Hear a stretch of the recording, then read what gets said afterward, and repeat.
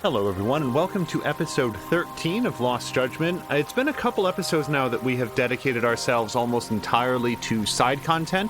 Now, that is going to continue at the beginning of this episode, but then our goal will be to continue the main story. I don't want to linger on any one side of it too long. In other words, I don't want to do infinite side content forever or go so deep into the main story that we hit end credits before I'm done with the other stuff that I'd like to do.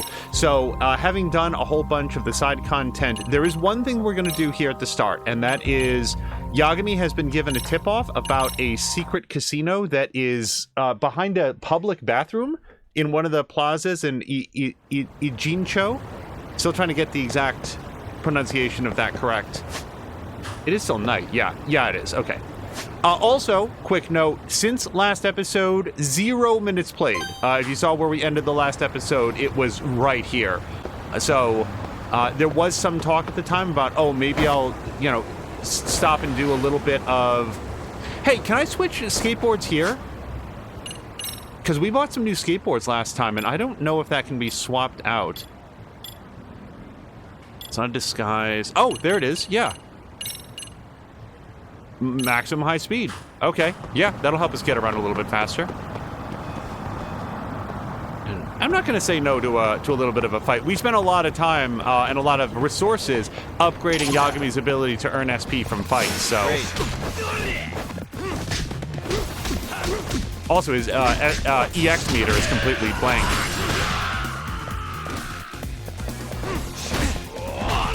Okay.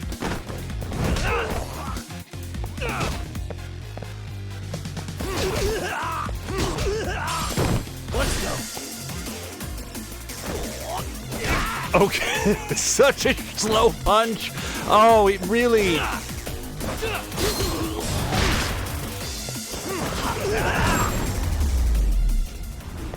Like, that guy hauled back and then very eventually did a punch, and Yagami just took it because I completely whiffed on the counter.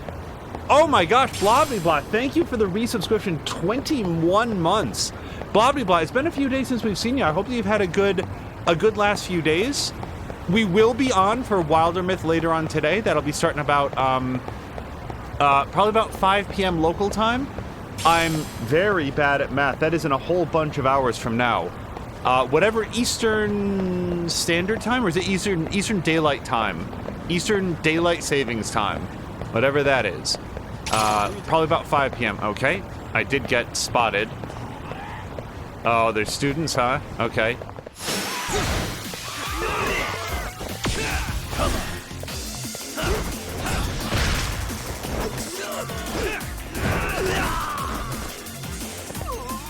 Yeah, let's just put this guy down. A little bit of a surrender move there.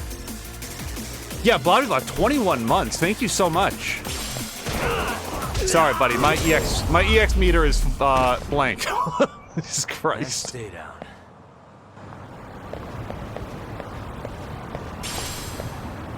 Oh, Blobbly, no concern at all about missing the stream as long as everything's okay. I'm just relieved that everything is good.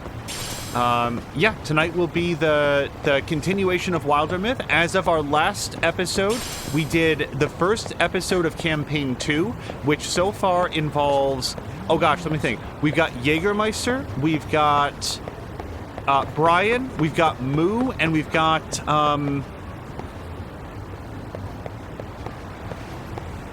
Why am I... Is it Mothoth? I think it's Mothoth. I think it is, yeah. I'm relatively sure.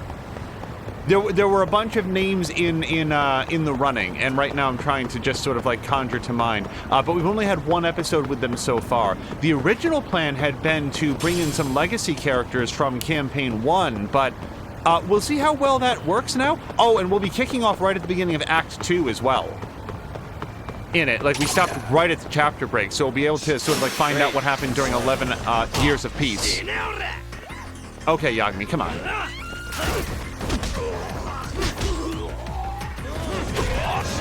Wow, okay. Alright, Tang.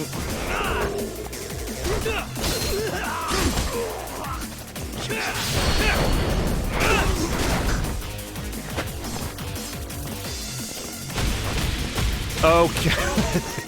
I had a strict guess on what was happening back there, but the flag was right in the way. Come on, Han.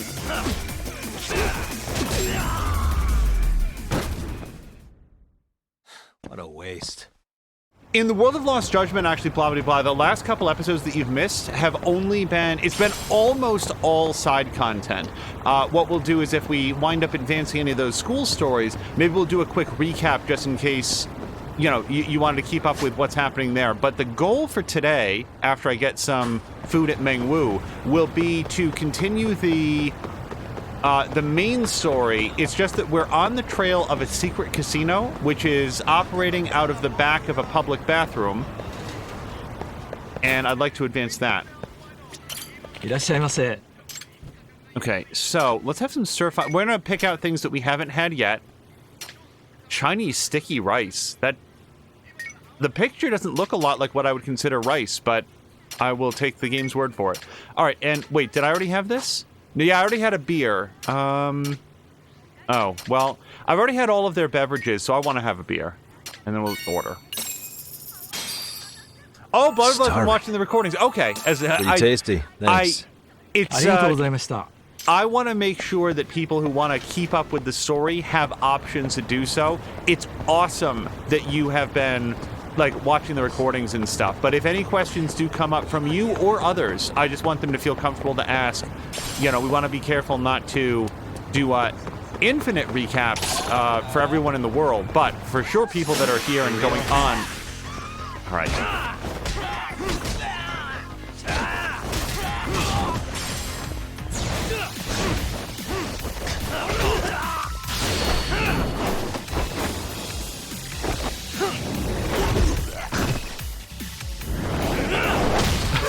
Now who is down?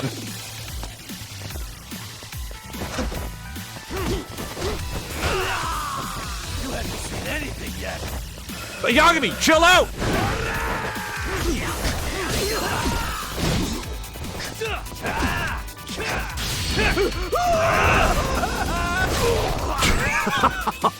Fucking A, Yagami. Yikes.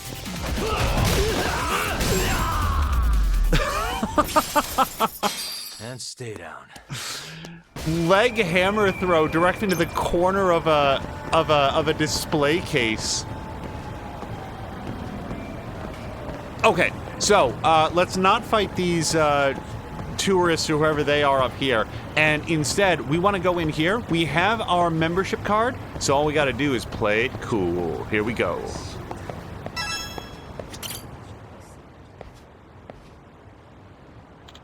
Huh?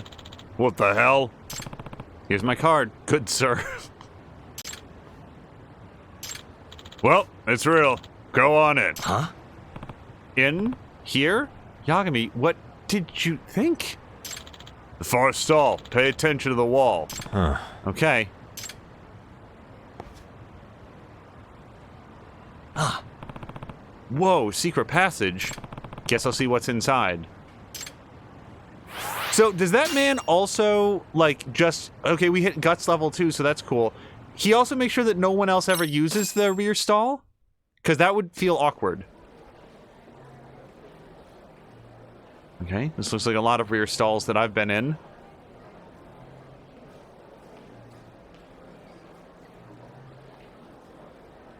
So, we are here on the track of a high school student who's been, like, maybe getting in over her head gambling-wise. This is unreal. A full casino like this in a bathroom? Now to see if Kohaku Hayakawa's in here. Hopefully I have an easier time finding her now than I did before. A high school girl ought to stick out like a sore thumb in a place like this. I'll make my rounds and see if I can spot her. So, she's wearing a dark suit and hat. Oh, hold on. Immediately get... Amasawa? Say, where are you right now? I'd like to discuss another social circle I was hoping you could infiltrate. You mean one involving the professor?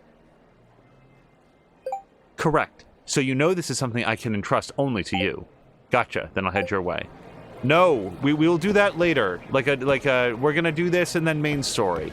So, I feel like we saw somebody exit the bathroom who was dressed up... Oh, there she is. I think that's her.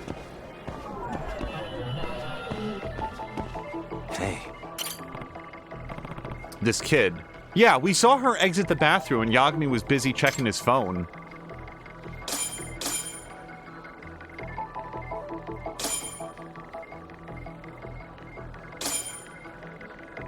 Meanwhile, I'm over here spotting her from across the room. He. Is that what we're going with here? He definitely has the same features as Hayakawa. Could she actually have disguised herself? Yagami. I recognized her from the back of her head.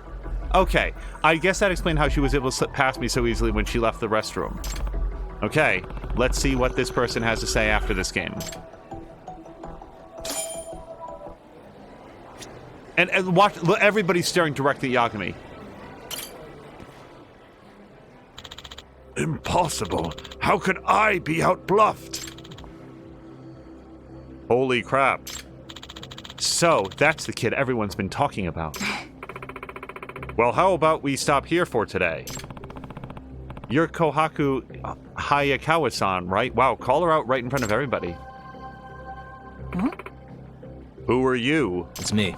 Takayuki Yagami. I'm currently the advisor for Serio High's Mystery Research Club. Right now, I'm looking for a student, Hayakawa-kun. I hear she's at this casino right now. Mystery Research Club, huh? Well, Mr. Research, your target, she's a chick, and I'm a dude, so... Okay, that was a good one. And not a single sign of panic from her when I tried to catching her off guard. Looks like Hayakawa-san really does have the skills of a pro gambler. Impressive. You're talking to Mikitaka Mikari. My membership card proves it, so I don't know what to tell ya. So you're gonna bluff me, huh? Okay. But you know you can't disguise yourself perfectly forever, right? You think I'm disguised as a guy? You saying you want to find out if I'm really a man, huh?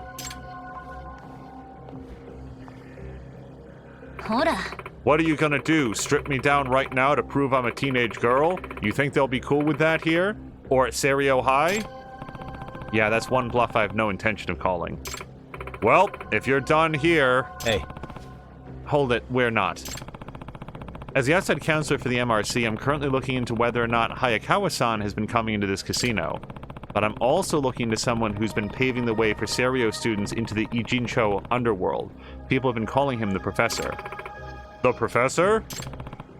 My thinking is, maybe he has something to do with your membership card. At any rate, as an advisor who's witnessed you here, I don't think I have any choice but to report you to the school. Do what you gotta do, pal. No skin off my teeth. Yagami, just take a picture of this individual and show it to anyone who knows Hayakawa-kun. It's not that good a disguise. Looks like she's the only one who's getting away with the bluffing here. Now what do I do? Okay. Absolutely not.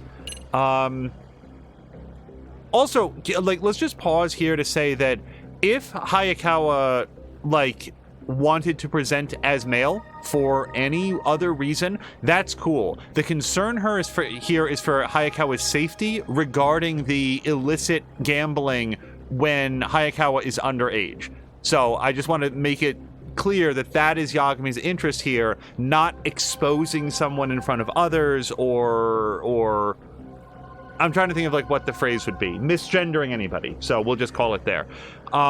I don't see any way, like, Hayakawa is wearing gloves, so we're not going to get any fingerprints. So the only option here is to gamble for the truth, which I think is doomed to fail, because the one thing that we know about Hayakawa, in addition to being a Serio High School student, is skilled gambler. How about we bet on it? A bet, you say? Yeah. If you beat me in poker, I forget everything I'm seeing here. But if I win, then you answer any and all of my questions, including how a high schooler such as yourself got a membership to a casino.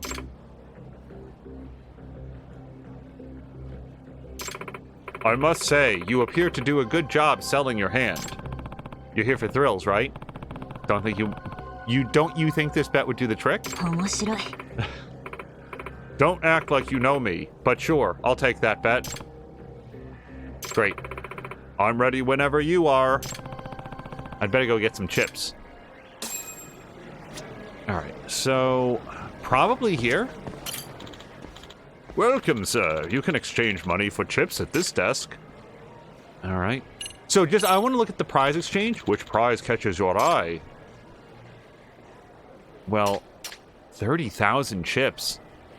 So what's the... Oh, hey, an empty extract vessel. I actually really want that. And then improved acceleration, turning in maximum speed for 36,500 chips. And an expert bat. Oh, for the batting cage. Like, Yagami doesn't hit people with bats. So the casino actually has some pretty good stuff here. All right, let's get some chips. So just out of curiosity, if I wanted to just buy straight up 36,000... Oh, very expensive. Yeah. Yeah, I'm nowhere near being able to buy that. So I fully expect to lose to Hayakawa. Like, I think it's probably even scripted that it has to happen, much like that, the esports contest against What's-His-Face. So, yeah, I'm cool. 100,000 yen. All right. So, challenge Hayakawa to poker. Yagami-san, right? Ready for our game? Should I play poker with Hayakawa now? Let's do this. Yeah. Let's do it. Right this way.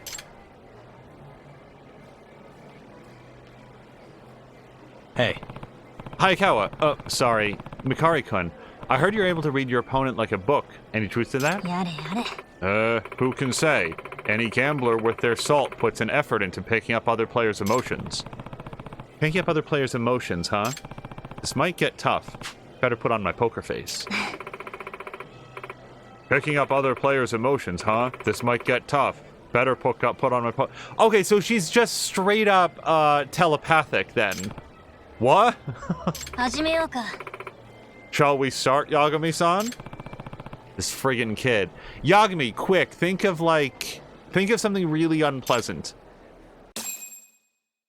Oh, hello to Force. Also, Force had resubscribed like a couple days ago, and I can never remember if I called it out. But Force, thank you very much for the resubscription a couple days ago. Hopefully, we're doing a good job of keeping you company at work. Okay, use item. I don't know what items you would use during poker. Maybe you can have some sort of an elixir that makes you a better bluffer, and then confirm, cancel, and select action. Got it. Welcome to the poker table, ladies and gentlemen. Best of luck to all of you. Oh shit, it's not 5-card draw, which is pretty much the only poker that I know. So I've got a 10 and an ace, both hearts. Wait, if I click check, doesn't... Oh, that's right. Alright, pair of 10s, and then, so if I could get a king anywhere in there, then I've got a straight, right? 10, king, jack, queen... Ace. Wait, sorry. 10, jack, queen, king, ace. That's 5, right? 1, 2, 3, 4, 5. I think it is. So, basically, I'm gambling that at some point a king is going to turn up, and the odds are actually not very high on that. So, let's bet 5.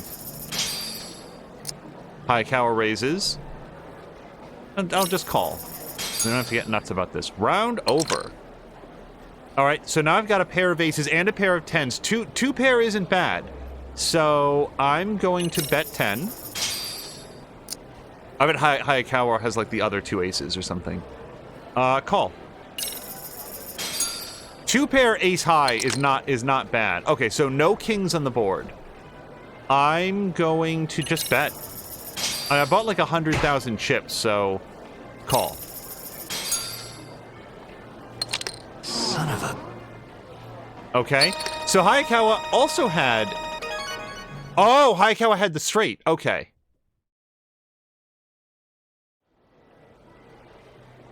Blood loves Texas Hold'em poker. Yeah. I took psychic damage from that. Looks like I won. Hope you can keep a promise. Think we could arrange another bet? Well, I've already got your silence, so you'll need to put something else up this time. Double or nothing. Next time I'll cut out 3 teeth. What's in it for me? Hey, I know. You see, I've been sitting here winning for so long, I'm starting to get sore. How about you give my shoulders a rub while I play? I really don't want to do that. Sir. For as long as I see fit. Yeah. Fine, but if I win, you're gonna answer all my questions. Deal. Just let me know when you're ready for round 2. So, we can't win. I ought to figure out how she reads people. Usually it's done by watching an opponent's behavior and facial expressions. Guess I need to observe Hayakawa carefully while she plays poker. Alright.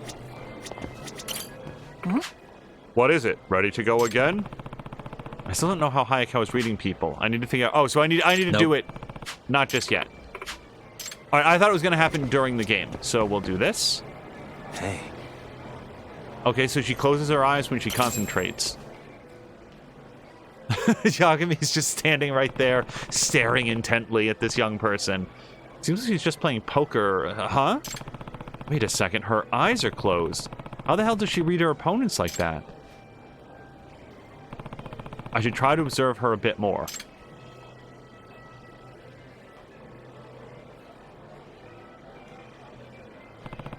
It looks like Hayakawa hasn't been paying any attention to her opponents. She just sits there with her eyes closed. What could she be doing? Can she actually read her opponents without seeing them? Huh? What's up? Oh no, sir. Deception is out of the question. Luck was simply not on your side this time. You fucking kidding me?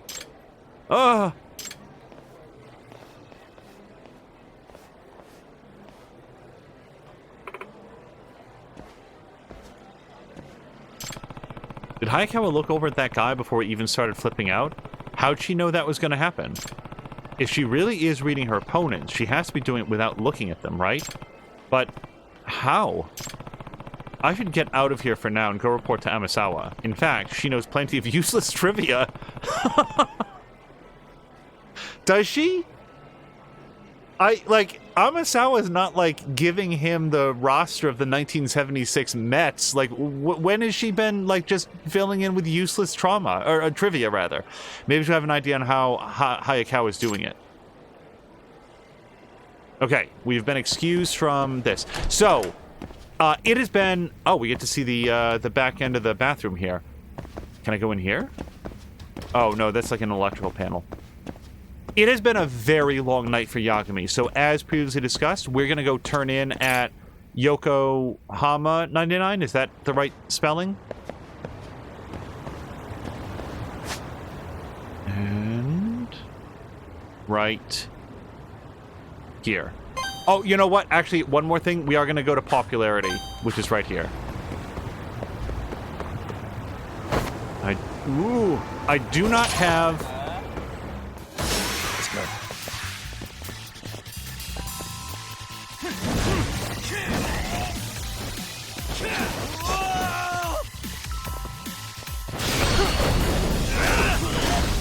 What was the end of that sentence?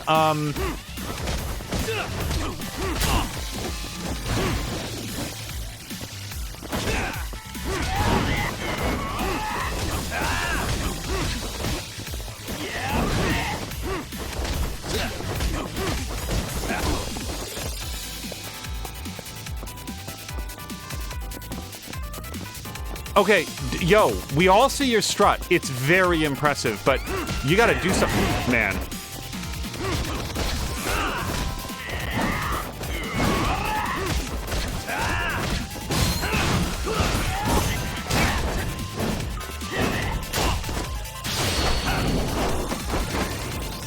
And now, having lost half of our lives, we gotta go get a snack.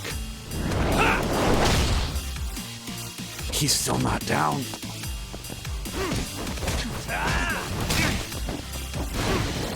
Okay, we have to have something to eat here, so let's have some, wow, okay, I'm gonna have a couple bento lunch sets then.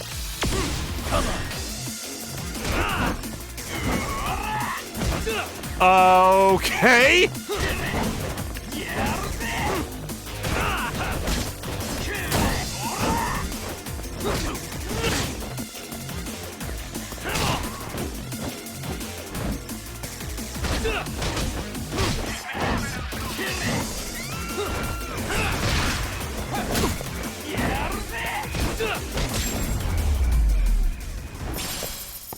Oh, hey, that got dropped 100 grand. Wow, hold on, we made up all of our chip money from that. I love that you have literally every indication in the world that this woman is a telepath, and you're constantly like, whoa, how is she doing that? Yeah, like, right down to the Professor X out. The only thing she's not doing is putting, like, 2 fingers to her temple. If she did that, then Yagami would clearly confirm X-Man. いらっしゃいませ。 Alright, we have not yet had the Kanatama, so we'll have that. And then, oh, the sweet and sour pork, which apparently will cost extra money to come out. Okay. Starving. Pretty tasty. Thanks. ありがとうございます。いらっしゃい Nope, ませ。 sorry, sir. I didn't mean to bother you again. Yes, cancel. ありがとうございました。 Okay, now back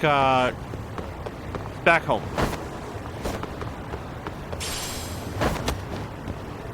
Actually, to popularity.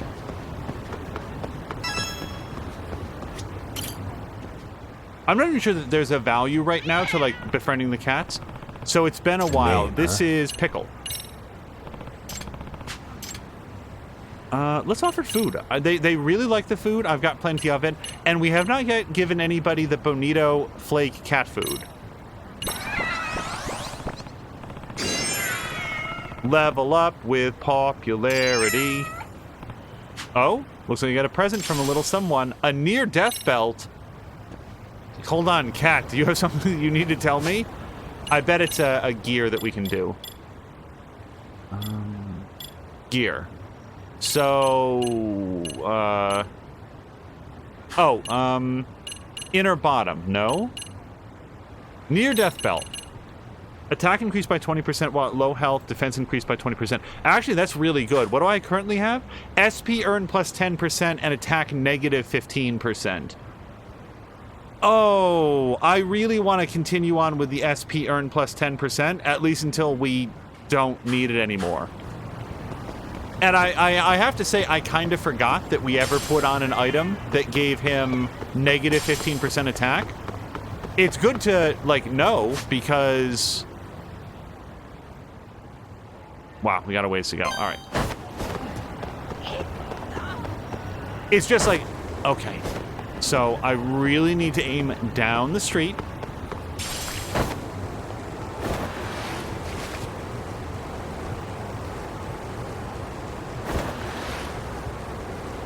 We were talking last time about the fact that Yagami doesn't seem to have any dating options in this one. Like, there's no, you know, call a woman up and, like, ask her out mechanic like there was in the previous one. And I guess... Okay, well, this fight's gonna happen because I'm going through here and we're gonna have a cool, like, Matrix fight around these pillars.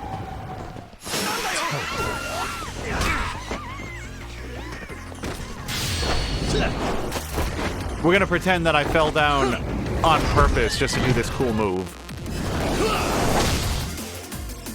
Somebody had said that, like, Yagami's dating options in the first game were not as far removed from him in age as I thought they were. But, like, one of them was explicitly, like, a college student, for example.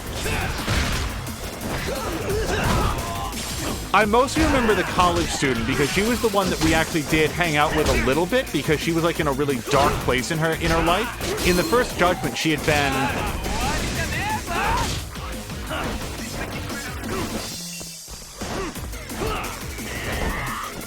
I really wanted to punch the rage out of that guy before he had a chance to do anything with it, but Yagami just couldn't quite break through. Waste. So we hung out with her like a couple times, and then kind of ghosted her, which was not an attempt to be cruel, but Yagami sort of talked her up and said, "You've got a really bright future ahead of you. Everything's going to be okay," and then found other ways to spend his time. Now, in a real world scenario, like as an actual human adult, you'd want to say, like, look, there's too much of an age gap here. It's fine. Like, you're gonna, like, you have nothing to worry about. I just want to make sure that you have things in line. Oh, here we go.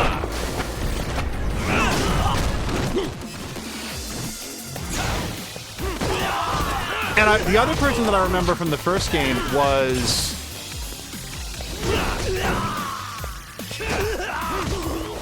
I don't remember her name, but she was like the graphic design artist. We found this little combo last time. Apparently, we can just play soccer with this man's internal organs until Yagami gets tired. But there was like this graphic design artist who, we talked about this at least once earlier in the thing. Yagami did ask her straight up at one point, like, what was her age? And it was within like 3 or 4 years of Yagami himself, which seemed, you know, given the fact that Yagami was, what, 35 at the time, and she was like 31 or something. It was something like that, so I'm actually trying not to bash these people. All right. Yeah, I mean, I don't mind doing some more SP earning.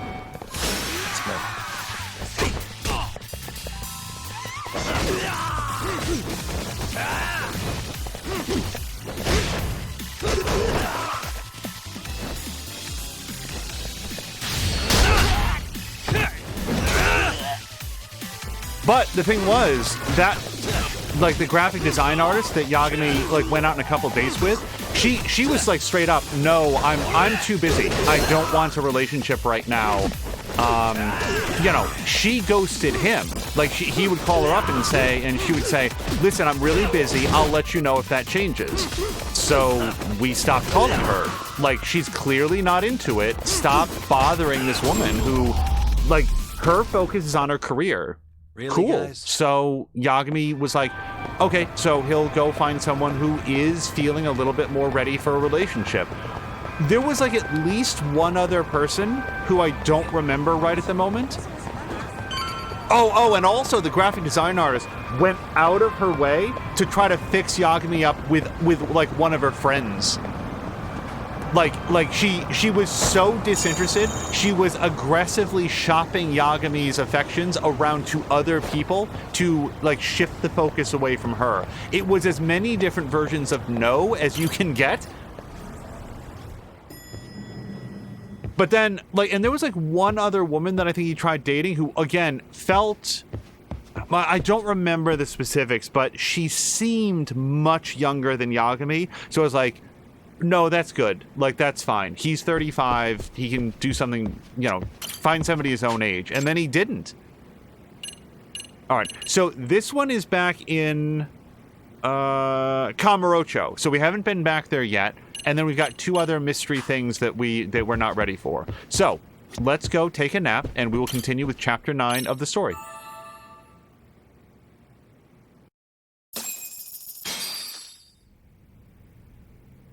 You know how they say your life flashes before your eyes when you're dying? That shit's real talk. You saw it all, huh? Yeah. There I am, bleeding out. And suddenly I'm getting the 3rd degree from Matsugane-san. Back when I was still just a rookie. Captain Hamura stares me down like, time to lose that pinky. And then, Higashi starts crying for me. Oh, if I'm gonna go, I ought to get a better final scene than that shit, right? Right? I'm sure it'll be rosier when the time comes for real. Glad you pulled through, man. That bastard Soma, though. Next time, he's fucked. We could have avenged Sawa-sensei if it weren't for that stupid ambush. Well, you didn't tell the cops about him, did you? Had to give the cops a statement, so I did. With a generous side of bullshit. That'll get you busted, you know. I'm joking. All I said was the truth. That I got knifed by the same twisted fuck who got Sawa-sensei.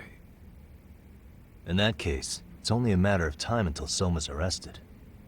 So for now, we'll go after Kuwana, the piece that ties it all together. We just have to find him before RK does. Kuwana, huh? He's on my shit list too, just so you know. Huh?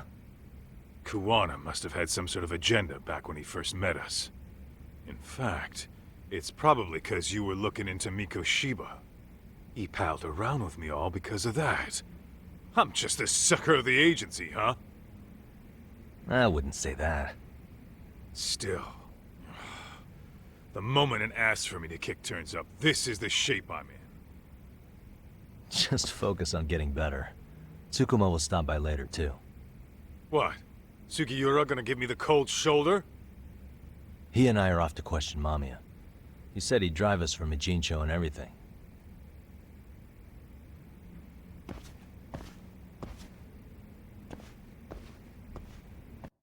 A spectacularly nice hotel room.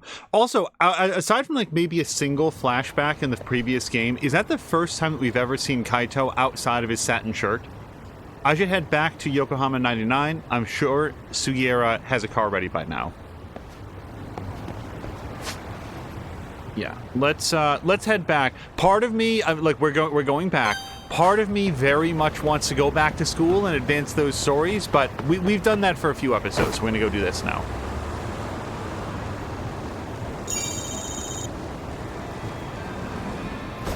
Oh, I always forget that you can't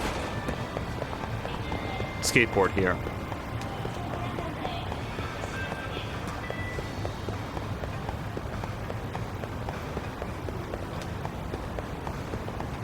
I actually don't remember. Every time I go through an area like this, I think in my head, wow, they really upped the crowd density.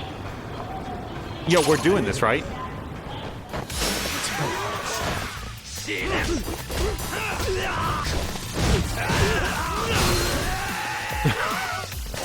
Some poor biker is just gonna come out and find their bike in pieces on the ground.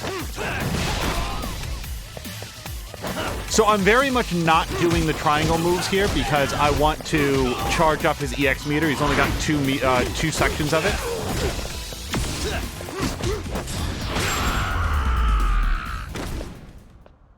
Really, guys?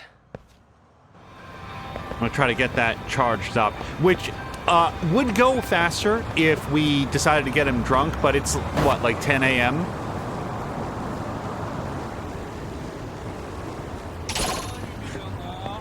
Alright, guys, if you really want to have a fight, I wasn't gonna do this, but... Oh, hold on, students. You morons.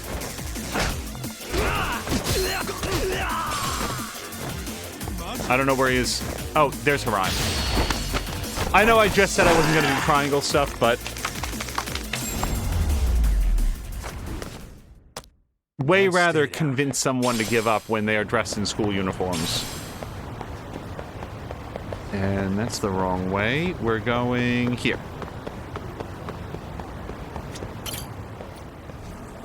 Oh, hello to Borlak. Centrifugal Force is saying, man, schools are shut down here due to Omicron. It's crazy. I'm unfortunately relieved, just to pause here real quick, I'm relieved that they are making the decision to shut down. It is... Like, Omicron, the Omicron variant of the COVID-19 virus is so infectious, and although it appears that the symptoms are less severe than others, like, I just feel like we should continue to take every action we possibly can to slow the spread and to avoid getting infected, even if we're vaccinated, even if we're boosted. Just play it safe, and I say this as someone, I've said this before, if I had to remotely learn... Hello to Borlak, just in case I didn't say that.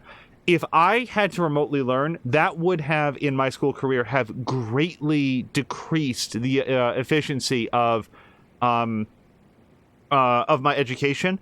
However, you can't be educated at all if you are in a hospital bed on a ventilator and unconscious trying to recover from COVID-19. So it feels like it's...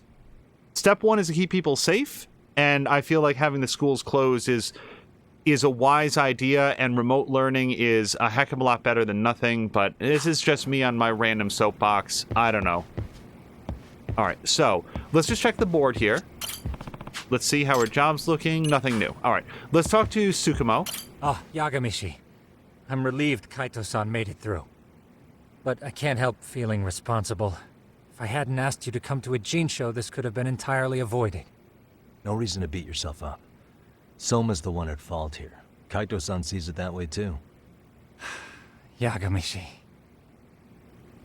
Also, I will point out, I'm not sure that all of it could have been avoided because, like, Sawa-sensei would still be dead, but we wouldn't have any of the information that we currently have to try to make that crime, to try to make the perpetrators of that crime, be called to justice, so... So, we off to see Mamiya? I'm ready whenever you are. Yep, let's go. Yep, let's go. All right, let's do this. If your theory is accurate, then Mamiya was involved in both Kawai and Mikoshiba's murders. And even if that's off, we can at least learn more about Kawana-san as a teacher.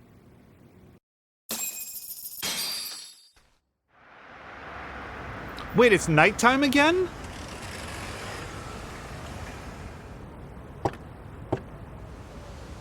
Boy, I really should have done, like, a day of school stuff.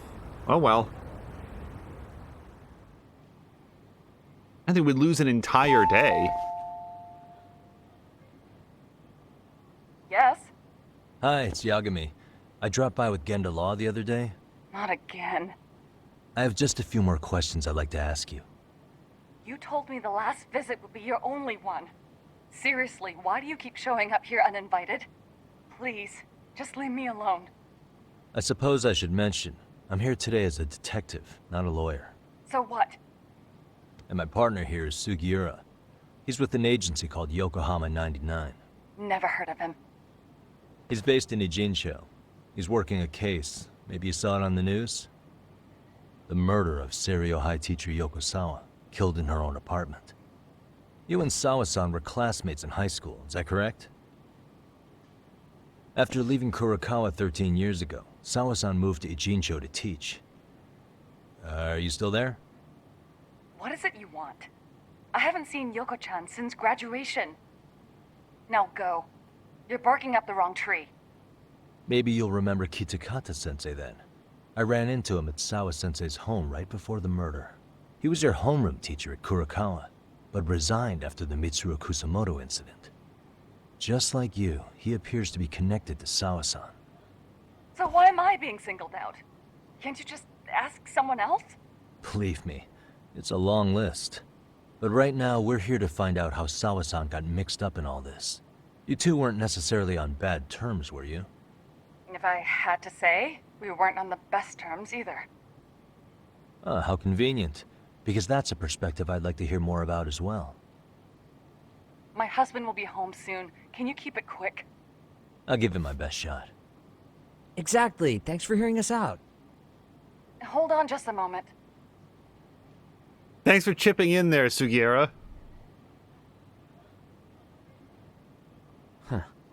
Wonder what's going on. You don't think she bolted, do you? Wouldn't count on it. Should we ring again?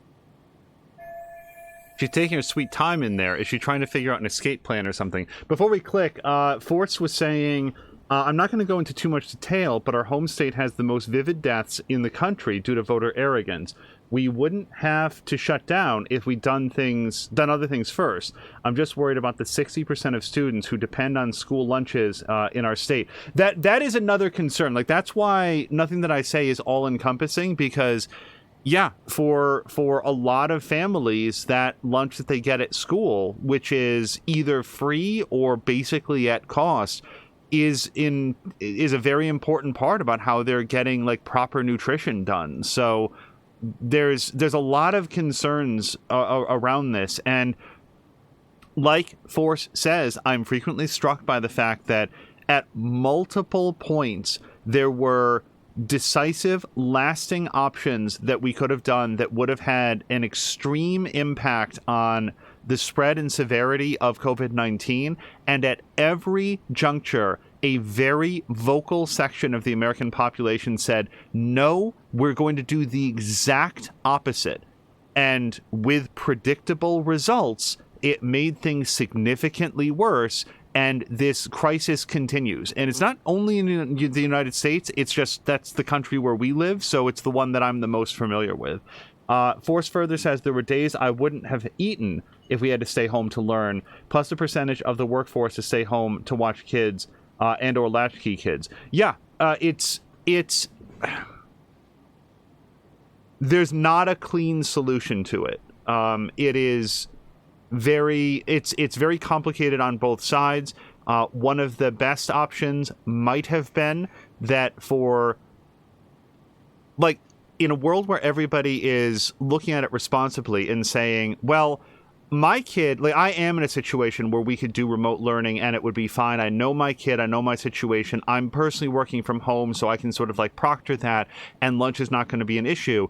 And then for like the single parent family or the dual parent families where they're both out at school, they're both out at work, they have to send their kids to school, that would at least keep the population inside the school down and allow for more social distancing. But again, the decision that was made, like the affirmative decision that was made by some vocal people in the United States was, no, we'll just pretend like nothing's wrong and take every available action to worsen the situation. We won't get vaccinated. We won't wear masks. We won't put masks on our kids. We won't make any accommodations for social distancing. Like, that has been a movement in the United States now for 2 years, and they just keep going. And that aspect of it is very frustrating. We will now continue with the story because I don't want to like just wander off on my own private rant here.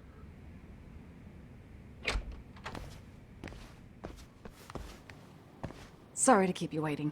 I just wanted to clean up a little.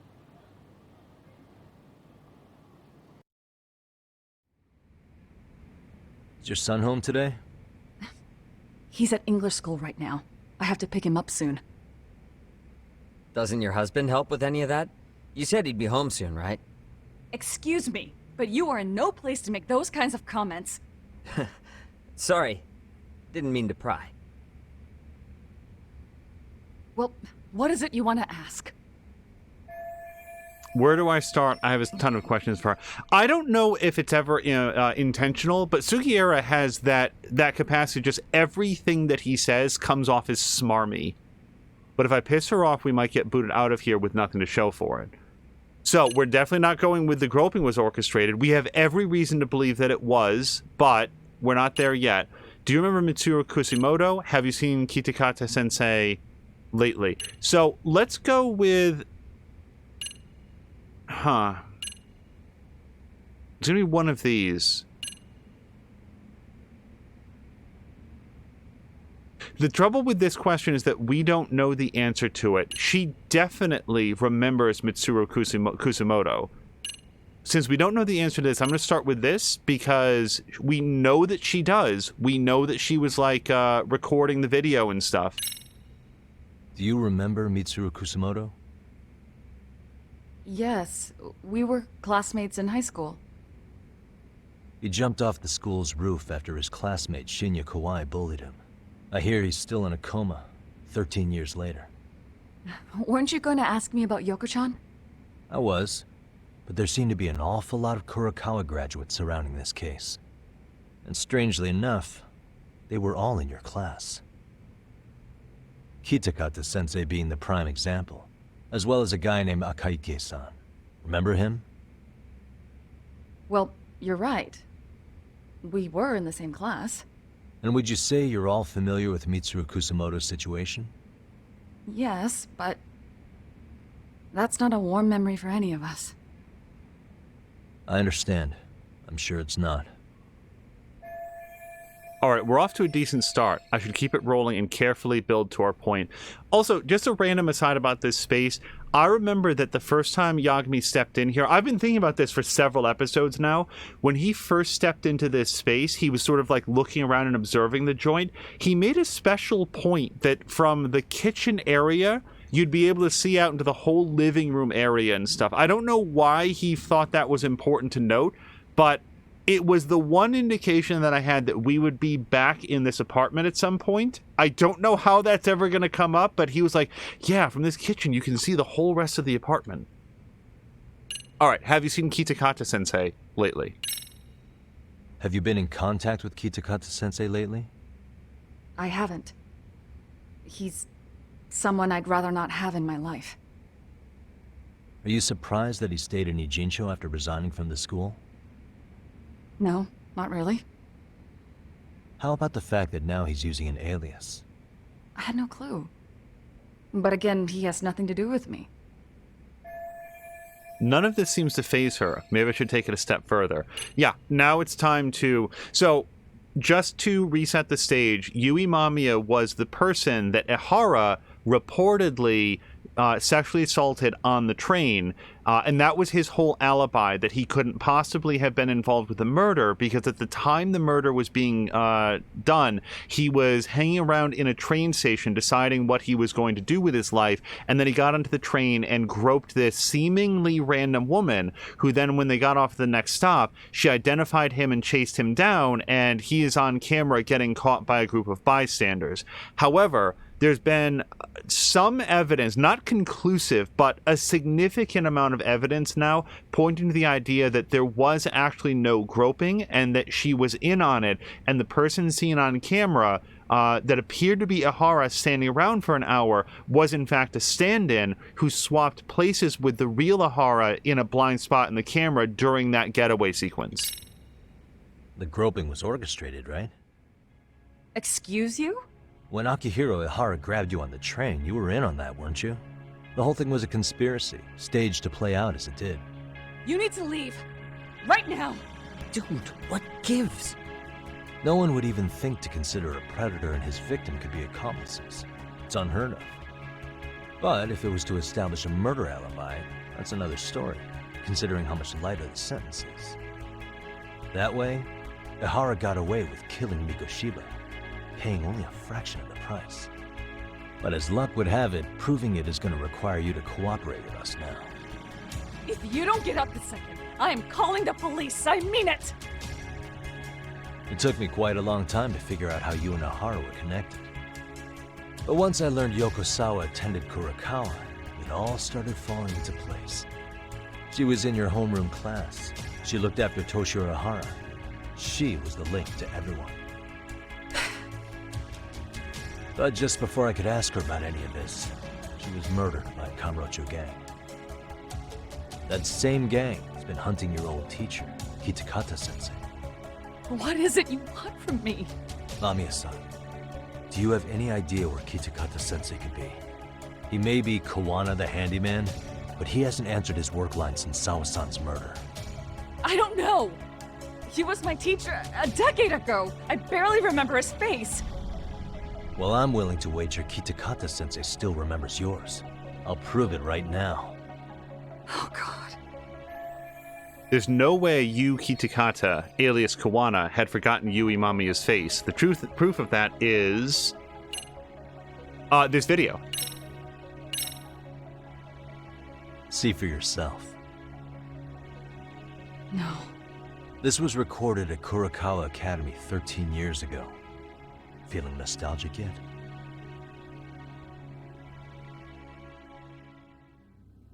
It was well hidden. Your Kitakata-sensei had it on a USB drive.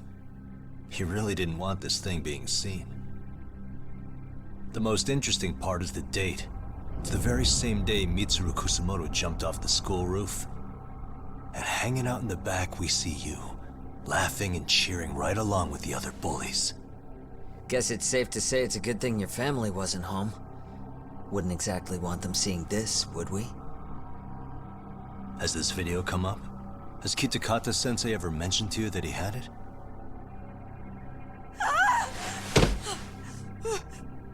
Please. Please delete it. Considering the angle, I get the feeling that this was recorded in secret. And based on your reaction, did you even know it existed?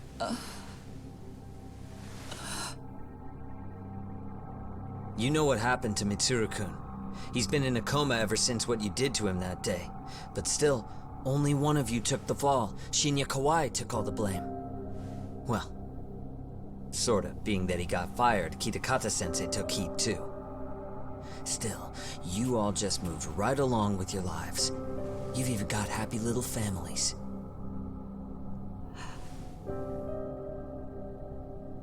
What? Are you expecting someone?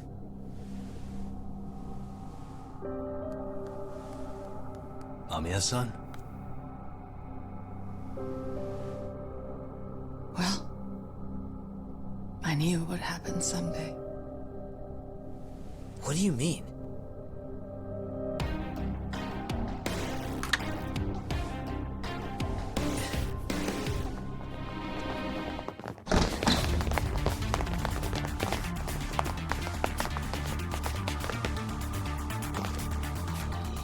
Looks like she wanted some company out of her.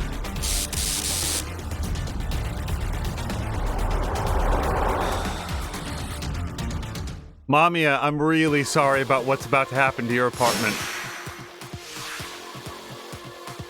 Come on.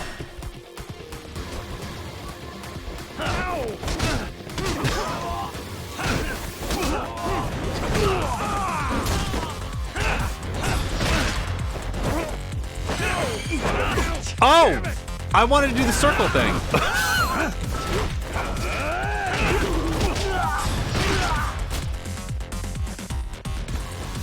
Oh, eat board game, asshole!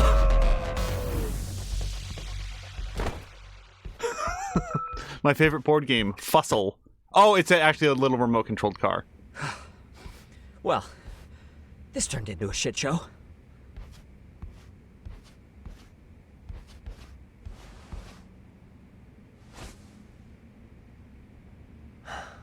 And would you look at that? Our old friend Akahike-san showed up to play a part. So you are all working together. What should we do with them? They're the jerks who hurt Tsukumo-kun, right? Break every finger on their hand, it still won't make you even. Come on, they may have more on the way. I have an old haunt in mind we move this to, and Mamiya-san's coming with. Huh? Let's not cause a scene, okay? I'd hate for a finger to slip and post this video. Wait, Yagami, you're not leaving them there on the floor. Like... The fuck? Why would you not go to the cops? Hey, you think this is your personal jail, Yagami? What makes you think you can keep bringing captives here? Well, it's the safest spot we know. Doesn't it feel good to be such a reliable friend? Yeah, Higashi, be cool. We won't be around long. Be cool. You think time's the issue? This is about respect, man. What's your call? We kicking him out? Oh, quick bit of news, Higashi-san. Kaito-san got shanked in Yokohama. What? What the fuck? Kaito Aniki? By who? You'll know once we're done explaining. Let me introduce you to Mamiya-san first. She called up her friends to come after us just a little bit ago. Yeah, and I'd do it again. I don't give a shit about that. What happened to Aniki? You better have paid him back already, Yagami.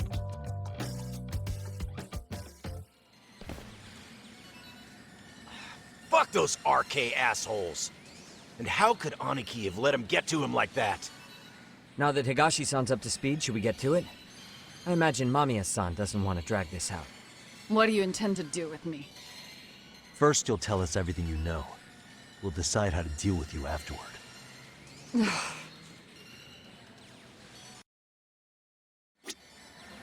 So Grumpy was saying, wait, this is a Batman game too? Yeah, the masks that they use are very Batman. Hear Mamiya out. Well, I mean, we're clearly going to do that next. I guess there's nothing else for us. Oh, hold on. Pick up your exquisite screw. Then let's get this over with. What do you want to know? So, is this Laura Bailey, this voice actress? It sounds a lot like her.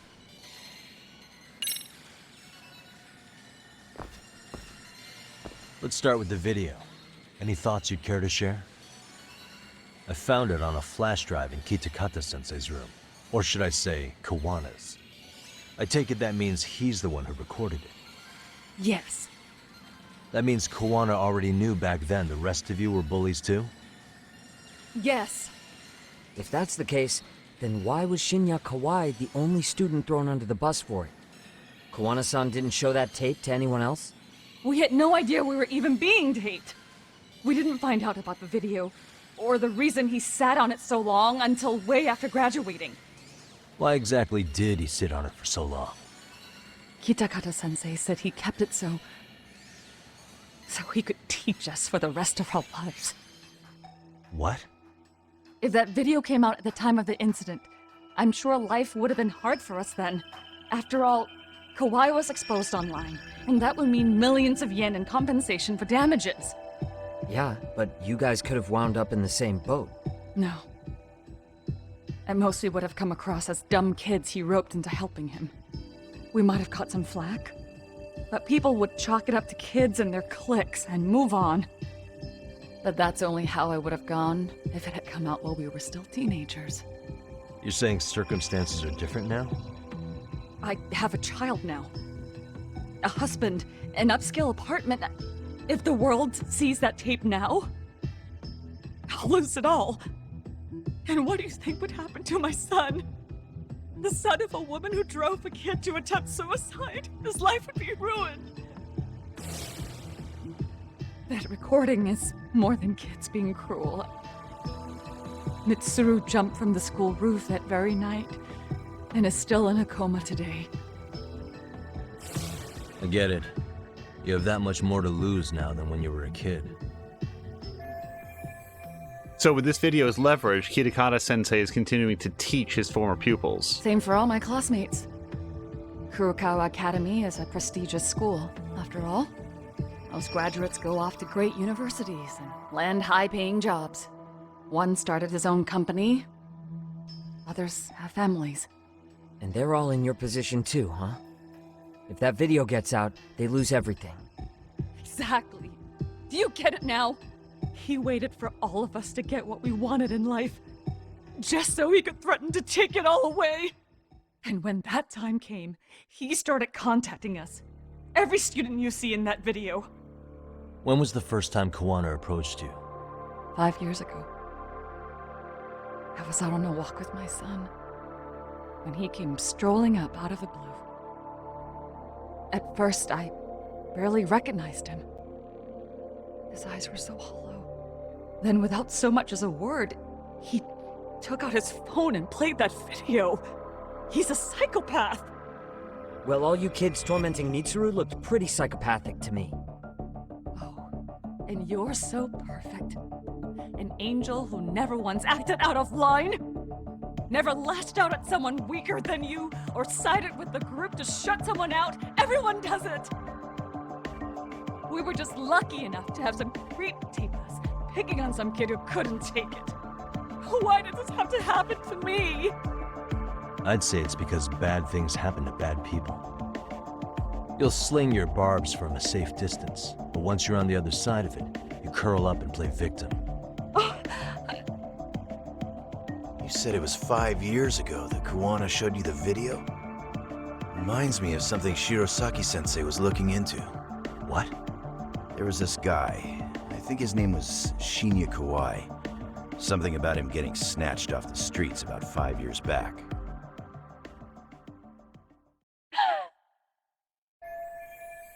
Kawana stepped back into Mamiya's the others' lives 5 years ago, around when Kawhi was abducted, which means when I hit this button, I just like, again, we don't have face cam, so you cannot see me rolling my eyes when Mamiya is like, why does this have to happen to me? There is a this is a rough situation because Mamiya-san's son is not responsible for this. This kid's like, what, 6, 7 years old? He's got a stable family life. He loves his mom and dad. He probably doesn't know his mom as having been a vicious bully from 13 years ago, back when she was in high school.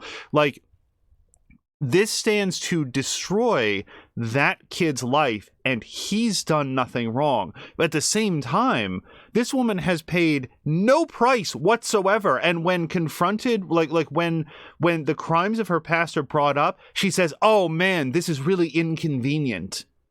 Oh, why should I be held to account for the stuff that I did when I was young? It's like, yeah, teenagers are jerks and they do stupid, ill-advised, short-sighted, selfish things all of the time. This one drove another kid to suicide. It is true that this adult should not have everything stripped away because of bad decisions made when she was still a juvenile and still learning how to be a good person, but at the same time to have absolutely like her lack of remorse is just shocking. Like, why should I have to do this? This is inconvenient for me. I shouldn't have to pay. Well, everybody does it.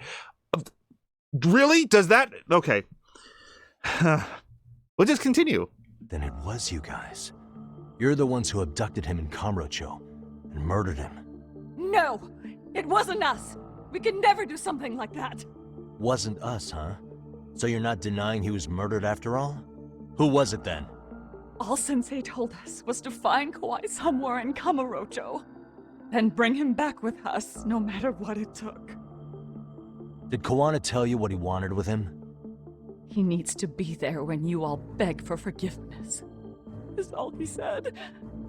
And if we refused, he'd leak the video. So we all went to see Kawhi, but he wanted nothing to do with Sensei. Considering he'd cost him everything, that came as no surprise. But doing nothing would cost the rest of you everything too. Yes. So we had to force him into our van.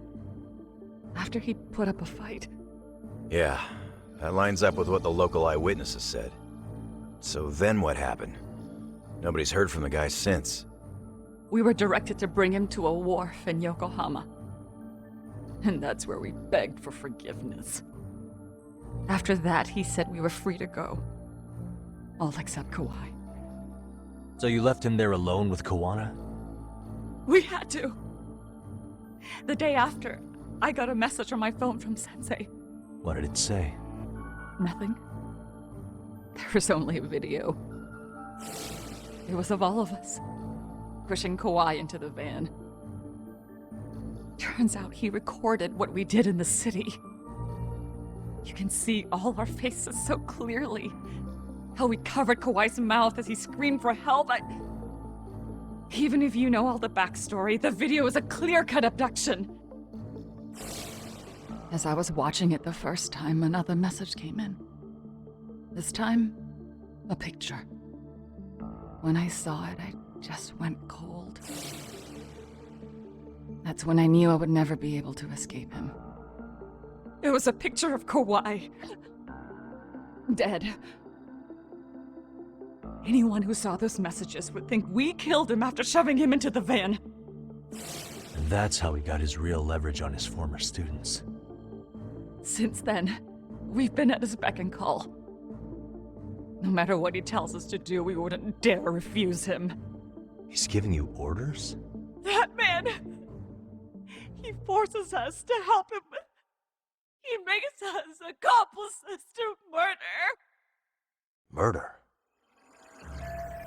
They're being forced to help Kawana kill people? This case is finally cracking wide open. What the hell? Murder who, exactly? Any bullies involved in suicides. That's who Sensei's got it in for. Anyone he could find across the country. He doesn't even care how old the case is. If a student commits suicide, and bullying is suspected as the cause, he'll turn up. As far as I know, counting Kawhi, I think he's killed at least 7 people. 7? How's he doing this? So his idea of justice is killing bullies? Across the entire country? He said that's the only way we can atone.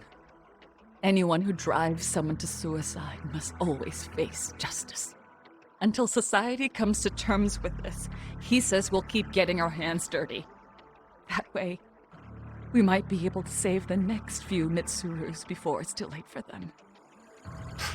Not sure I should say this out loud, but I'm kind of rooting for this guy now. Yeah, let's not. So was the murder of Hiro Mikoshiba part of that agenda?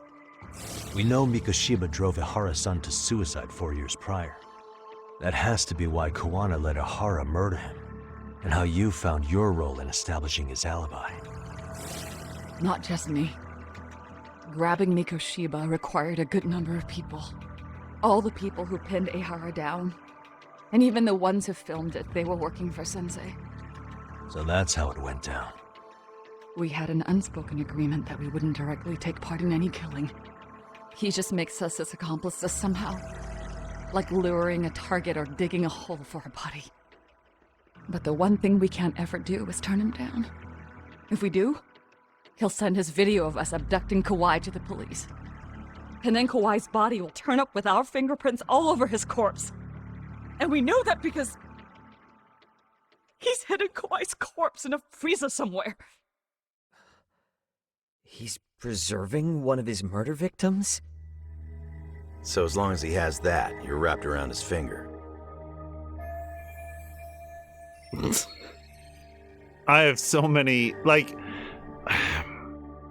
So before we continue, I was reading and then I just consistently forgot to keep saying that blah blah blah is very, very anti-Mamiya, and it is a sentiment that I share up to she makes me so angry. Yeah, as you've heard, ditto here. Hello to Circular 7, who said hello, like waved hello, and I'm sorry, like we're doing the cutscene, and as soon as I saw it, the next section was already playing, but does say deep breaths, Angel. I like different perspectives like yours on topics like these.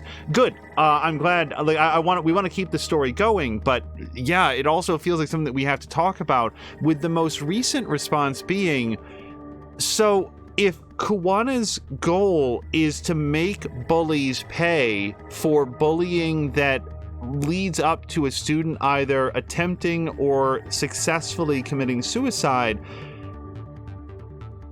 the trouble with that plan, regardless of how you feel about vengeance or murder or what the proper punishment should be, what the proper outcome should be, no one knows he's doing it. It's not a cautionary tale for a bully to secretly turn up dead years after whatever bullying was done. This doesn't feel like Kawana is trying to change society at all. It feels more like Kawana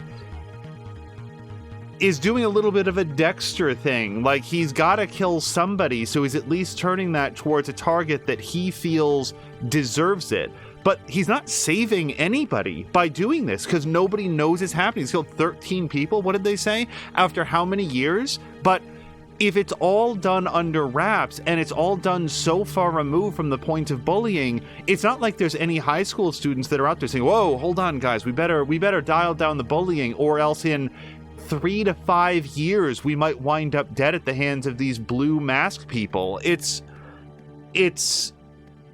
It's a weird plan that doesn't seem designed to accomplish anything that he claims that he wants to do. It feels like ultimately he's trying to make himself feel better about his lack of intervention 13 years ago. And this isn't the way to do that. Hiro Mikoshiba, who Ehara murdered, is just one of many, and behind him, Kawana was pulling the strings all along. Sounds to me like Kawana's had one thing on his mind for 13 years. Sitting on that video and becoming an Ijincho handyman was all in service of his real motive, killing off bullies. He's dragged all his former students into this hell, until the day it destroys every single one of you. Is today that day? We'll see. I'm still curious about a few things though, if you don't mind. What? There are these scumbags chasing down Kawana called RK. What part did they play? Strangely enough, they never came up once during your confession. So tell me, why'd they come for Yokosawa? That I don't know for certain. But Sensei did reach out to Yoko-chan about 6 months ago over the phone. He was asking her about the suicide at Seiryo High. The suicide at Seiryo High? You must be talking about Toshiro Ehara. The lawsuit played out like no bullying took place, right? That the school wasn't responsible. But Yoko-chan was a teacher there, and Sensei was able to get the truth out of her. How'd he do that? What did he say? From Yoko-chan's perspective, she and Sensei were both just teachers dealing with students attempting suicide. I think that's why she let her guard down and told them everything. After learning the truth, Sensei believed Mikoshiba needed to be held accountable. So if Sawa-sensei hadn't talked to him, Ehara wouldn't have gotten involved? And none of this would be happening in Ijincho? Possibly. No, this isn't right. Sawa-sensei didn't know Kawana's identity or his objectives. She thought she was just talking through her problems with a sympathetic ex-teacher. At the very least, she sure as hell didn't deserve to die for that. It's not like we're the ones who did it.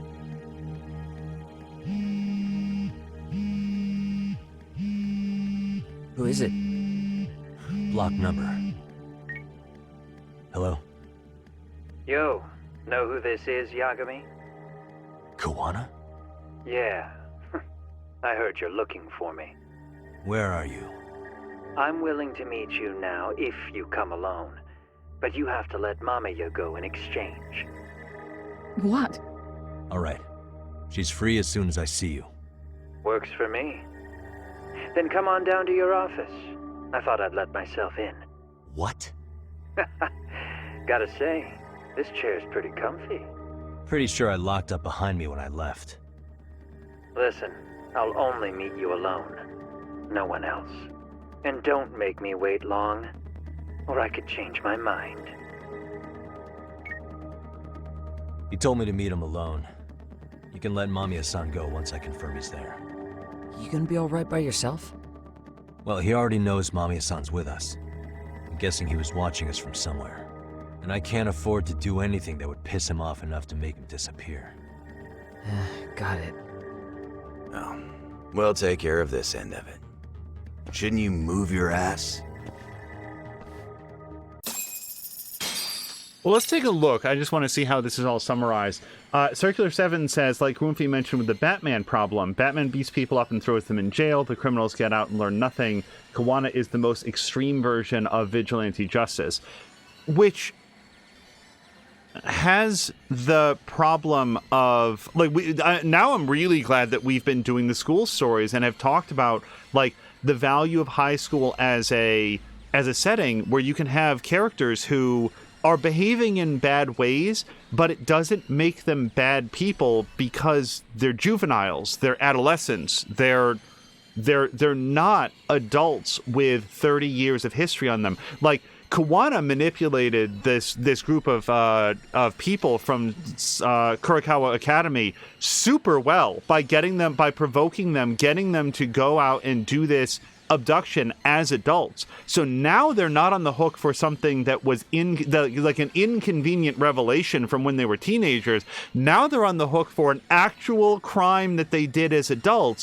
for which like I don't know the laws in Japan, but I kind of feel like you go to jail for that, especially when additional evidence will make it appear that they killed the guy that they offed. So he manipulated them into like, hey, if you don't want to be inconvenienced, do this. And now their inconvenience has turned into criminal liability. And that's the trouble with Kawana's plan to, like, we don't want bullies, but the outcome for a teenager harassing or injuring or assaulting another should not be death. Like, here's an example. We talked about this also before. The bullies at Serio High School are already starting to turn a corner. Like, one of them deeply bowed and apologized to Koda-san, who and said, "I'm really sorry for what we did." And Koda just turned her back on him, which was awesome. Like, she is not interested in his apology. He's terribly hurt her. But he learned his lesson, it appears that he's on the road towards becoming a better person because he's still capable of that. And if I don't know why I'm calling her that. If Koda-san turns out to, like, get bullied to the point where she attempts suicide, nobody wants that to happen, but isn't the way that Yagami has approached it, with intervening and, like, stopping the bullying and giving people the courage to stand up against it, way better than waiting like 1d10 years and then murdering the bullies. In any event, she was murdered in her apartment by RK's Kazuki Soma. True. Handyman in Ijincho who takes on odd jobs, including less than legal, blah, blah, blah, blah, blah. He's also the individual who helped Akihiko Ehara with his vengeful murder of Hiro Mikoshiba. Which, again, I sort of felt like we had settled on the idea that Ehara's whole plan was to embarrass the justice system to a point where it exposes how terribly it leaves behind and lets people fall through the cracks and just straight up ignores real victims when they're inconvenient. And in the pursuit of easy, low-cost, career-making convictions. Like, that seemed to be Ehara's whole thing. So the idea that he was a willing accomplice to Kawana makes sense. It's just, like, Kawana is doing something, like, on a whole different level. All right, so now we've got the security footage. After the masked man attacked Tsukumo and Sugiura, they dropped a photo of Yagami taken in secret and told the two detectives to stop sniffing around. They're likely involved in Mikoshiba. That's not new, though. I feel like we knew that. I will say, at long last, here's a character we haven't talked about in a really long time. Do you guys remember back in, like, episode 3, episode 4, Yagami was so supposed to go to Plagi to meet up with Sawa-sensei, and then while he was fighting out in sort of, like, the outdoor dining area, a mysterious woman walked up to Sawa-sensei and said, I think I have something that you're going to want to see before Yagami comes in here. So now, that was Mamiya, right? Like, I'm not looking at that footage right now, but the short hair... I feel like if we took off the glasses, now we would know who confronted Sawa-sensei. It also matches up with the fact that, like, Kawana has them wrapped around his finger. He can make them do things complicit in these various crimes, and trying to intimidate or coerce, blackmail Sawa into being quiet. That is something that Mamiya would have been glad to do, I feel like. Murder footage of Mikoshiba that was leaked online. Akihiro Ahara in a white raincoat murdering Mikoshiba while he's tied to a chair. Circular 7 says, Japanese structure is weird. You get one bad mark like being a bully that made someone commit suicide like she mentioned, and people never let you forget. I'm not sure that they should let them forget. Like, that's what makes this a much more interesting story. If it was serial killer snatching people under the age of 20 off the street and just murdering them for no reason, like, that's a clear thing. What's his face? Kawana is targeting people who have done really, really bad things, destroyed families, destroyed lives. Kawana's victims are not sympathetic. However, I don't think that they deserve to die for what they might have done as teenagers. They deserve recognition for what they did, and I'm not talking about positive recognition. They deserve to pay for what they've done. I don't think that the decisions that Kawana is making outside the legal system, or outside of society's judgment even, for what kind of payment is appropriate, I feel like it's... I'm just repeating myself at that point. I just have a lot of thoughts. Oh, and we'll go down here. Kawana. Yep, we've got that. And, okay. I feel like we've gotten all our evidence out.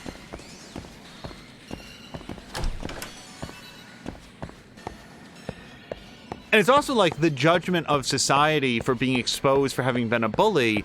That's clearly not stopping bullying from... Oh, well, I didn't come here for this, but as long as we're here... Suspicious. What could this mean? This squirrel's receiving a transmission.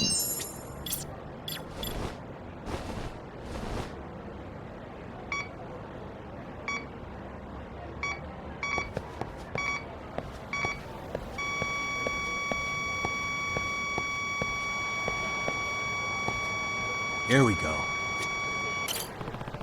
This is the source of the signal. I got a woody pop. I have no idea what that means.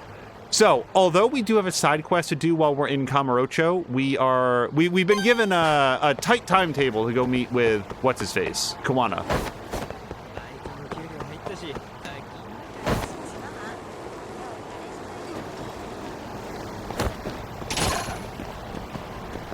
Yeah, what's that meme that people like to put on the internet? Like, the worst person you know just made a good point?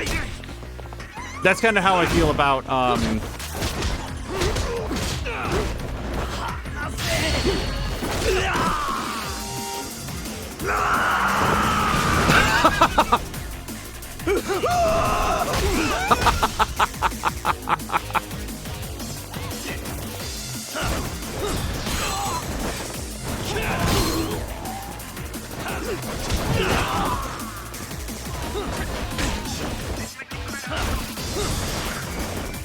Okay, I think we found who knows their stuff here.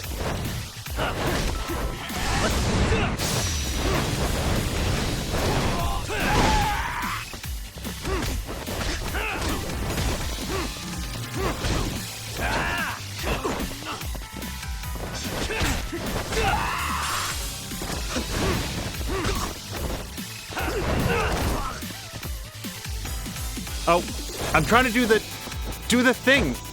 Okay, I was trying to do the taunt, like specifically the taunt that you do next to an enemy that's on the ground, and apparently don't know how to do that. Hold on, let's actually check the skill set. Also, I've got 85,000, whatever it's called. So where's that under abilities? Handle the heat solo. Taunted downed enemy to charge. So R1 and L3. Wow, that must have been the one thing I didn't try. Also, you know, 85,000 points or whatever. I'm very highly tempted towards the health boosts. Let's just do it rather than talk about it. Because I like having lots of moves, I like charging the EX gauge, but I mostly like being alive. EX health boost 1. Yeah. Okay, lots of new health coming online here with this round of level ups. This would be the next thing that I'd probably want to have, that 10 grand one. Bloodborne is asking, did you ever find a use for the pocket tissues? No. I mean, like, I think they're used in certain, like, extracts that you can make, but aside from that, no. I've got so many pocket tissues. Like, in episode 1, we maxed out on pocket tissues, and they just keep coming up. Oh, okay. Then we won't have... Alright, guys, you gotta make up your mind. For real?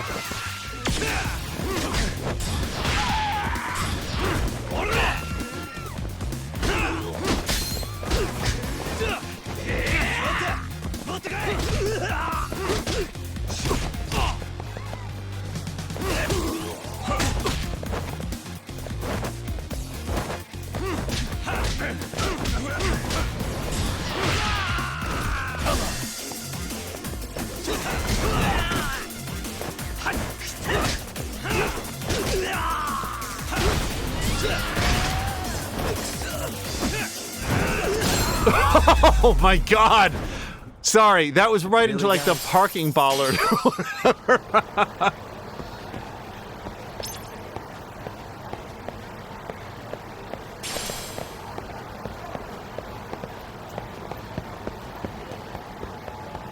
Oh, I've taken a little bit of damage. Let's stop by Bantam. Oh, hey, maybe we can have some beers before we go meet up with what's his face. いらっしゃいませ. Oh yeah. All right, so, we have to have something called Beefeater for sure, and then Ultimate Dewdrop seems pretty expensive. Oh, but not as expensive as this. Let's have this 30-year-old Macallan.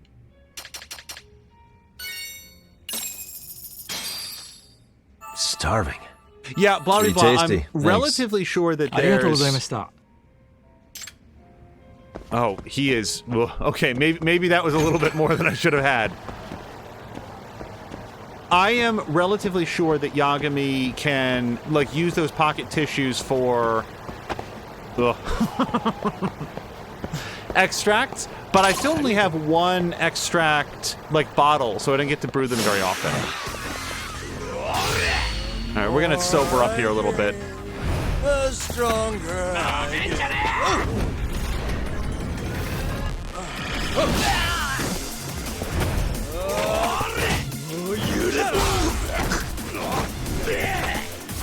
Now, this is the first game. This EX combo here would completely sober up Yagami. Like, he loses all of his drunkenness when he does it. Yeah, okay. So probably not the best use of that, because I really want to charge up the EX meter. But at the same time, now we're not slurring our words. Hey, Kawana. You wanted to see me?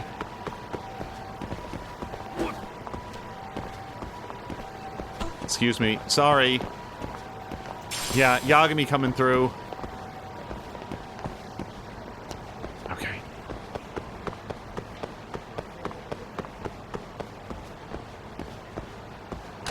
Hey guys, remember that, like, parkouring exists in this game? Like, going up walls and stuff? Outside of VR, when was the last time Yagami did this? I love that they implement all of these different systems, and they come up so infrequently.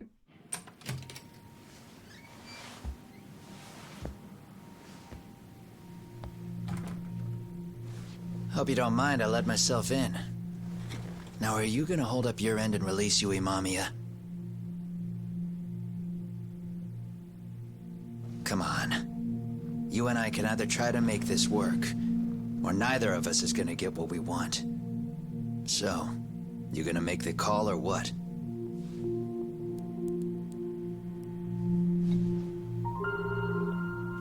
Hello? Yagami-san? I'm with Kawana. You can let Mamiya-san go. Got it. Will do. Sorry about all this, Yagami. Why don't you sit down? Maybe it's time you and I had a heart-to-heart. How's Kaito holding up? Kaito-san's recovering in the hospital.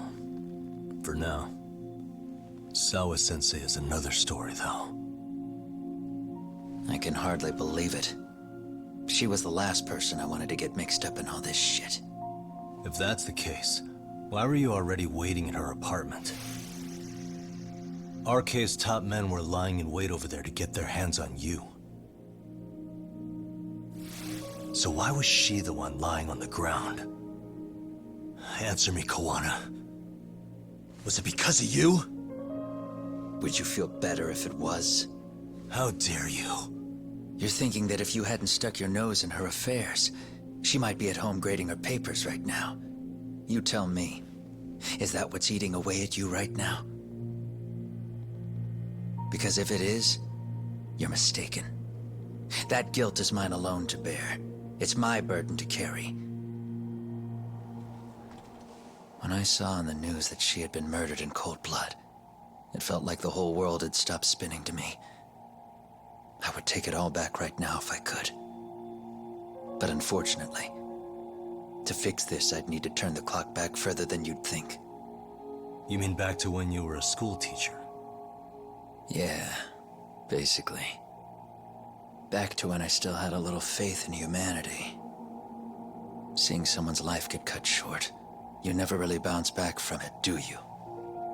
But I don't have to tell you that. I did my homework on you, Yagami. It seems you were a fairly accomplished lawyer. You even scored a murder acquittal. But we both know how that ended. The death of an innocent young woman.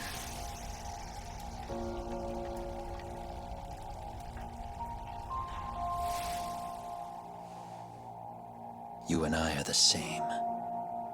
We both have scars. And they're the type of scars that never fully heal. Yeah. Maybe you're right. But for Sawa-kun, it was 13 years ago. The very day before Mitsuru Kusamoto jumped, she stopped me in the hall so she could tell me about how serious the bullying really was. Up until that day, I'd just assumed it was boys being boys, teasing. I figured it was harmless, that they'd get bored with it, and then they'd move on. I mean, come on. Kawai had to have been twice the size of Mitsuru. It's not like I'd seen any fighting. So I warned him not to overdo it. And eventually he would take the hint. Well, according to what I was told, you smirked, actually. Yeah. I guess that's what I did. I was too late. Sawa-kun had to point it out. Sensei, how could you be so blind? She asked. Her eyes were this piercing mix of pity and scorn. According to what she told me, nearly half the class was bullying Mitsuru. She said she'd seen him at the station. She made it sound like he had half a mind to jump onto the tracks right then and there. I'm not so presumptuous anymore. But back then, I used to think my students were my biggest fans. I thought I'd won their hearts and minds. But the look on Sawa-kun's face that day made me see the truth. I couldn't just go on smiling like nothing happened. So I decided to do my homework. The next day, I put a hidden camera in the classroom after school. So that's how he got the bullying video. He had set it up himself to record the room remotely, which is what I sort of started to assume as we got into this scene. Also, Circular 7 had said The Yagami only likes to jump out of second-story windows. I just wanted to say, 10-to-1 odds, Kawana goes out the window to his immediate right at the end of this scene. I just, as soon as Yagami walked in, I noticed that open window and said, someone is going out through that window here. So you admit that you're the one who recorded that video? Yeah. You saw it, right? Talk about the ugly side of kids. Hard to watch, wasn't it? Unfortunately, by the time I picked up the camera and saw what it recorded, Mitsuru had made his jump. I missed him by a few crucial moments. What happened in that classroom was the final straw. Later on, all the bullies were asked what happened. Each and every one of them lied. Kawai started it. It wasn't our idea, they said.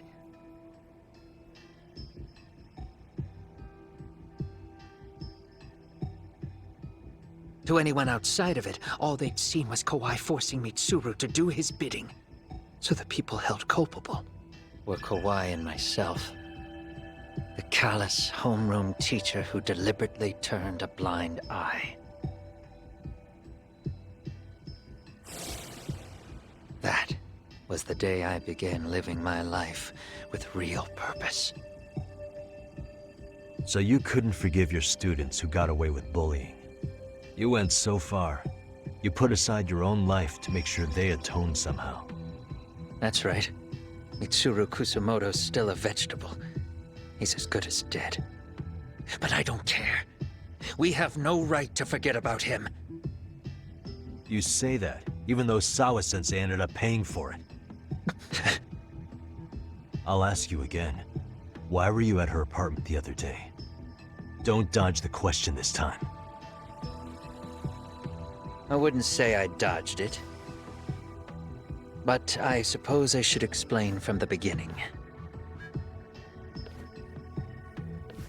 4 years ago, there was a suicide at Sawa-kun's school. It was her own student this time. You know this, right? A student at Seiryo High School? Toshiro Ehara. Yeah.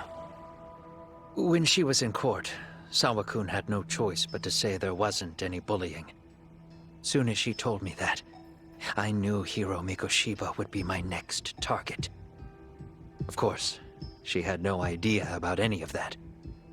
When Sawa-kun learned Mikoshiba had been murdered, though, she reached out to me herself. What did she want? She had a sneaking suspicion that I was involved in his death. She called me a few times, prodding carefully for answers. Quite the perceptive lady, really. And? What kind of answers did you give her? I denied any knowledge of it, but at one point, she mentioned something kind of odd. That there was a detective at the school already investigating the incident. Huh? She meant you, of course. A detective already knee-deep into the case, despite the police barely even knowing about Mikoshiba. So Sawa-sensei was the one who told Kawana that I'd shown up at her school. The police are a pain in the ass. But when an out-of-town detective comes sniffing around, that's bad. I knew I had to act fast to get you off the trail. Although, Sawa-kun was a problem too. I thought I'd kill two birds with one stone. And then what? First, I found out where the two of you would be meeting up, at that little cafe. Then, I hired the Liumang to step in. But you put up one hell of a fight. They had strength in numbers, but you would have taken out the whole group if I hadn't stepped in. Nonetheless, my other message went through. At the same time, Sawa-kun was handed a photo of Mikoshiba's final moments. I left that task to someone you know. Yue Mamiya. They hadn't seen each other in 13 years. Sawa-kun had no idea. The lady in the sunglasses. Yue Mamiya was involved in that too? Everything I did that night was intended as a warning to Sawa-kun. Although, I guess I didn't have to be so extreme about it. Yeah. Sawa-sensei was too smart. She must have started suspecting that you'd had something to do with Mikoshiba's murder. After all, who else could have known we'd be meeting at that cafe? She'd have traced it right back to you. Even if Sawa-kun had started to suspect me, I knew she wouldn't sell me out to the cops. We're too alike. The both of us lost students to suicide on our watch. That said, I couldn't bear the thought of dragging her down into the mess I started, so I scared her off, and I thought she would stay away. The day she was killed, she called to ask if we could speak in person. I could tell something was wrong. She was on the verge of tears the whole call. Then she broke down. I asked her why, of course, but she wouldn't give me a straight answer no matter how I tried to phrase the question. So then what? Did you just waltz on over there? It doesn't seem like you. Watch it. You don't know me well enough to say that. Maybe. But I assume you had some sort of plan going in. Were you gonna confess to her? Here's the thing. If she'd figured out that I was behind Mikoshiba, and it didn't sit well with her, I would have told her every last detail. Sawa-kun knew. I think she would have understood me. Or at least that's what I had believed. In hindsight, I think she was forced to make that call. Under normal circumstances, I'm sure she'd have rather washed her hands of me. Hard as it is to hear, I think she called me under duress. RK probably had her hostage. That would explain the vague responses. That's probably why her voice was trembling. It's tragic. You mean it was RK? Why do they want you so badly anyway? I don't know. What? If I knew their angle, I'd be doing more than just scurrying around. You serious? Believe me, I'm just as clueless as you are, much as I hate to admit it. Honest. I'm not thrilled that a small army wants my head on a platter. Have you noticed how RK seems to show up at the worst possible times? Someone must be pulling their strings. Then we're on the same page. At least we agree on something. Just a sec. Yeah. I'm still over here with Yagami-san. You're not being tailed by any of his guys, are you? Okay. Then I'll meet you right now. That was Mamiya-kun. She said she's free. You guys have been true to your word. Tell Sugiura-kun that I said thank you. Now you want to go? We still have some business to settle here. Now remember, I'm the handyman here. Let me do the dirty work. I don't know what else to tell you, but you need to get out while you still can. If you disappear into the night, I don't want to go busting my ass just to find you again. Before you leave, I'll need some contact info. A phone number would be nice. Oh, no need for that. As far as I'm concerned, this is goodbye. I wouldn't count on that.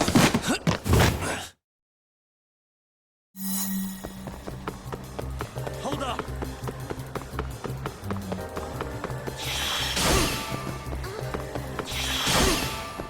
You don't give up! I'm just getting ready for him to whip stuff at Yagami, and also watching in the streets for anything to kick at him. Now look at you!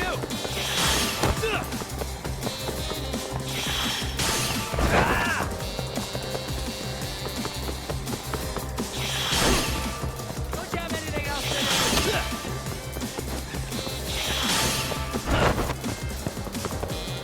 Hold up! Oh! That was a really good kick!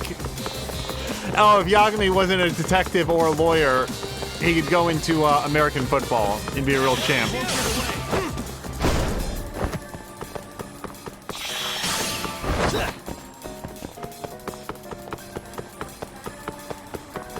Just grab this pickup.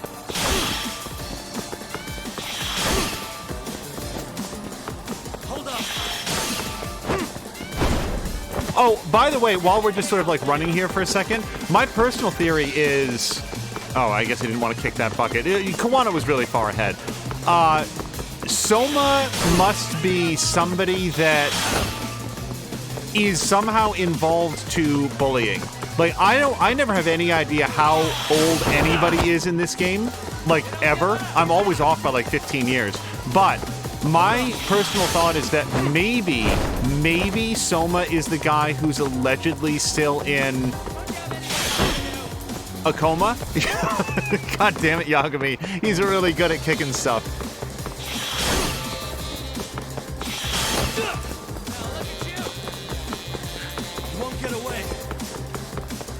Like, we've heard a lot about how that dude is in a coma, but what we've never done is, like, gone to the hospital to see him in the coma.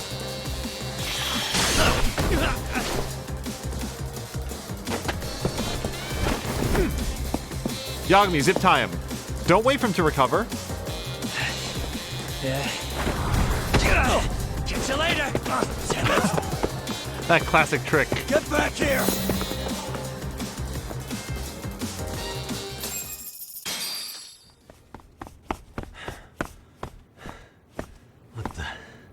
Where'd he go?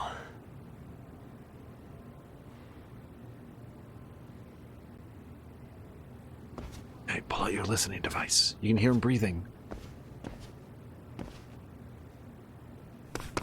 Kawana!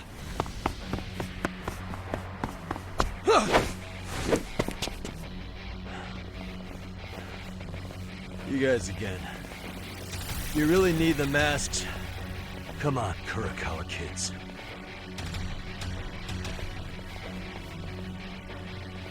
You heard that, right? The detective here already knows everything. Kawana! What are you going to do now? What do you think happens when he spills everything? Sounds like your lives are over, unless you shut him up.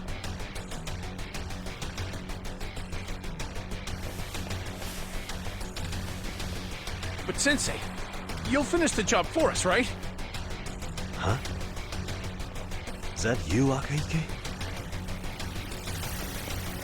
Oh, he's even got a name to your voice.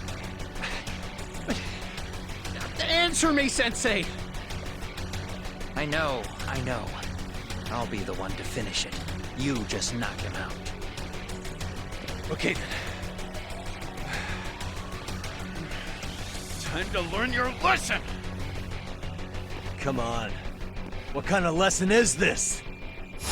Oh, I feel like it's the kind that feels real good.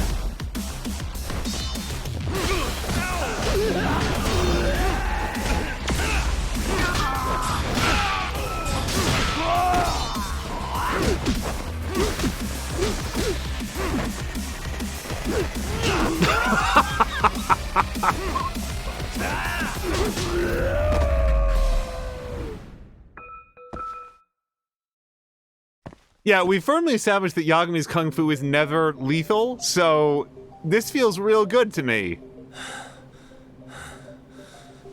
Kawana? Oh no, Kawana!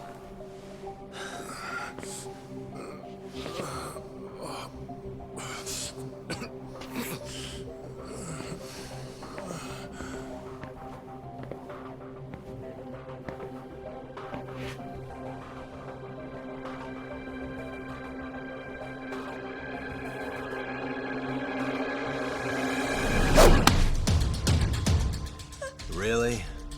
So nice of you to stick around. Mamiya-san.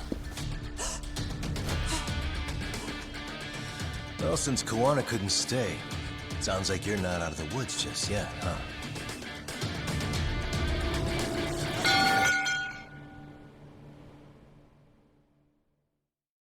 I'd better see police. I'd better see police after this chapter break. I'm going to be so angry if Yagami makes the second mistake of just walking away from all of the masked, armed, violent thugs that have attacked him. among other things, like, it's not just he said, she said, he's a lawyer. It's been thoroughly demonstrated at multiple points in the story that his little lawyer badge carries a tremendous amount of weight, both with criminals, random gang members, and law enforcement. He can testify on his own behalf, these men attacked me. Get rid of the gang. If he had done that in Mamiya's apartment, it wouldn't have delayed anything. He wasn't like on his way to an appointment, and then they wouldn't have been here to attack. Their numbers would have been cut in half. I'm very frustrated with Yagami right now. We're going to save it here. But I do need to pause for 1 second. It's going to be a very, very rare sort of step away from the microphone, so apologies in advance for the dead air. And what we'll do is try to edit this out. So if you're watching this at some point in the future, hopefully the little like silence will just be a few seconds, and then we will read through chat as well. So we'll be right back. All right, and we're back. Just before we continue, let's just take a quick look. Circular 7 was saying, he was quoting Kawana saying, it's not that big of a deal. Boys will be boys. They'll move on eventually. Classic dismissal of problems they'll talk about. One strange thing is even though they're being blackmailed, they're unusually loyal to Kawana's vigilante justice. I would apply a lot of that loyalty to the blackmail, though. I feel like these people, they're so self-interested. They're so worried about having anything that they've done come to light, even just being judged socially for it, not, or that's before you get to being judged legally for it. They were willing to like abduct their old classmate and throw him into the back of a van. And granted, they didn't know what all was going to happen. They sort of thought, oh, this will be the light cost, but it was still a cost that they were willing to pay rather than to have that video come out. And maybe there's an element of it too that the dude who's in a coma, and I apologize for not keeping all of the names straight all of the time, but he is the son of like the Minister of Health. So it would be a national news story, I think, if it were to come out. But they're so self-interested that they're willing to go to increasing lengths to keep their secret. And so the loyalty, I don't know, and I don't have any reason to believe that they enjoy the violence that they inflict or that they're joining in morally with Kawana's cause, that they psychologically like, yes, this is the right thing to do and we feel good about it. I do feel like if not for the blackmail, they would have ejected him. Like Mamiya, for example, has everything to lose. I cannot let go of the fact that she has her little son there, and that the apartment has all of these drawings that are up and framed. Mamiya cares about her family. We have every reason to believe that she's a good mother and that she cares about the well-being of her child. The people here, what I'm saying is that if that's true of her, it's reasonable to assume that it's true of any of the people in the masks, maybe all of the people in the masks. So, like, I don't know. I tend to believe that they are in this because of the blackmail. It's very interesting to be playing this and during the playthrough of this, having watched Dear Evan Hansen, because both stories have characters that do really, really bad things beyond the point that you can consider them sympathetic or likable characters. And yet you also do understand that the cost that is being demanded of them, the pound of flesh that's being extracted from them, is not commiserate with what they've done, even though they've done like really bad things. This reminds me of how I feel sometimes playing the various Witcher games, where it's like we've got bad and bad, and you can't even tell which one is worse, but neither is good. So how do you navigate this? And maybe I'll like close out on this topic for now on this thought. I look back on my life and the person that I was 5 years ago and 10 years ago and 15 years ago, and I say, I am overall a better person, and I've learned, and I regret some of the things that I've believed and some of the things that I've done in the past, and I'm grateful for having had the chance to grow and to become better over time. And I want to make sure that that door stays open for others as well. That with understandable and imaginable exceptions, people should not generally be entirely defined by a mistake that they made once, and that we should allow people the opportunity to become better people. Kawana's not doing that. He is, and again, he went to Mamiya. He went to Sawa Sensei, like 3 years after the bullying incident. His whole timetable seems messed up to me. Let me just roll back real quick before we're going to continue on with what will now be the opening of chapter 10. Blah blah blah is saying every time I don't look for a second, screams, and then I'm suddenly laughing. Yeah, the moment that you might have missed there, blah blah blah, was Yagami grabbing a guy. I rotated him around to face the corner of the parking structure and then kicked his face directly in it. I really enjoyed it. Circular 7 was saying of Yagami, nice catch when he caught the bat. Blah blah blah saying it's called, if he called police on every RK member attacking the street, then the gang would have no members. That's a good point. In this case, it's like major plot people. Like, these blue mask people, Yagami knows who they are. He knows what they have to lose. He knows what Kawana is holding over them. And he's recently learned the fact that they'll do anything to keep their secret. It's time for Yagami to remove that leverage by simply turning them in. If Kawana then releases the footage of what they've done, that is between them and Kawana. Like, that is simply not Yagami's problem. Yagami's problem is that he needs to bring to justice the person that killed Sawa-sensei, and also come to the truth of what happened to Mikoshiba-kun and to present that information in court. That's his goal. If what these people have done winds up ruining their lives, that's fine. But right now, they are standing between him and his goal, and he needs to move those pieces off the board, is my thought. Grumpy saying roar from the T-Rex roar. Good time to plug in the new keyboard. Thanks for the break. Blah blah blah saying cough. Circular 7 is saying that we wouldn't have a video game. He uses badge to make people talk or back down, not necessarily to be a responsible authority figure. True. I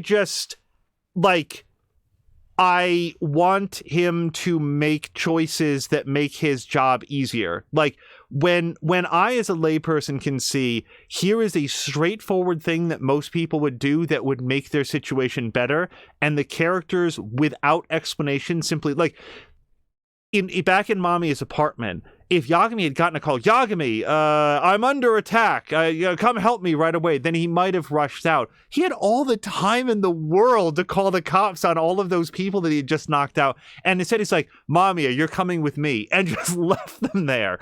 It's odd, because there's no reason to have done that. Like, here's another thing. Yagami does call the cops when he's doing side cases. Remember when we found the guy that was, like, climbing the walls to steal the undergarments? Yagami called the police on that person. Apparently had time in his day to do that. That is also a crime, something for which the person should be arrested. Do that more often, Yagami. It's cool. You can do that. I will also note that I'm not sitting here, like, white-knuckling the controller because I'm so angry about it. I'm just like, Yagami, make better choices, dude. Hello to Donk, who says good morning. Yes, good morning right back. And blah blah blah says, nope, I don't think with her being a good mother should spare her from punishment. Her having her life destroyed is still way less than losing it altogether. And that's a good point. I feel bad for the effect that this would have on Mamiya's son, but at the same time, that, like, you don't get to hurt people and revel in it. The joy that Mamiya took in that video, you don't get to do that and then, like, say, oh, wait, but I just had a kid, so it's cool. I've learned my lesson. That's no. And also, like, to go to Circular 7's point, Mamiya just tried to hit Yagami in the head with a bat. She is a willing participant in some of these choices. So, all right, so let's save it. And then I know it's going to go directly into chapter 10 with its own little, like, cutscene, usually narrated by Genda. So we'll see how that goes.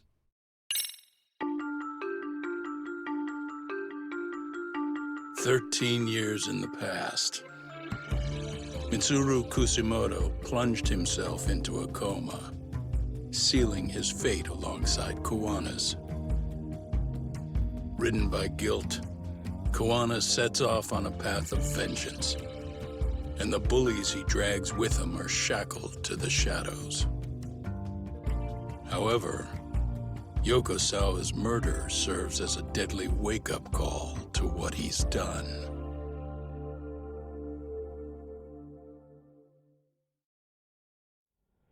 And as Bobby Blah says, pity for the son, but the victim's family deserves justice too. Very true.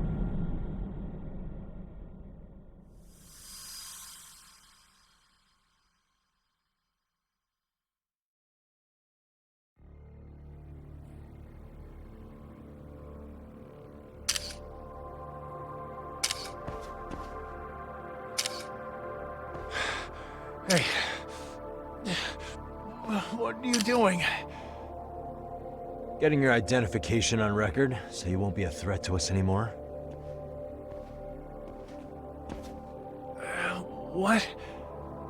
And I think you owe us after everything you've done. Expect me to come collect one of these days.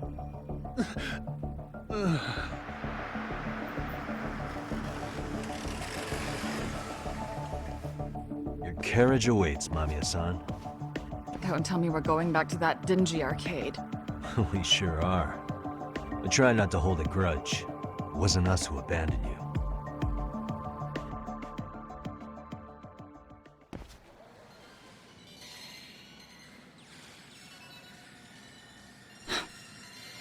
Higashi, you already called Sari-san and the gang, right? Yeah, I let them know what's up. They said they'll head over when they're ready. Did Shirosaki-sensei say anything? Well, she was pretty stunned when I told her who Kuwana really is and what he's up to. Sounding a little smug there, Higashi-san. Taking credit for the detective work you didn't even do? Back me up here, Yagami-san. Whatever, man. Kuwana got away, and that's all that matters. Still, the task in front of us is finishing Sari-san's case. We have to clear up Ahara's crime once and for all. With Mamiya-san's help, of course. Finally, I'm ready to get some answers. Well, we still got time till Shirosaki-sensei gets here. Why don't you take a breather, Yagami-san? Huh? That'd be okay? Sure. I'll call you once everyone's here. Yeah, a break sounds good. By the way, Higashi, has anything unusual gone down in Kamurocho lately? Anything involving RK? Yeah, about that. My guys are saying things have been a little too quiet since yesterday. Soma and Akutsu are out in Ijincho too. When they come back, they're in for a rude awakening. And they can pay for what they did to Kaito Aniki. Make them pay? Aren't your Yakuza days behind you now? That's not the Yakuza in me talking. That's just a problem I'm gonna be the solution for. Isn't that exactly what a Yakuza would say? Fine. Think of it as getting revenge for a brother. I'm doing the right thing, damn it! Yeah, maybe it's just how you're putting it. Besides, what's it matter if I was Yakuza? I've got my own code, and I'm gonna do right by me. Whatever you say. Much as things change, they stay the same. Since I'm out, might as well check how the city's doing. I'll go kill some time somewhere. Yeah, we actually got a side case that we can do in the area. Also, I didn't want to interrupt the cutscene to point it out, but the man behind the counter sees nothing and hears nothing. He is the master of completely blank stares. Just looks straight ahead. Doesn't pay any attention to anything happening in front of him. Relax, Yagami-san. I'll let you know when Shirosaki-sensei and the others arrive. They're gonna pay for what they did to Aniki. If I don't make them, who's gonna? So, question for anybody that might know the Japanese, what appears to be the Japanese honorific of Aniki. What is that? I'm just looking to see if there's anything else to pick up. Circular 7 is also saying of Yagami, yeah, why not just call the police? And Yagami is perpetuating the cycle of blackmail. The only thing that I can think, and this is such a guess, is that Yagami perceives some sort of benefit to being able to call on them, like he just said. They seem kind of generally incompetent, though. They don't seem particularly good at anything.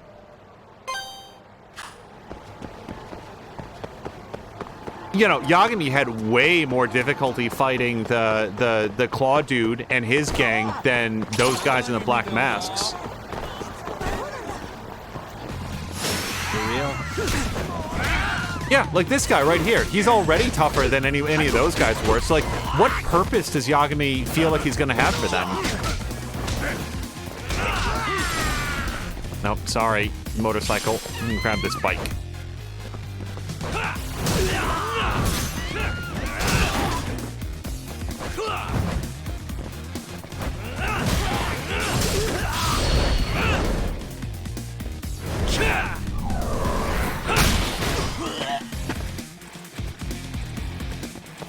It wouldn't be the first time that Yagami has, like, taken some course of action that I don't understand in the moment, but then it turns out...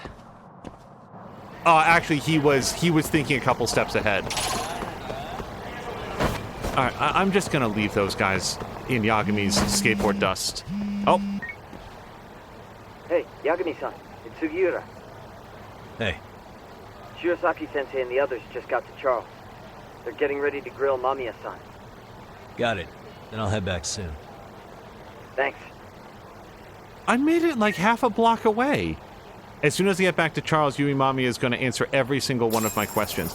Well, but we're going to go do this side case. Our headcanon is going to be Yagami went and did the side case and then got the telephone call.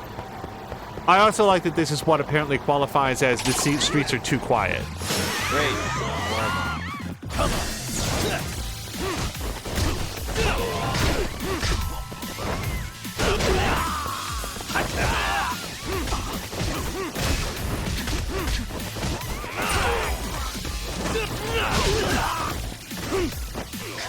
No, you don't!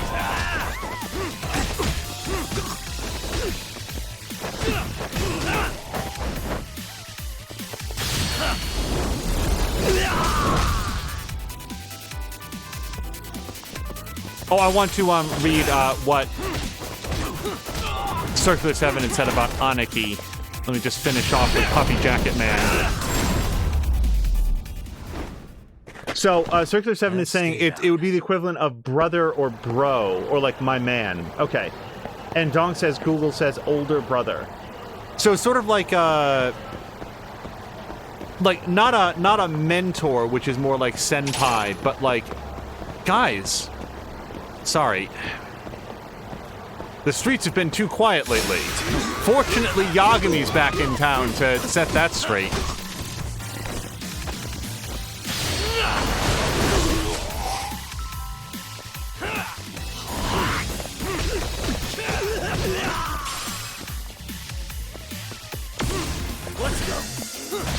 Oh, I wanted to do the surrender move.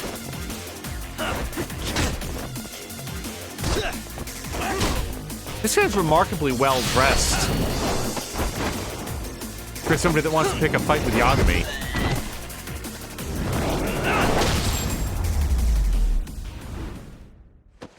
Really, guys? By the way, I hope on balance, you guys have the day off from work. I know not everybody does. Force had said that she was at work today, but hopefully at least some of you guys get the day off. That's why we got a chance to do this stream. I will also note, as we're just sort of like running down the street here, that we will be doing a second stream today, probably starting around 5 p.m. Eastern, when it will be the continuation of episode... It'll be Campaign 2, Episode 2 of... Wilderman. Oh, we're here. All right, so that is here. Oh, Sexy Club. Awesome.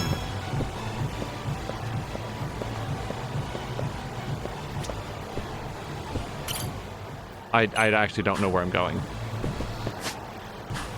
Can I read the case? Case file. Side cases. We haven't found all the kappas. Nope, we haven't done that. So we're looking for something without that thing. Nope, Paradise VR. Also, I went down back and did this. I don't know what I'm supposed to do for this one. Yeah, whatever. Chaos of the Masked Rider. No, we have no information about this at all. Which one haven't we done that is in Kamurocho? Squirrels is ongoing. I'll tell you guys right now, Squirrels we're not going to finish. Like, what would we need, like 50 more Squirrels? We're not going to find that. We did that one. Wait. We're here for some damn reason. SRC's Hunt for the Truth. No, this is all the way back at the high school. Paradise VR. Chaos of the Masked Rider. Maybe this is why we're here. Well, I'll tell you what. Let's explore the building. Let's go upstairs to Sexy Club. Oh, wait, where's this? Where does this go?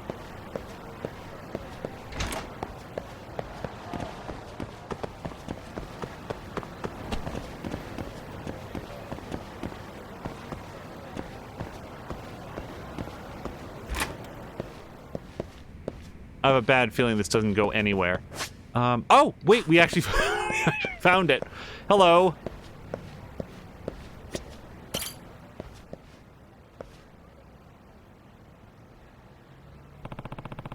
This is Kazuto Jumanji's office, so maybe it's him. Might you be Yagami-san? Yep. Yep, Takayuki Yagami. And you must be... Shh. Please, just call me Okazaki while we're out here. You never know who might be listening. Very true. Allow me to formally introduce myself. I'm Aruto Okazaki. That's my real name, in fact. So this is the face of the Masked Rider. He's younger than I thought. Well, then, Yagami-san, before we enter my workspace, I want you to promise me something that you won't tell anyone what you're about to see. What I'm about to see? Very well. My lips are sealed. This way, please. It's a fully functioning animus. What is this? This is the true identity of Kazuto Jumanji. Huh? I'm not sure I understand. All the works of Kazuto Jumanji are written by the 10 of us here, including myself. In other words, Kazuto Jumanji isn't one person. He's a group of authors. Huh? A whole group? Really?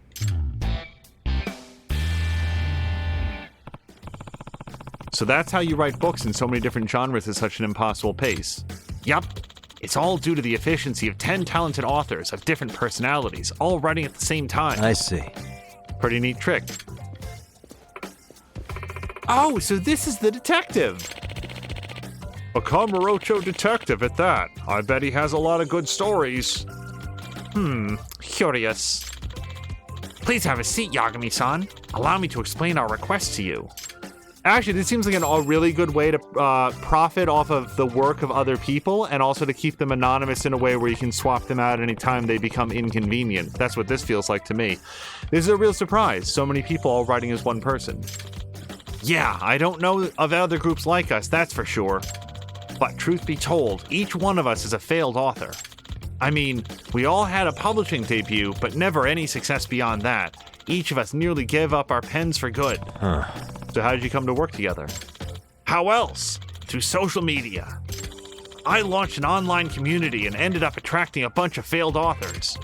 It was called Wattpad. But I mean, all through our exchanges, we came up with the idea of joint authorship. So we tried it and it worked. I see. That's interesting. And I hear your first effort was a smash hit.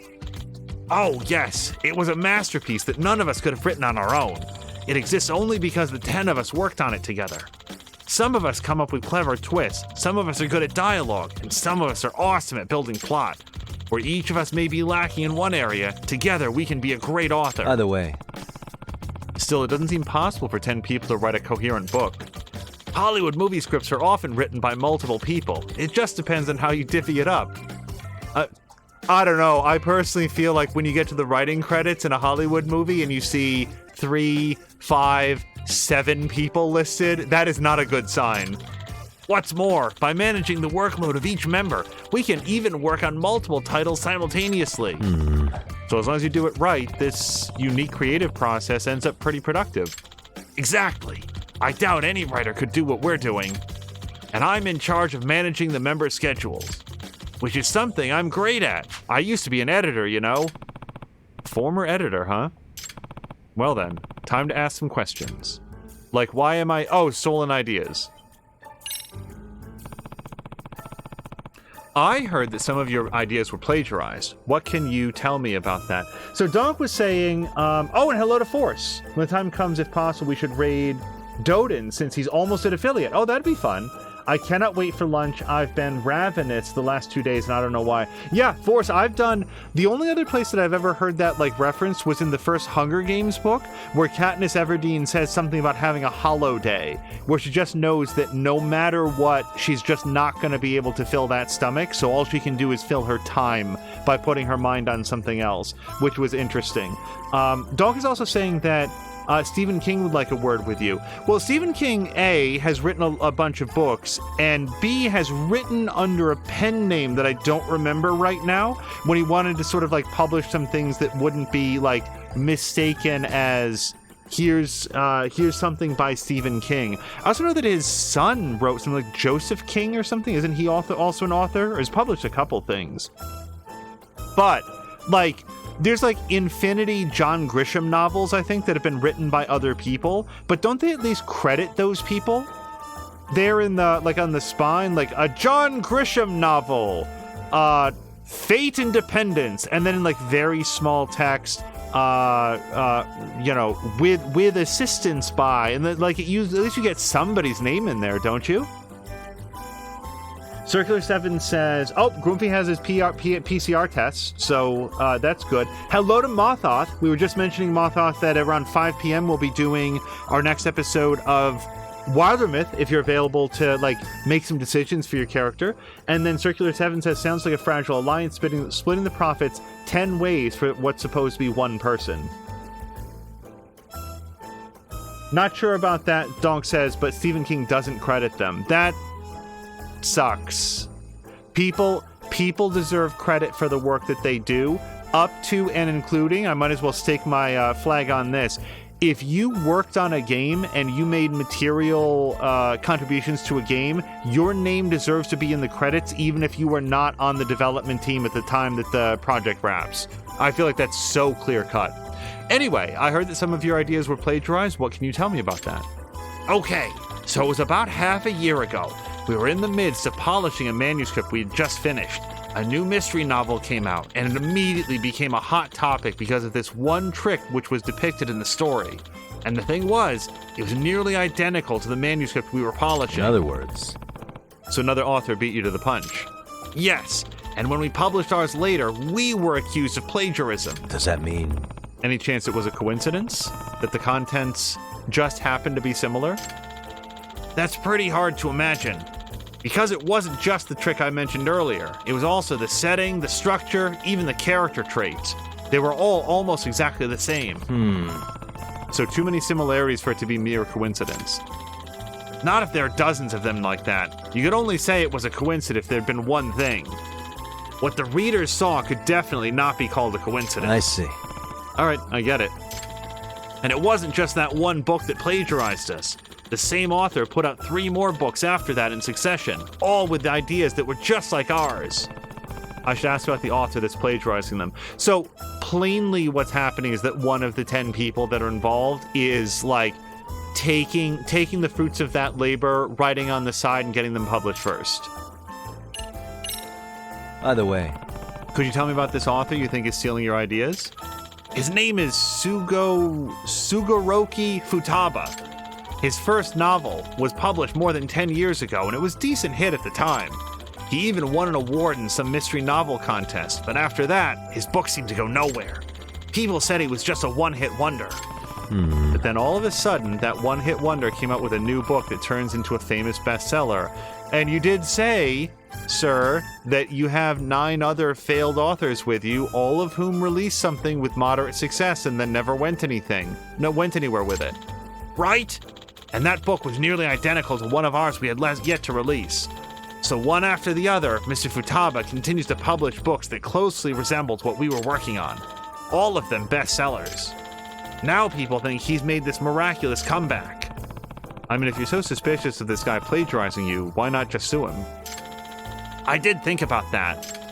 But if we took this to court, we might have to reveal the secret of Kazuto Jumonji. No, you definitely, at least in the American system, you definitely would. Like during Discovery, you would super need to reveal that.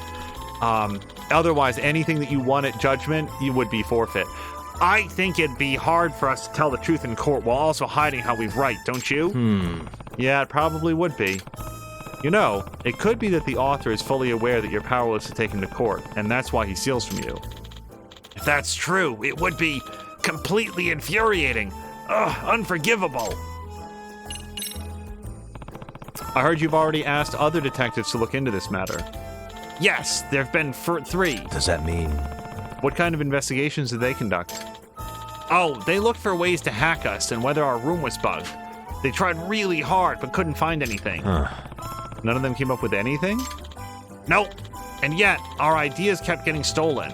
You really gotta wonder how in the world it's being done. Well, okay, step 1 is go to the house of this other author and find out who his identity is. Once you identify that, then you'd want to trace it back to how are the ideas coming through. Does this person have any ties to anybody in the group? Or, much more likely, is simply one of the people in the group. This could be a tough nut to crack if the perps already invaded 3 different completely incompetent detectives who gave up immediately. Thank you. That's all very useful information you've provided. Sorry, I did want to look here. Mothos is saying, did you just illustrate that there's an author named Joe King? Wait, isn't there? Am I misremembering? Like Stephen King's son has done some writing as well, and I thought his name was Joe King, but I could be very wrong about that.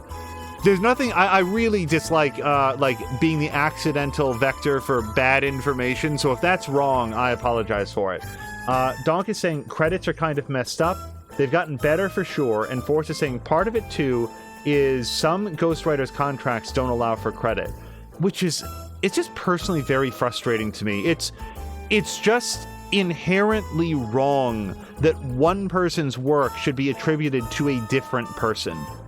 I know that, like, we all know who wrote Art of the Deal, right? Like, that guy, I don't know his name off the top of my head, but he's very upfront. Everybody knows that, like it was this other guy who now, like, has had very, very harsh words for the subject of Art of the Deal. We'll just skip right past all that. If you write, if you sing, if you songwrite, if you are a composer, if you're doing architectural work, you deserve credit for the work that you did. It seems so clear-cut to me. Excuse me. I'd like to proceed with this investigation by collecting even more info. Is it all right if I interview the other authors, too? Yes, please do. I've already asked them to cooperate with you. That's great. I appreciate that. All right, time for a thorough recon mission. All right, so I hope we don't have to interview all 10 people. That would... I'm not sure that I have enough note paper for that, but... Excuse me. I'm a detective. My name is Yagami. Can I ask you a few questions? Oh, Yagami-san. Okazaki told me about you. I'm Takashi Hojo.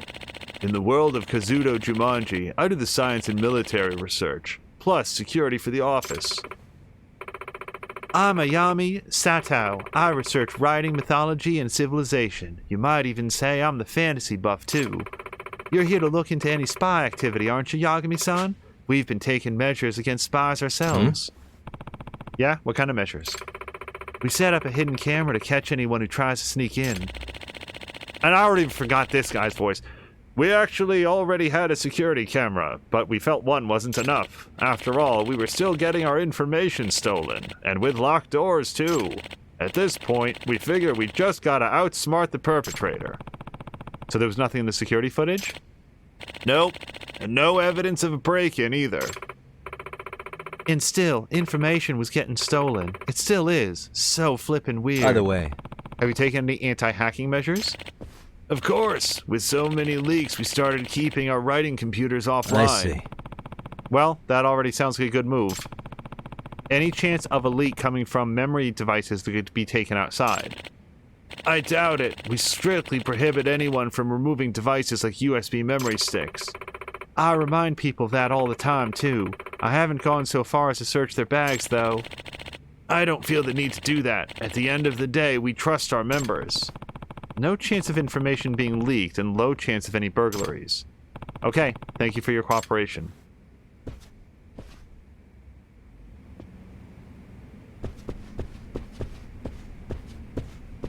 Oh, sure, this conversation with 3 people goes super well.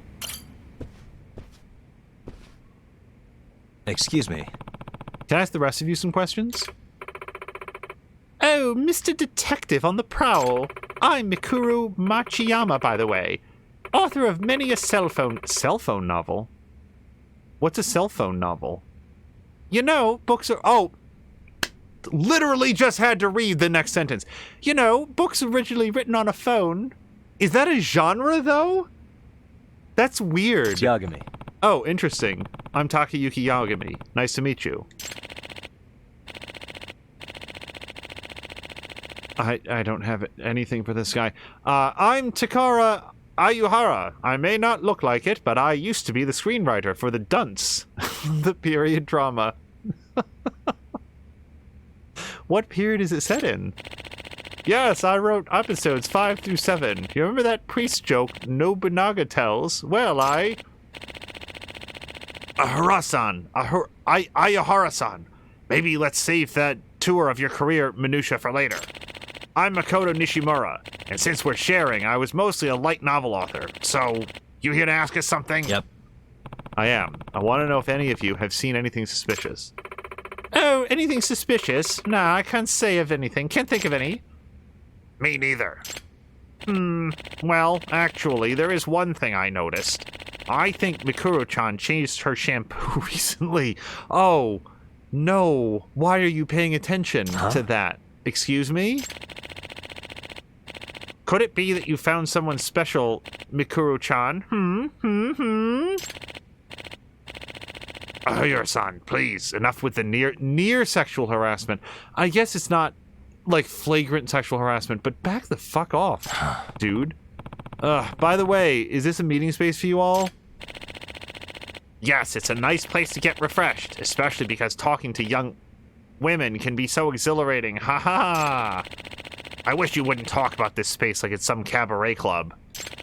We happen to use this space for actual purposes, like idea meetings. And yes, even some random chit-chat at times. That's so true. We do lots of amazing brainstorming here. I see. Okay, so you all bounce ideas off each other in here. Oh yes, Kazuto Jumanji wouldn't exist without these brainstorming sessions. We share our ideas and we play to each other's strengths and we polish everything up for each other. In fact, we were just doing that right before you started asking your questions, and we'll go right back to it when you're done. By the way, by any chance do these brainstorming sessions take place at the same time every day? Yes, why not? Why do you ask? If details about your work are being discussed, those sessions are a chance for someone to eavesdrop, and it would be even easier if you guys meet at the same time daily. You've hit on something there. What a deduction! One that I've deduced myself. I always thought this place was bugged. But it can't be. Don't you remember? They never found any evidence of that. Yeah, since 3 detectives already came and didn't find anything, it probably wasn't a bug. But if these guys are having regular idea meetings, certainly a plagiarist would see them as an opportunity. What happened? What the... Was that a gunshot? Oh, not again. That was probably the damn neighborhood pranksters. Huh? Pranksters? Yeah, just a bunch of local kids lighting up firecrackers and making trouble. Probably playing cops in Yakuza. You guys remember the last time we had firecrackers? It was when another detective was here. That detective also thought it was a gunshot. Haha. Not surprising that makes people think of gang warfare. Even with the Tojo clan gone, this is still Kamurocho. Firecrackers? Last heard when a previous detective was here. That's interesting. I feel like we should look out the window.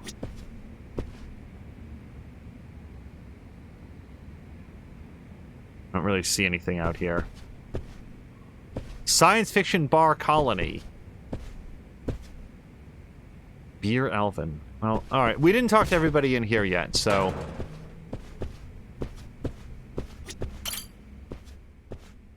Excuse me. Oh, Mothos is saying I was right about Joe King. Excuse me. Hello? This is gonna be a masterpiece. I'm a genius. I spent 5 minutes voicing this guy, and I don't remember what it was. Once Manabe-kun gets in the zone... Oh, that's what it was. He can't hear anything, because he was like an enthusiastic young man. Talking to him right now won't do you any good. Huh. Oh, yeah? He's so skilled at fleshing out characters. He just really breathes life into them. This is gonna be awesome. And he'll provide a foil to the protagonist's weakness to boot. Nice. Who knew the hero had this side to his character? It's like finding gold in a river. He does look absolutely full of life while he works. Honestly, he's a character himself. But to be unable to hear a thing, that's another level of focus.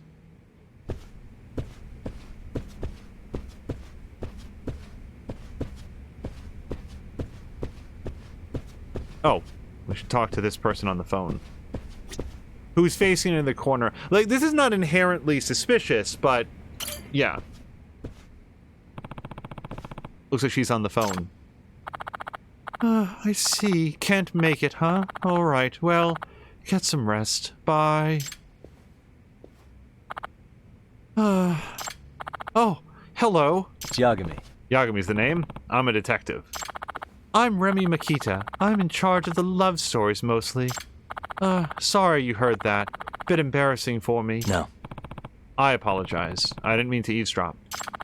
I was talking to Masamichi Ichinose, one of the other members of Kazuto Jumonji. Hmm? He's not coming to work today? No, he's kind of fickle. Has a habit of feeling down, so he's absent pretty often. He likes to come in out of the blue and surprise us, only to take off for another 2 months. Does that mean... Does he have an actual illness? Perhaps. It's the kind of illness that makes you play games in your room all day. He's addicted to Warcraft. I see. That sounds difficult to deal with. Sure is, but he's got the talent. He comes up with ideas nobody else could. Fresh worldviews, mind-blowing plot devices. He's good at unpredictable twists, too. If only he weren't so unstable. Sometimes he can be in a slump for half the year. Maybe that's just how geniuses are. I don't know. I wish we could have a stable genius. Is there any possibility that this is a reference to someone I can think of boasting about how he was a very stable genius? Just seems like a notable turn of phrase. Not really a turn of phrase, but just a reference. Anyway, I'm sort of his caretaker for some reason, but I can't criticize him. If I were ever to chide him, even a little, he'd go into a slump. What a handful. I can see you're having a hard time.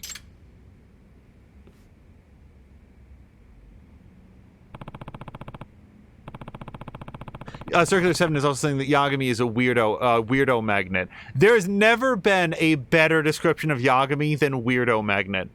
I think that's all of them. Now let me step back and figure out exactly what I know now. Chances seem pretty damn low that any wiretaps, hacks, or accidental leaks took place. So that leaves... How are things going, Yagami-san? Did you find anything? No. Nothing decisive yet. There's only one way I can think of for the book ideas to leak, and I suspect it's not because of an outsider. But should I tell Okizaki-san? It'd be careless of me to make any claims without evidence. Either way. Okizaki-san, are you sure there's only one member absent today? I see only 8 people here.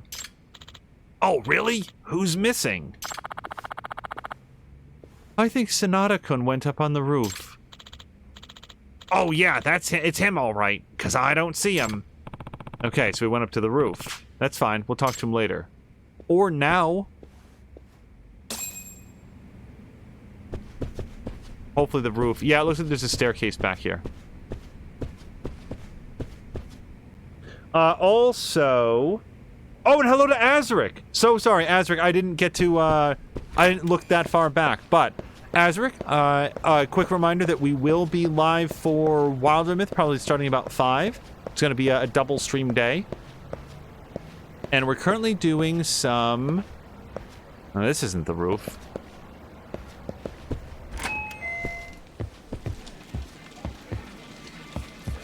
What the hell is this? Oh, they're playing like, I have absolutely no idea what game this is, but they're playing something. Although I will note that it appears that you can still hear the writers from up here, because we're still getting those dialogue boxes that come up. Okay, so it's just Mahjong. Yeah, we're not going to learn Mahjong to play it in the world of Lost Judgment.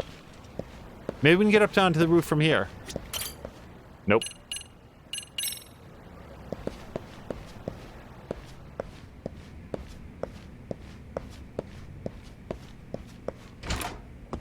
Ah, here we go.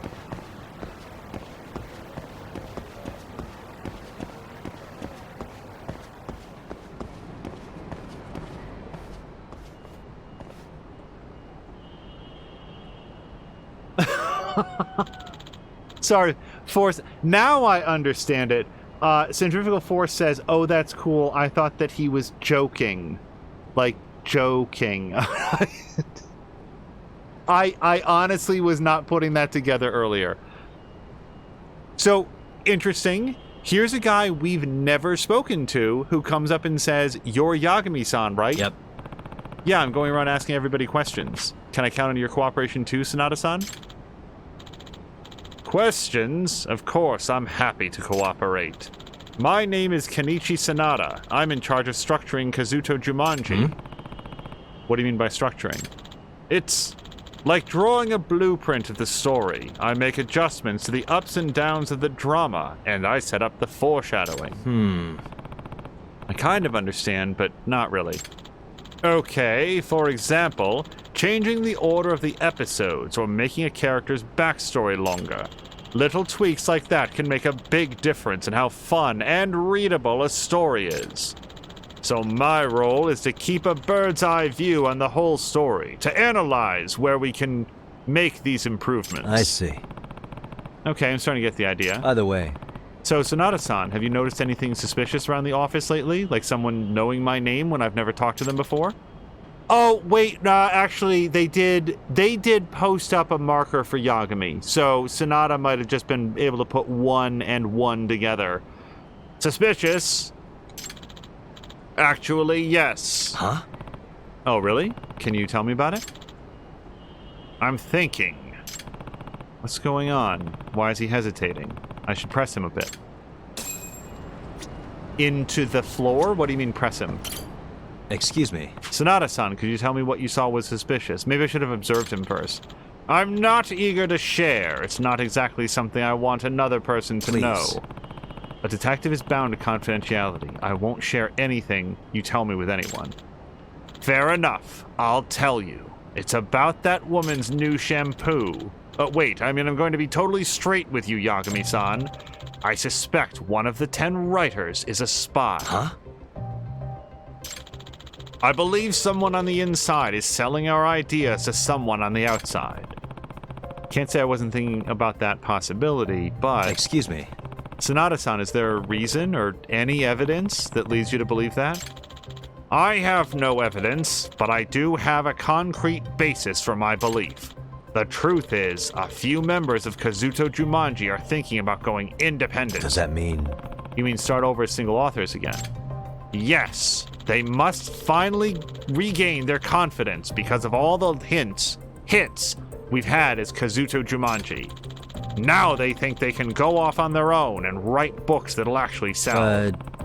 So why don't they just do it instead of selling ideas to an outsider? What's the point of that? Well, we're in a situation where, what should I explain first? The members of Kazuto Jumanji have signed a contract that prohibits them from going independent for at least 5 years. What? A 5-year contract? That's pretty long. Well, the whole intent of the contract was that each of us would focus all our energy on Kazuto Jumanji. In exchange for accepting the severe restrictions, we'd all receive regular royalties. You don't have that type of thing as a single author, where you're at risk of enduring long, moneyless periods in the publishing schedule, as well as your own slumps. So that's another benefit of working in a group with other authors. Yes, a huge benefit, which would disappear after they're independent from Kazuto Jumanji. Remember, we envisioned all the works by Kazuto Jumanji to remain the property of Kazuto Jumanji, the corporate entity. I see. So that makes it hard to strike out on your own. Yes, but if Kazuto Jumanji were to break up completely, that would be a different story. The contract stipulates that if such a thing were to happen, each author would continue to receive an equal share of the royalties. So here is what I now believe. One of the authors, wanting to be independent, is selling info to someone on the outside just to make us suspicious of each other. This author is trying to bring about the breakup of Kazuto Jumanji. And this is why you think the suspect has to be someone on the inside. I do. I'm not totally convinced, but the motive makes sense at least. Excuse me. So who are the members who want to become independent? I'm sorry. Even after all I've told you, I can't bring myself to sell out my coworkers. Why the hell not?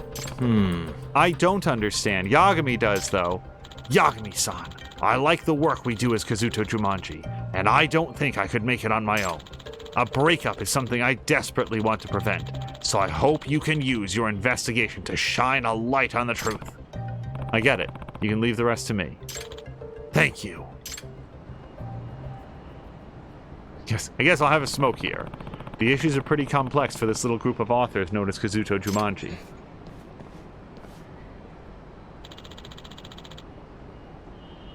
Forrest is saying there is something to be said about troubled genius. Many great geniuses had many flaws and issues regarding workflow or addiction or abuse, etc.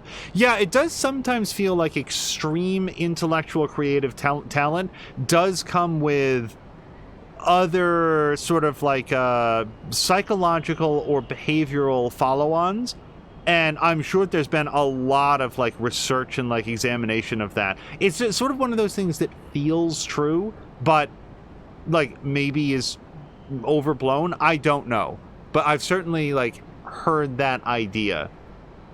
Are you done talking with Sonata-kun? Yep. We finished up just now. Oh, you know, Yagami-san, there was one thing I neglected to tell you. It might turn out to be nothing, but... Tell me, something trivial could turn out to be a clue in the investigation. Well, it's about an odor. An odor? Yeah. The authors have been complaining about a strange smell lately. It wafts in from nowhere and then disappears before we can track it. Does that mean... What sort of smell is it? I would say oily. It smells like oil. Almost like if you left out some meat for a while. That kind of oily, rancid smell. What? I guess...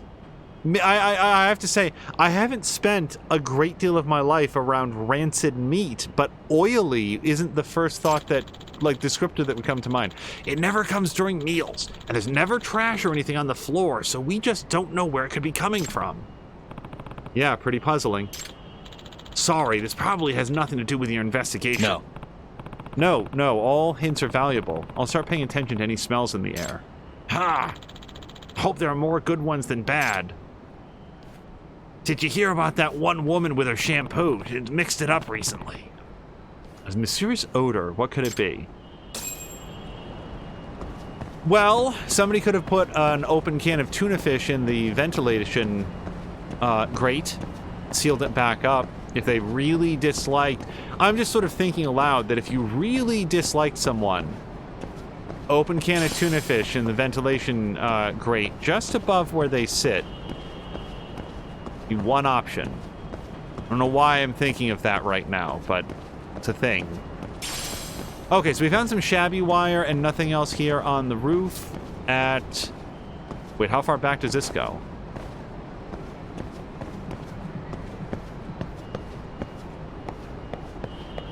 Okay.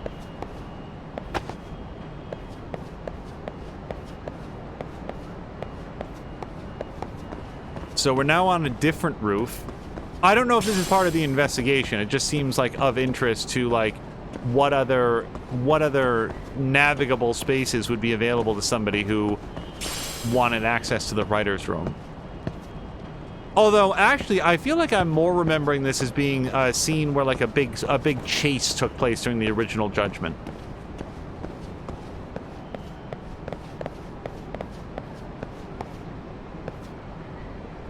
Oh, nothing over here.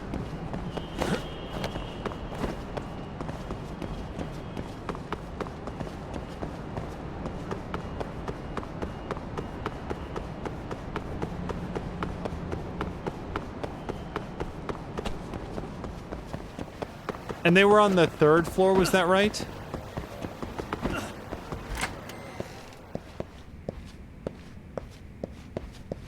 I feel like this was it.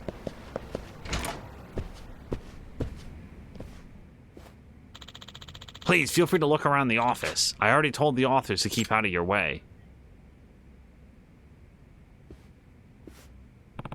Alright, time for a good look around. The most interesting location is the meeting space where they exchange their ideas. They say no bugs or wiretaps were ever found there, but maybe they missed something. And that unidentified odor, I hope I can actually find out where it's coming from.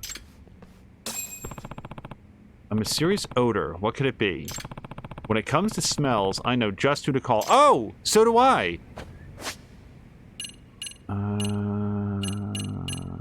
Gadgets. All right, let's go. Who's a good boy? I believe in you, buddy. Thank God he had his cell phone on.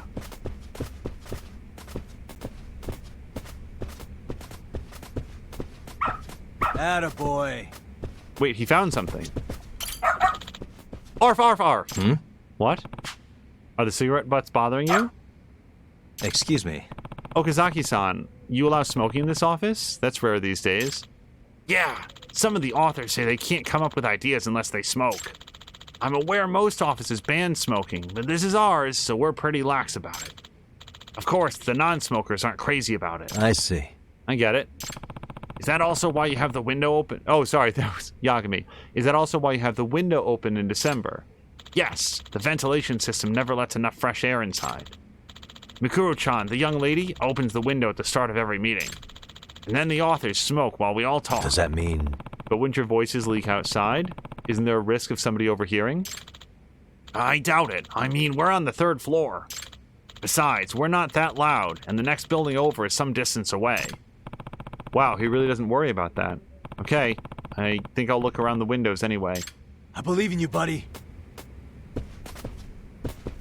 I mean, also, like, again, when we went upstairs, we could still hear the writers in this room talking. Very good dog. Wait, did he find something? Arf, arf, arf. Ah. What is it, boy? Something nearby? Okay, let me see what's going on.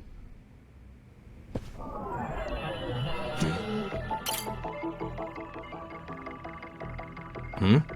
Discoloration on this texture.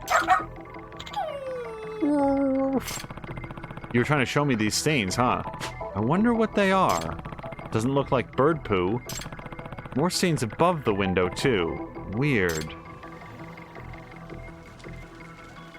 Yeah, the mahjong parlor.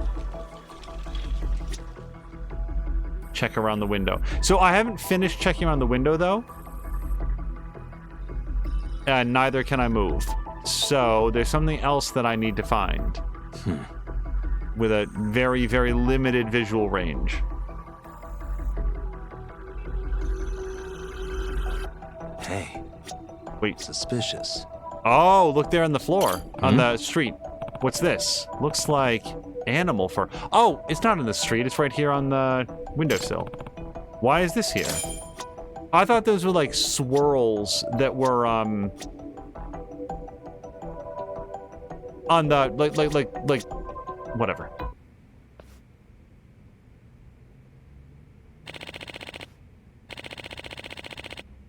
Oh dear, I don't remember Hojo's voice, but what were you thinking? You're not supposed to take data home.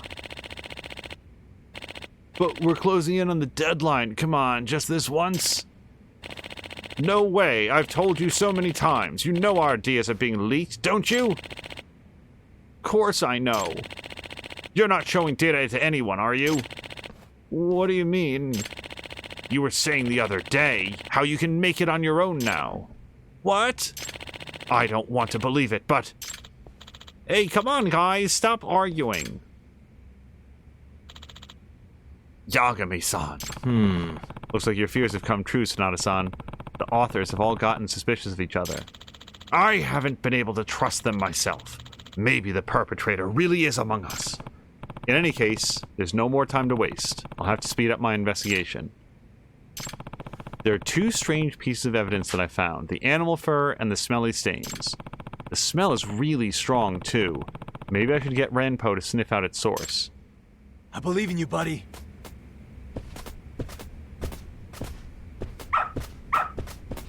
Oh, boy. Maybe we can leave? I was going to go upstairs to the mahjong parlor. Huh? Does he want to go outside the room?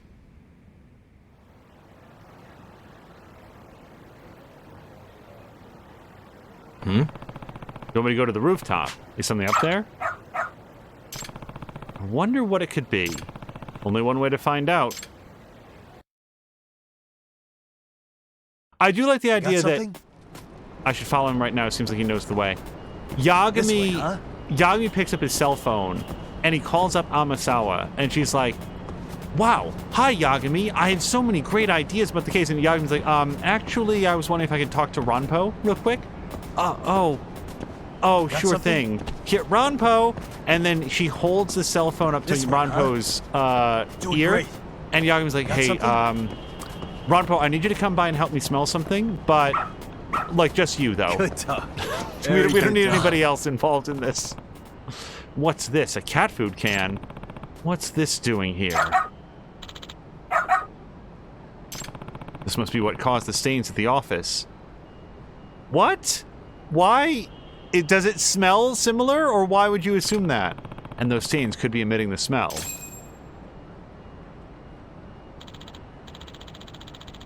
Sonata-kun, do you suspect our own teammates as well? I think there's a possibility, or rather, it's the only possibility left after the process of elimination.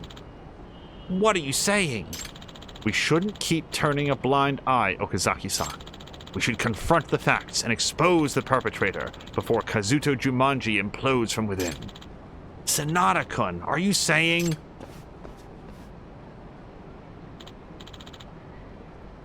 Yagami-san. Sonata-san, I think you can hold off on your big confrontation till you hear the results of my investigation. Huh? Did you find something? Yep. I think I figured out the suspect's unique strategy. Really? The two stains in the office, the animal fur and the can of cat food, the window that's always open during their idea meetings. And then there's the reason detectives couldn't find any wiretaps or hacks. If I combine all of these together, I've got enough evidence to expose the truth. I'm going to deduce the suspect's identity and how they did it based on the evidence. Firstly, the method by which the suspect was stealing information was Catwoman. So looking in, right? Yeah, I mean, the easiest thing in the whole world would be to just be across the way and just use a listening device through their open window, but looking in. Probably by looking in through the window. What? Like a peeping Tom? How could someone do that on the third floor? The suspect was likely watching from another location and reading your lips to figure out what was being discussed. Well, that sounds a little far-fetched. Do you have any proof or basis for your theory? No. I don't have any proof. My theory is based on a hunch, I guess. A hunch? That's not very convincing. Of course not. Let's try this again. Here's what I think. Firstly, Yagami's taking a mulligan. Okay, so it's not listening to device or hacking, because Yagami said multiple times that that's not it. So then spies. There's a spy on the inside. I assume you have some evidence if you're accusing one of us. It's a process of elimination. If there was no hacking or bugging, then that leaves us with a spy. But do you have any evidence? If we're gonna point fingers, you have to show us something. So, like, here's my best thought. they used a cat and lowered the cat down onto the ledge with like maybe some cat food there, or one of the spies put the cat food there, and then the cat had a listening device on it so that it could hear the conversation. This seems way more complicated than it needs to be. No, I don't really have any evidence. My apologies. Let me think this over. Wow, I'm really bad at this! Okay, listening device on the cat. Probably the suspect listened in. I understand your brainstorm sessions take place at the same time every evening, so if someone were to use a listening device precisely at that time, he could steal your ideas for his next novel. Wait, hold on. There weren't any bugs? That's right, Yagami-san. Remember, 3 detectives came and couldn't find one bug. I don't blame them for not being able to find it. Because the bug only showed up when it was needed. It showed up? A listening device? Yep. The suspect thought up an ingenious way to bring it in here. You see, the key to solving this mystery was the marks left at the office. Marks? Those marks tell us how the suspect was calling his bug. Well, yeah, the smelly stain, but sound of firecrackers. Oh, so I have no idea how the firecrackers... No, the firecrackers would have scared the cat away. So that's how they got rid of the cat when it was done. Can of cat food. Yeah. To draw out the listening device would have been the cat. Ta-da! Okay. There were strange stains outside the office window, and they smelled like greasy meat. Outside the window? I wouldn't know what those were. Luckily, I found the source of the smell in a corner of the rooftop. Here it is, the open can of cat food that I was keeping in my back pocket. Cat food? Yes. In all likelihood, the suspect dropped cat food from this can onto the protrusion right outside the window. It was that process which stained the outside wall. So, you're saying this can of cat food is what called the bug? Yep. That's exactly what I'm saying. I also found evidence which reveals the suspect's identity. It's this animal fur. Huh? Is that fur? A tuft of animal fur. It was found near the stains on the wall. This fur is most likely from a cat. A cat? Are you saying a cat was spying on us? Yep. Or more precisely, a cat wearing a wire. Are you serious? See, I thought that it could also have been like a camera, which is why I was like looking in the window. Like, I had this in mind. I was just trying to work out the mechanics of it and managed to guess wrong twice on a four option spree. So that's how they were listening in on our idea meetings. Yes, I know it's hard to believe. Come meeting time, our suspect would carry the cat up to the roof and drop cat food right outside the window. Then he would release the cat and direct it to head towards the food. Wait, hold on. Do you really think a creature as apathetic as a cat could be baited like that? No. Maybe the owner kept the cat hungry beforehand so it would leap at the sight of food. Like right now, I hope that Forrest is like jotting down notes for what to do with Gigi and... I always remember Gigi's name. I never remember the other one's name. Carlton? I'm gonna guess wrong a couple times, but like Forrest has a couple cats that like train them to do this. Yes, that might do the trick. Cats are snooty, but not so snooty that they can ignore real hunger. Your meeting space is near the window, which is close to where the bait was placed. Moreover, you've been keeping the window open to let the cigarette smoke out. With the bug cat sitting right outside, your conversations were leaking like a broken faucet. I can hardly picture this. There's something I'm still not convinced about, Yagami-san. Our meetings can get pretty long. Even if the cat were well trained, wouldn't it just get up and walk away after it's eaten its food? Mm-hmm. Yeah, I wondered about that too. My best guess would be...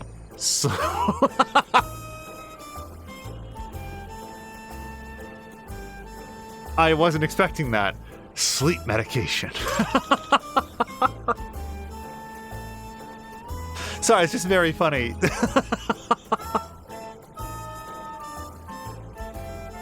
Yep. The owner might have spiked the food with sleep aids.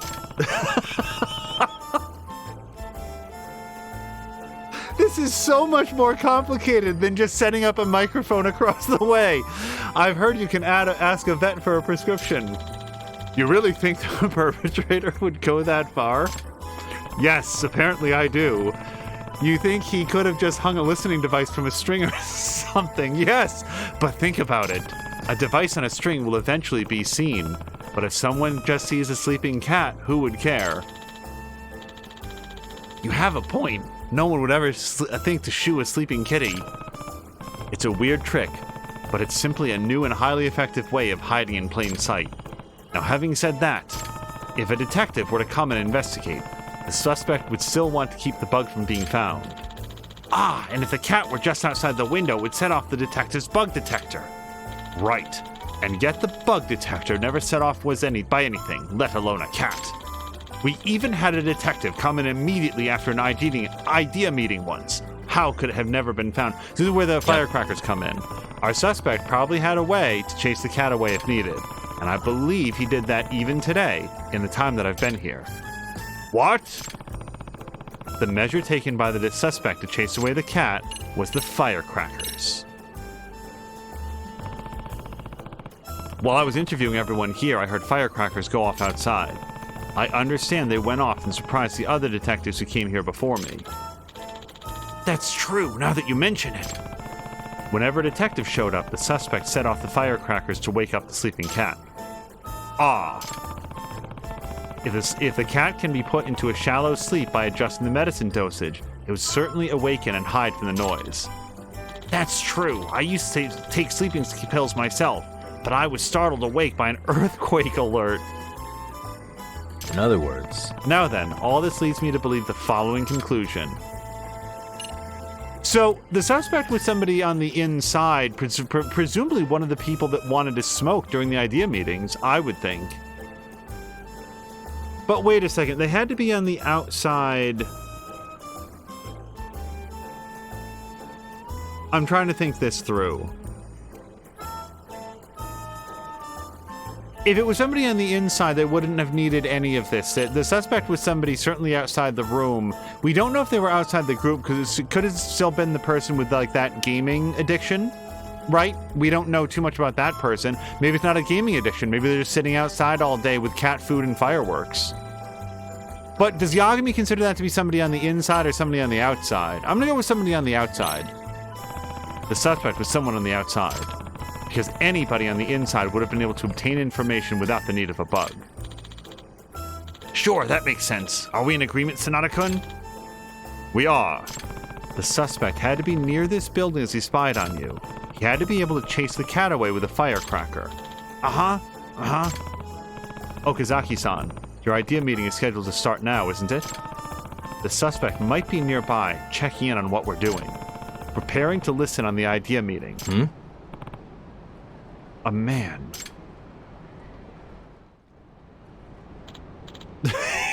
With a cat. Oh shit. Meow. Kind of a scaredy cat, aren't ya? Get him, Yagami. But don't hurt the cat, that's not his fault. His or her fault, we don't know the gender of the cat.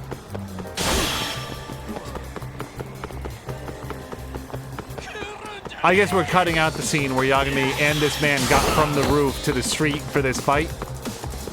Or chase. Hold up.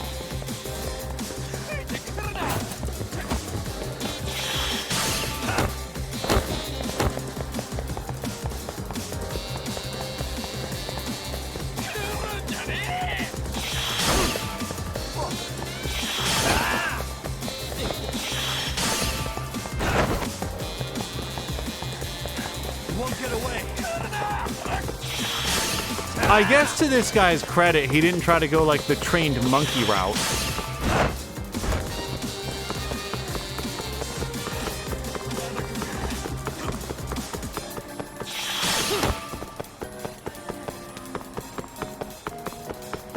Yagami, circle him.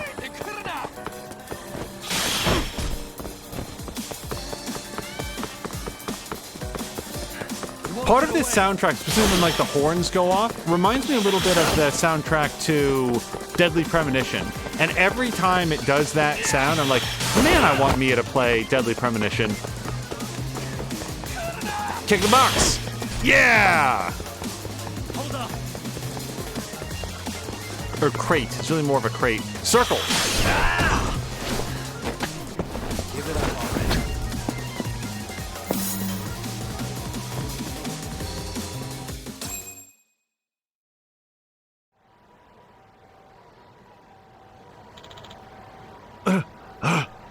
Hey. So you're the one who's been spying on the office of Kazuto Jumanji. I don't know what you're talking about. This can of cat food. It had your fingerprints on it. You didn't think to wipe them off? So Yagami's totally bluffing. He didn't do any fingerprinting. What? I can hand this over to the police, you know. Arg! Damn it! Of course, I don't actually have any fingerprints, but this isn't a courtroom, so I'd say I'm allowed to bluff a little. It's time to give up and admit your crime. Grr! Forget it! Give me back that cat food can! Come on.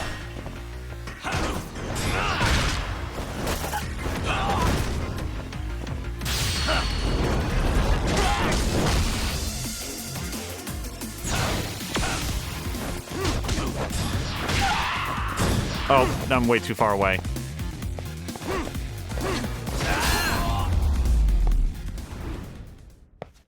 Also, Mothra is pointing out that the poor cat has been repeatedly drugged and then startled awake, depending on how long. Yeah, because it's the thing is, like, Mothra, it's clearly been going on long enough for that to be true, because they've hired 3 separate detectives to come in and solve their problem across 2 different book releases that we know about. Oh, okay, I'm sorry. Hey. Who are you? Were you stealing the writer's ideas? Is your name Sugoroku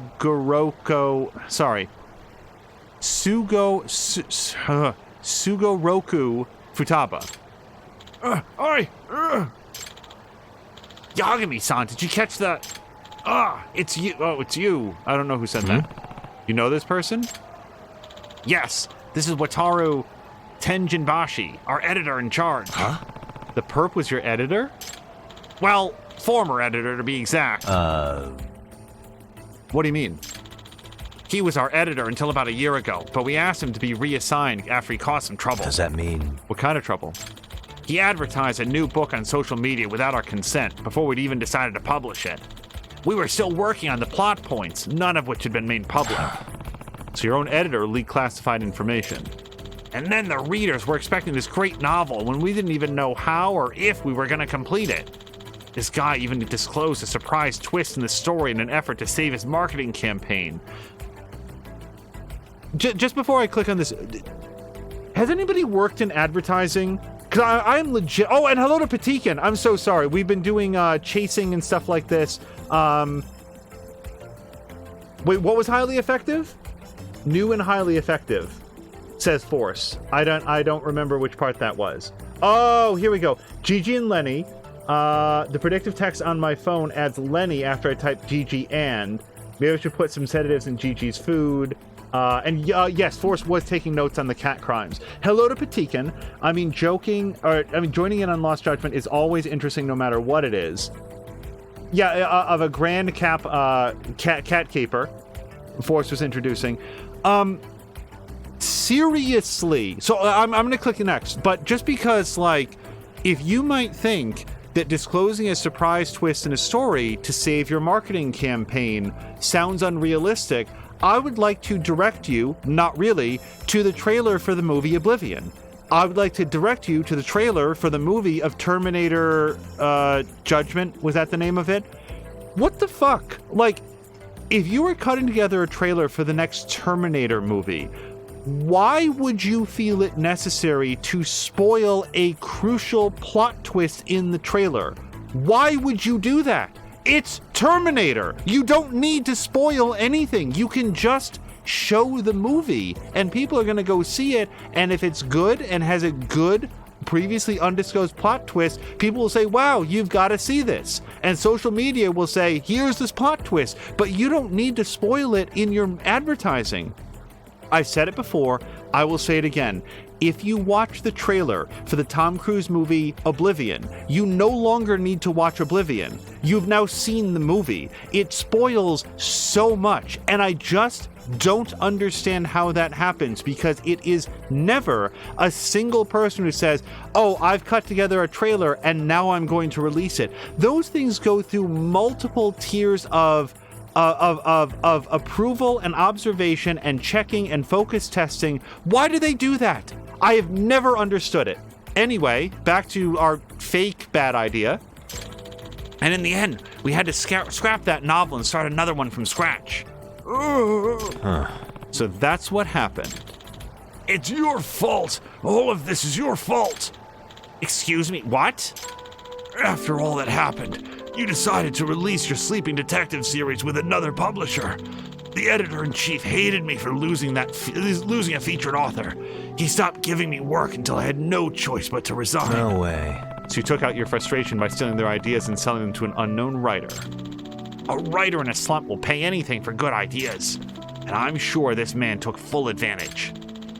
So, what are you gonna do to me?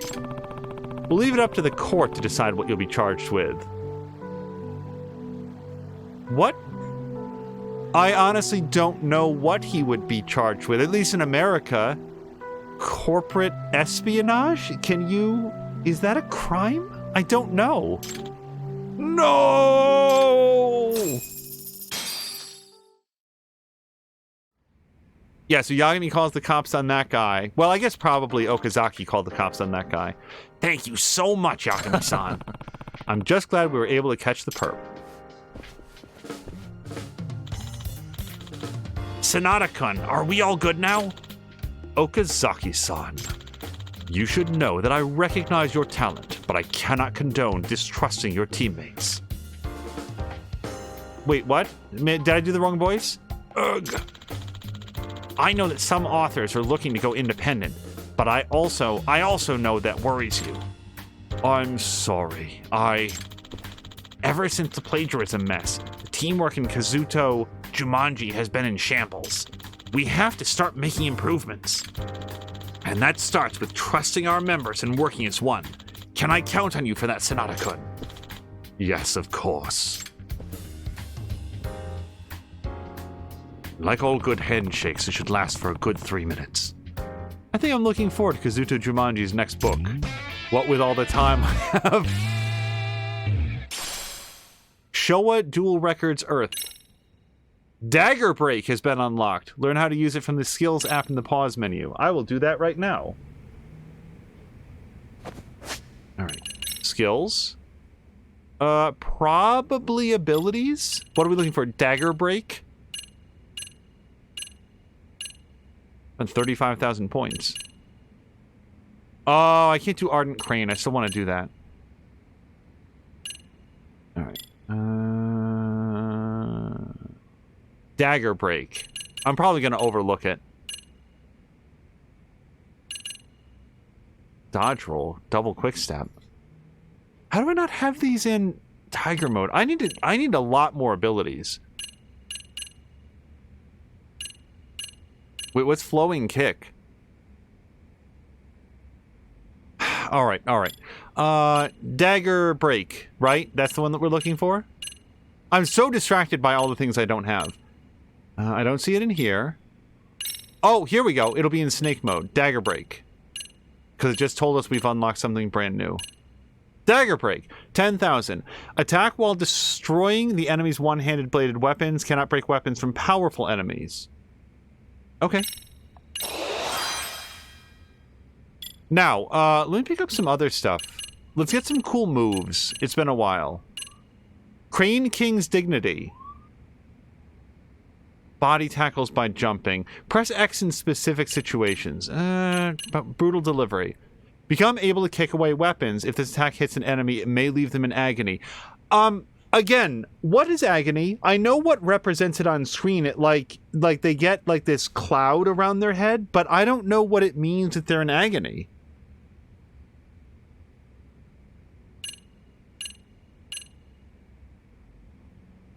They can pull others in. I like to pick up as many abilities Taking a recovery stance after a finishing blow will charge the EX gauge. Hold down triangle after a square attack. Okay, well that sounds good. Also, Hurricane Kick sounds like a good deal. Unleash an attack even while being knocked down. Or knocked back. Okay. Let's do that. And then let's get something in Tiger mode as well. Do we have any new moves?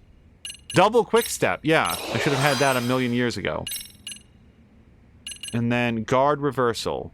Counterattack immediately after guarding an attack. Sure. Alright, so I got 8 grand. Is there anything fun to pick up? Let's do Finishing Blow, Tiger. Alright. Yeah, as Mothra says, there's lots of stuff to unlock. That's the thing, like, I finished all of the first Judgment, and, I mean, it's been a while since I played, but my memory is that I had, like, 60% of the available upgrades. And that was around the time that I was like, oh, I really should have done more side, like some of the side activities, because those award some SPs. And after coming into this game saying like, okay, this time I will definitely do more side activities. I've been doing the school stories, but that's like the equivalent of the restaurant stories. What I've not been doing is like the gambling stuff, for example.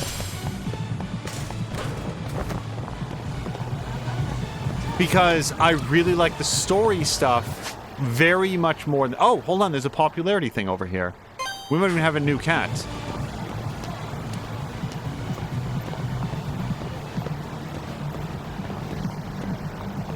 Here we go. Sorry.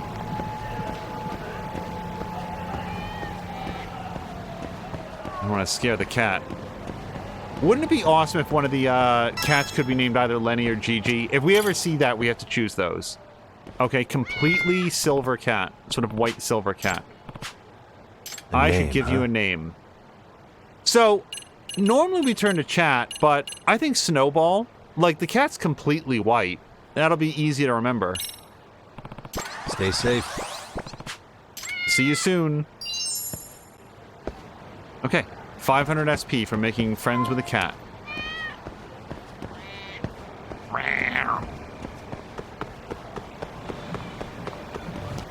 Okay, so the next thing that it wants us to do is go back to the arcade, but let's see if Yagami can check his phone, because I want to see if there's any buzz researcher things to look at. So let's search by keyword, and yeah, these things are back in Ijincho.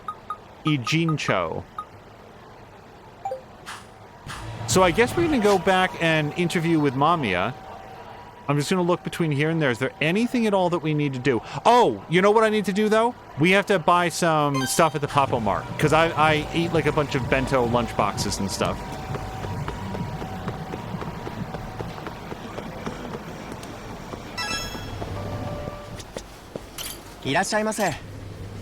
Welcome to the Papo Mart. We sell lots of sushi sets, but just the one because you're otherwise full. Yeah, let's... again, one thing that really stuck in my mind is that the end of Judgment, without saying anything plot-related, was a really intense fight that went on for, like, a very long time, and the only reason I made it through was that I had all of the possible, like... all of my inventory was maxed out. So anytime I needed health or whatever, I could always slam a Mountain Dew or a CC Lemon or whatever it was, like recharge that EX gauge, and it made all the difference. So I just want to make sure that we are not nearly near the end, but when it does come, I want to make sure that Yagami can, like, chomp down this uncooked ramen.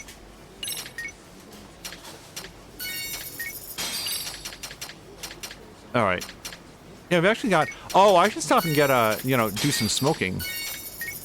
Okay, we've got some sake. Alright.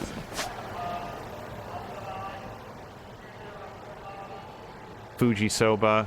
I'm looking for, like, where we can stop off to eat on the way. Bantam. Oh, Wild Jackson. They'll probably have some booze.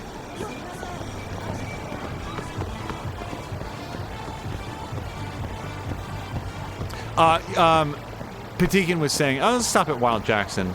I used to eat here all the time. This was one of Yagami's favorite fast food joints. There's a whole storyline here, too. Oh, I'm actually at maximum foodage. Okay. Yeah, Patikin was saying that the twist in Terminator is that he'll be back. I heard, again, I'm not going to say very much about it, but I had heard good things about Terminator Dark Fate, and then a while back we did get to watch it. I feel like that movie's underrated. Like, not only have I heard good things about it, but I didn't hear enough good things about it. That movie was really good.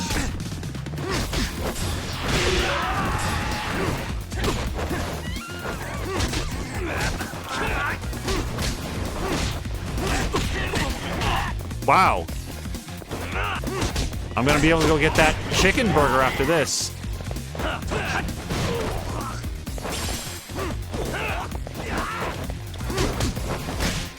Let's go.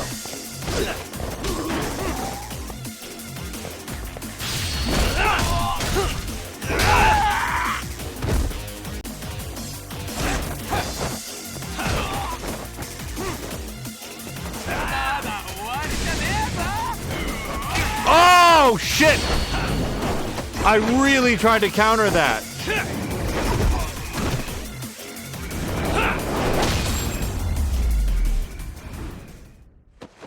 And stay down. Patikin said that he liked it. Yeah, Dark Fate, like, I enjoyed Terminator Genesis because it was so dumb. But, like, it was dumb in this really delightful way where it was just a lot of fun. Dark Fate is the one Terminator project. Sorry, that's not true. The Sarah Connor Chronicles as a television series is the other thing that I feel like could be qualified as a, yes, I see the squirrel, as a sequel to Terminator 2, but it's unfinished. You only get 2 seasons of it, and then the storyline is not completed, which is never not going to be frustrating rather. Dark Fate feels like something good. It is good enough that it could be called Terminator 3. What could this mean? I really, really enjoyed that one.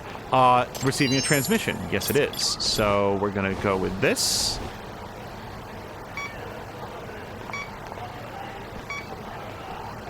All right, and we're going to start heading this way.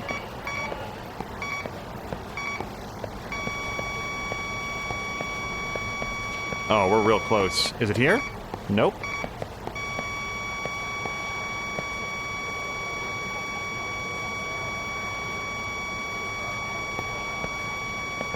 Is it this?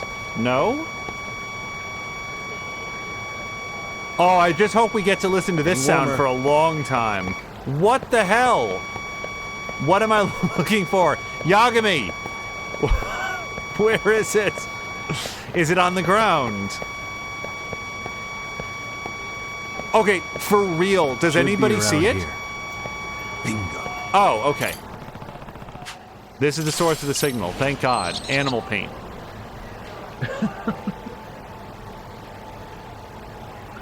Salvation was not the greatest indeed. Oh gosh, there's a couple things in here.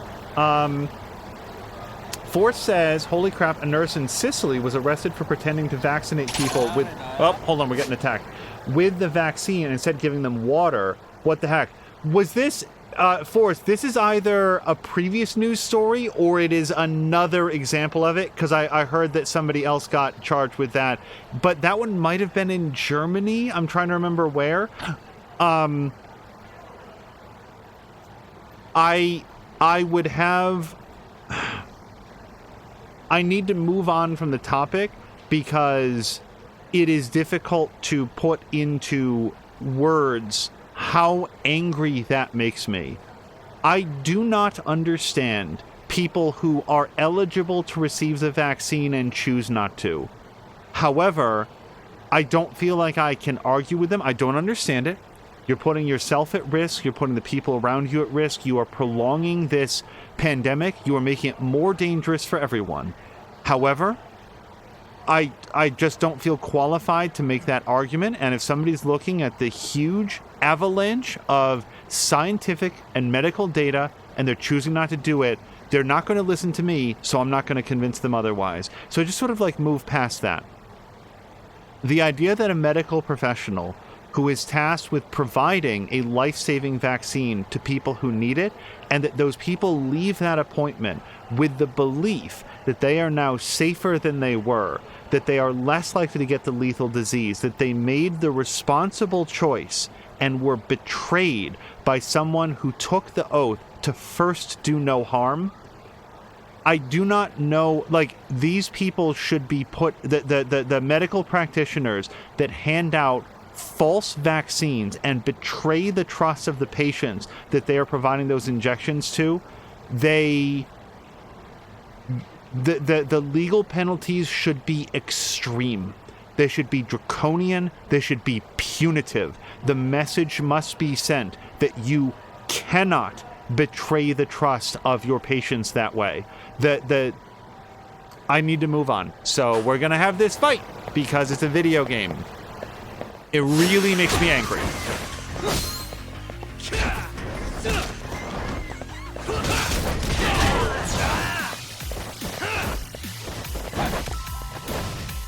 Oh, Yagami's just jumping in the wrong direction.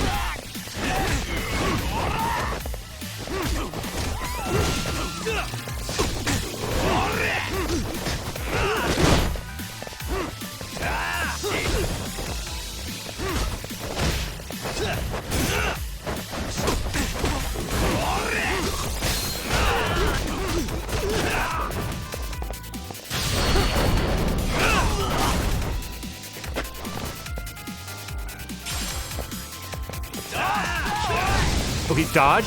Dodge! Oh, I really wanted to counter him.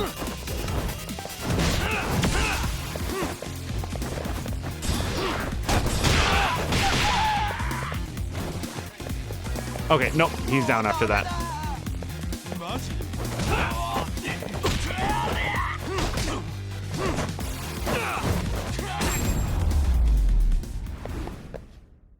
Really, Mothos, though, was saying, other than Salvation, I liked all of them. I find it fun to try to imagine how the timelines can work. I will say, like,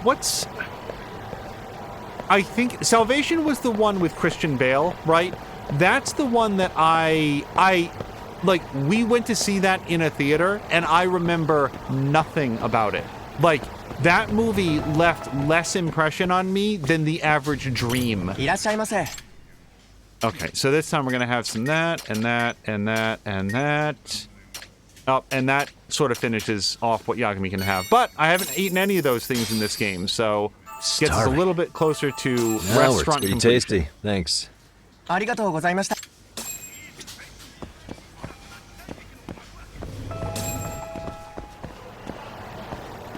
Yeah, Dark Fate, in my opinion, hit a really, really excellent balance between moving the franchise forward. It introduced new things, and yet was also incredibly recognizable as understanding where its roots came from. I don't know. I thought that Dark Fate was super smart.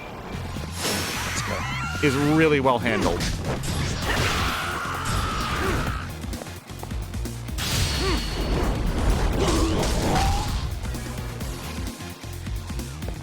Oh.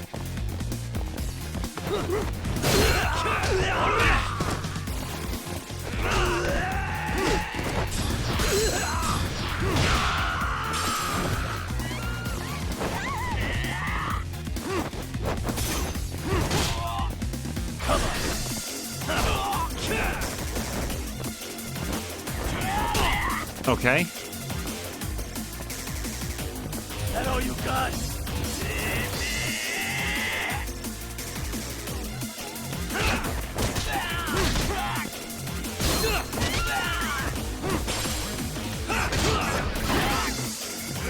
Yagami, kick him out.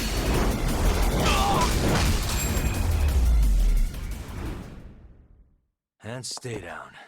Martha says, I can't help but wonder what's going through the mind of the last guy standing after he sees Yagami, after he sees what Yagami does to the 5 other dudes he was with. Yeah, you would think that seeing a human being's like entire chest cavity completely caved in would make them rethink the next 15 seconds of their lives, but I don't know, maybe in Kamurocho they're just constructed differently, where they're just all hopped up on adrenaline all the time. 100% fight response. All right, and now we're going back to game. So we're reconnecting with Yui Mamiya. Hey guys, you will not believe the whole like crime-busting author plagiarism thing that I just resolved. Oh, hey, Really? Genda. You too, Genda-sensei? What? Am I in the way? Of course not. I didn't know you still did field work. I figured if they could pull a fast one on Saori-kun, I'd at least want to look him in the eye. Why are all these people here? What gives? We've been waiting for you, Yagami-san. Mamiya-san is about to enlighten us on the truth behind the groping. Good. Oh, and I heard about Sawa-sensei. I'm so sorry. Our condolences. Looks like she got mixed up in all this when RK was chasing after Kawana. But we're still not sure why they chased him. To figure that out, we'll have to retrace Kawana's steps. Exactly. That said, let's start with the harassment charges, Mamiya-san.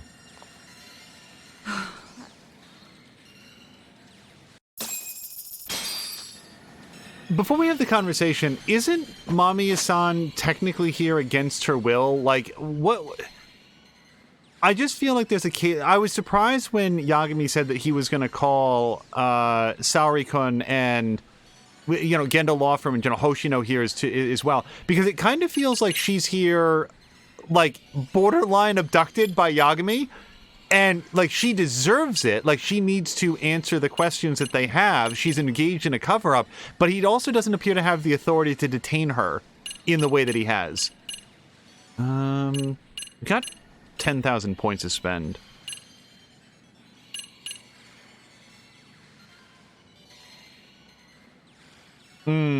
This sounds like a lot of fun, but I also want to see if we can get anything in snake mode.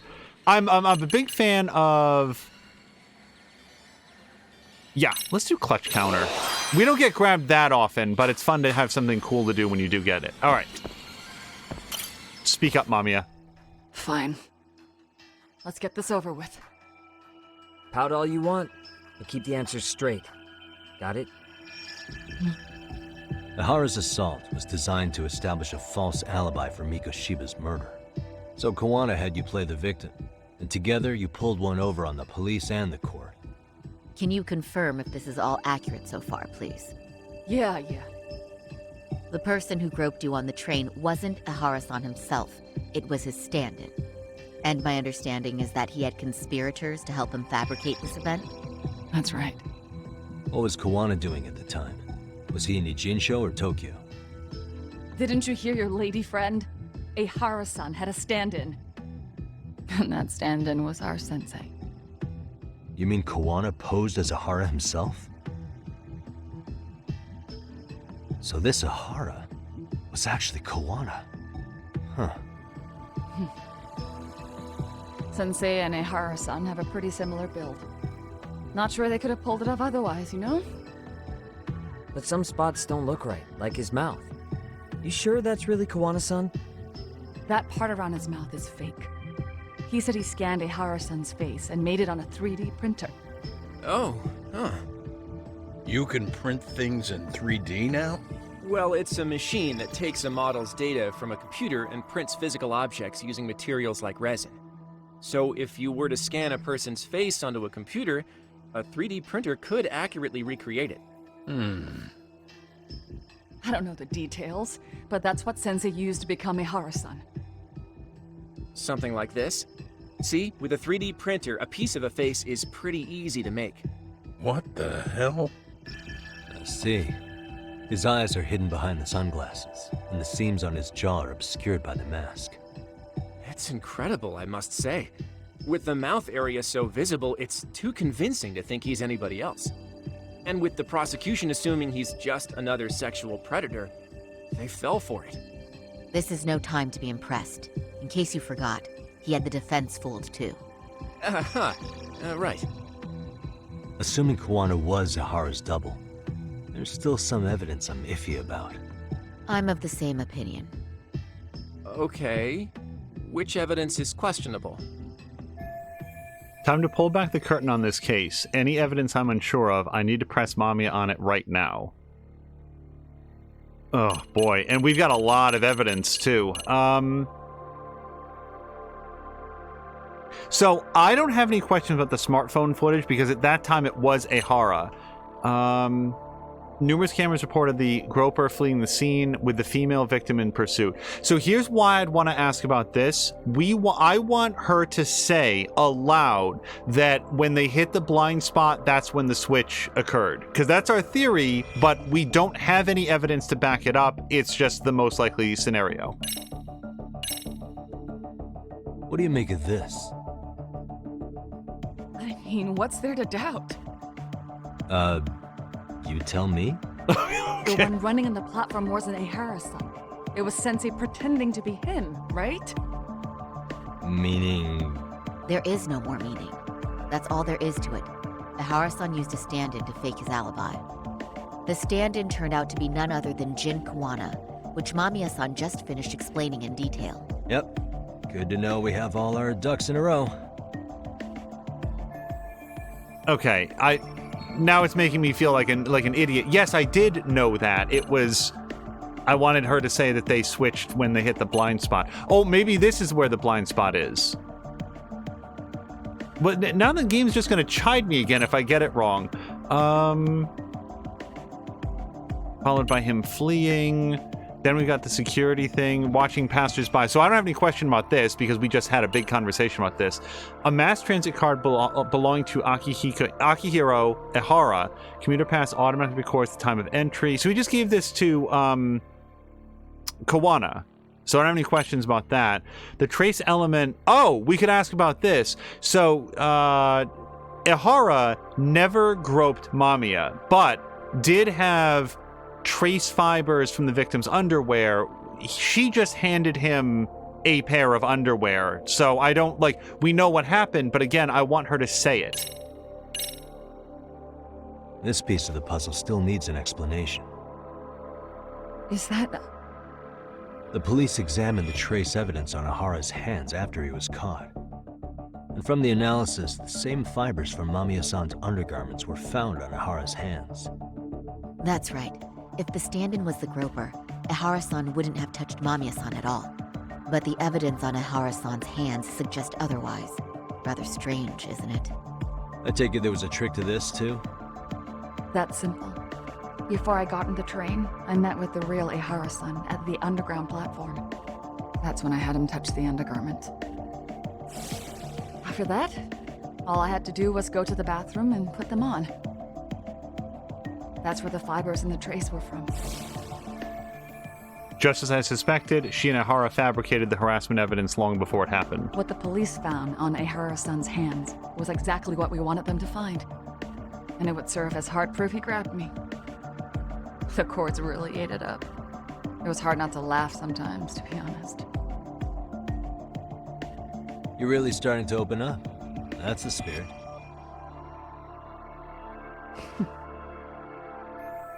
I'd better press Mamiya on this evidence. Time to pull back the curtain on the groping case. All right, so we did that and that. I don't have any questions about that. So the only other thing would be maybe, because this is the diagram that shows the blind spot, or, this is the other thing. To have her say aloud, yes, it was Ihara who murdered Mikoshiba. It clearly was. It goes along with all of our other evidence. Let me ask this first, because again, the blind spot part. How about this, then? What's this? A map of the station? We made a diagram of Shinjuku Station.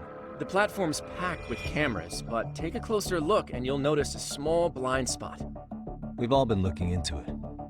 So, let's say Ihara murdered Mikoshiba and faked his alibi at the station. If that was the case, then after Ihara had his stand-in do the deed, they would have swapped at this blind spot. Yeah. Sound about right? Is I give up what you're looking for? You figured it out. You win. What more do you want? I want exactly what she's doing, which is saying in front of officers of the court that she did it. So the only other thing is like this footage, like we know there was a swap, we know there was a fake Ahara, we know everything else. To have her say, yes, that is Ahara who did the murder. Any thoughts after seeing this? Stop it. You're gonna look away? You aided and abetted by playing the victim, didn't you? I mean, yes. Who put this video up on the internet? Sensei did. He said from the start that once Ehara-san got his guilty verdict, he'd upload it to the internet. So that was all part of the plan. Yeah. Sensei can't forgive the law for how easy it lets off bullies. Ehara-san's the same way. His son's death was brushed aside. The court blamed his suicide on unknown factors. And that's what led them to his whole plan. The real victim is some bully who never got what he deserved, and the killer gets off in court by being convicted of battery.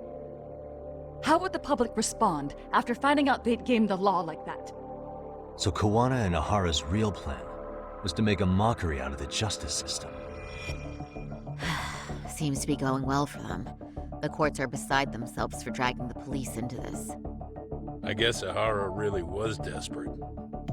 He was never concerned about his own punishment. He tarnished his own name to humiliate the law. Yeah, cop or not, Ahara is a broken man. Nobody took responsibility for his son's death, and the courts all but ignored his case. No wonder he went along with Kawana. I can't even imagine. Yeah. Sensei and Ehara-san are the perfect pair with nothing to lose. The only ones who do are the ones forced to comply. Us. Speaking of which, are we done here yet? I mean, gosh, now I don't know. I really don't have any questions about the footage. I guess we could have her... Well, let me look at this. Well, okay, so we could ask her about the groping incident. By the way, I've been assuming for a really long time that no groping actually occurred because, like, you cannot see on camera. The groping is the product of Mamiya's testimony, the fact that it happened, and then the fibers on the hand. There's no actual need for the assault to take place. She's just setting up an alibi for Ehara that he wasn't doing the murder at the time. So I guess we can ask her about this. This came out pretty clearly. Uh-huh. So the guy in the back is Kawana posing as Ahara, right? Yes. And he actually didn't lay a finger on me. His prints couldn't show up. Sounds like you had a hell of a time getting this set up. I didn't. But Sensei sure did. Okay, so we're running out of things to ask about. I guess maybe next the transit card? How about this then? And this is? Before the incident, Ahara used this card to go through the ticket gate at Ikebukuro, the time of which was recorded. Right, and it was on October 7th at 7:43 a.m. Thanks, Hoshino-kun.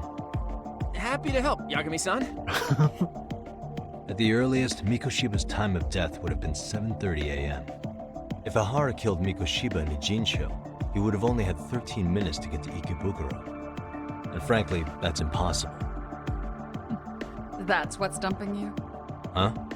Sensei borrowed the card from Ehara-san beforehand and passed through the gate. Afterward, he slipped it back to Ehara-san when they switched places.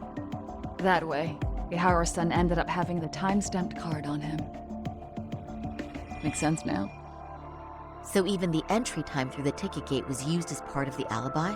It all seems so obvious now that I hear it. Nobody'd suspect that a groping was being used as an alibi for murder. Thanks, Yeah. Hoshino. And on top of all that, no one knew Mikoshiba had been killed during the trial. They really pulled it off. Anything else? Yagami-san, you sure that's enough? Yeah, I think we've got plenty. Bottom line, groping was a fabrication. At the very least, we know that the prosecution's evidence can all be refuted. The courts were being intentionally misled. I'm considering filing an appeal. Are you saying you want a retrial? I am.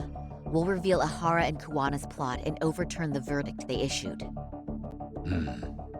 That might be harder than it sounds. Why do you say that, Genda-sensei? Well, the previous trial resulted in Ahara being found guilty, right? As the client, if he doesn't want an appeal, there's no way you're getting one. Doesn't matter what any lawyer tries to do. If Ahara refuses to appeal, then that's that. Then we'll talk to him tomorrow. First, we need to see how he reacts to everything we've got on him. Sounds good. Then let's meet at the detention center tomorrow.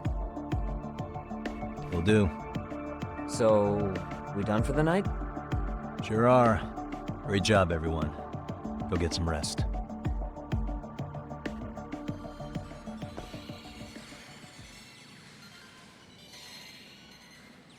Yo, Yagami. You sure it was cool to let that Mamiya chick just go home? Yeah? Why? I mean, she helped Kuwana kill all those people. Aren't you gonna turn her in or something? I would. There's nothing we can do. Nothing we can do? Frankly, we don't have any proof of the murder she was talking about. What, so this is all for nothing?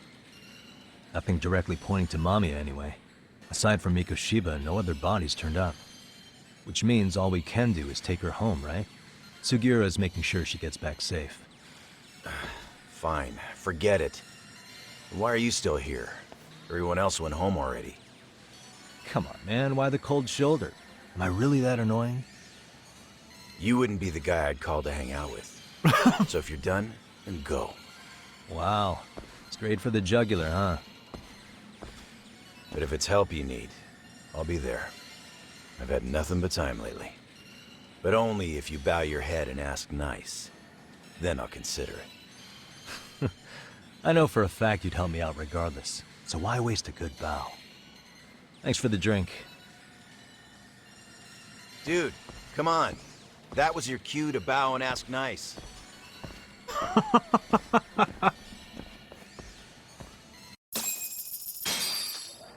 Gonna go with Sari-san to interview Ahara tomorrow. Time to call it a day.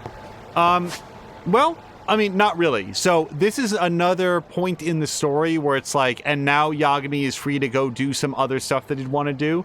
So as much as it might break the fiction between how far apart these places are, you know, allegedly, we are going to go back to Ijincho. And we're going to go...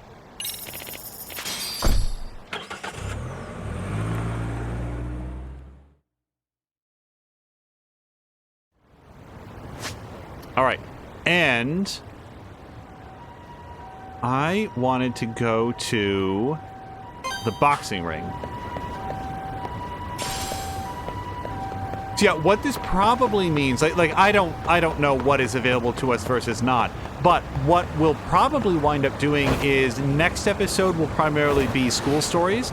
This gives us an opportunity to catch up with the boxing ring, the skateboarding club, the robot club, and so forth, and go through and advance some of those stories since we have an opportunity with Yagami waiting until tomorrow, quote unquote. Also, Amasawa had said, hey, there's another place that I want you to check into. Oh, and we'll get to go to the casino and talk to... Sorry, we went to the casino first thing in this episode. What we'll be able to do now is talk to Amasawa about what we found there, which is that, yep, there's a casino, and I don't remember her name right now, but she was definitely there. Let's see if we can do at least one boxing match on our way out. Mothauth is saying, are the side school stories kind of side mission-y? Hey. They are, but it's like a whole second game that's taking place. Like, if, like, the side stories actually feel like they were set aside for people who said, I really like some of the mini games that are in Judgment, but I want them to have a lot more story content tied to them. So the side stories, from what we've seen, the school stories, will not advance the main case in any way, but are their own sequences. Like, they're advancing an altogether different case about the professor who's been, like, preying on the wishes of high school students to get them into delinquency and stuff. Hey, Todoroki, where's Oshikiri? Road work. putting in his miles. I see. Just a sec! That reminds me, Yagami. Here, Kenya told me to give you this. What's this? Boxing for beginners? He said he was returning the favor for the other day. What did you do? Is it because I helped him out the other day? Come to think of it, he did ask if I wanted to be a better boxer. You! Yagami, you trying to win over Kenya with a bunch of stupid little gifts or something? Huh? What? Dumbass! Can't take my eyes off you for a goddamn second. Always fucking around. The moment I bust you, you're out of here. Nah. Jeez, not hard to deduce I'm still on his shit list. Okay, boxing for 15 years and under. Yagami's only more than twice the age for that. Step 1. Get a lot of scar tissue. So Mothoth was saying you figured out the number pad thing. So the answer to that turned out to be that the clue itself was misleading. Marquak helped to say you're doing the right thing, but you just have to like skip what you think is the first number, and then you got into it. So we did solve that. There's an altogether different casino in town, believe it or not, a whole different secret casino. Amasawa. It's me. What's up? Yagami-san. Just a little bit ago, another person fell victim to the payback boxer. What was that? What? Are you sure? Yes.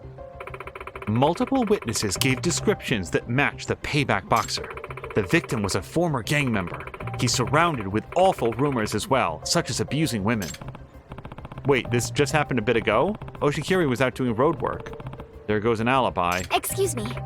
Also, Yagami-san, there's one more thing that I found rather puzzling. What is it?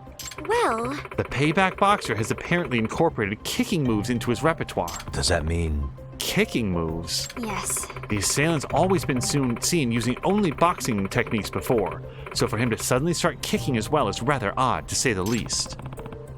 Come to think of it, Oshikiri seemed interested in my move the other day. Did he actually use it in a fight? No, it's probably just a coincidence. Is it though, Yagami? Probably a coincidence? Well, I'll be in touch if I find anything else. It can't be him, right? Alright, let's see if we can do boxing. Let's see if we can do boxing, Yagami. Alright. Oh, Yagami, what are you here for today? Want me to teach you some skills? I can do that for 10,000 yen. I'll show you off an uppercut. Press circle during a quick step. Alright, trying to do that. I like these moves to cost yen, because I got a whole bunch of that. Okay, we already picked up that. Any other abilities? Circle during a quick step. Gotta remember how to do that. Alright, so let's do sparring. And we are up to... Oh, this guy. Alright, the right-hand man. Here we go. Like, this is a school story here, and it's like... It's definitely side mission-y, but it's like a whole different game style, and you unlock different things. And you're advancing a storyline about a character named the payback boxer who's going around like punching out bullies and bad people.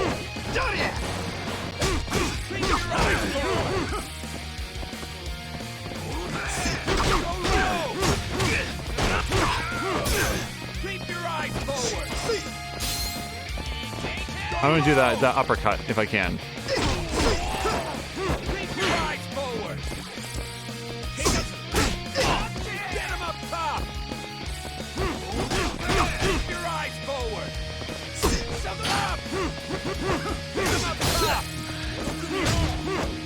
That was the uppercut. Oh, I'm out of juice. Get him up top.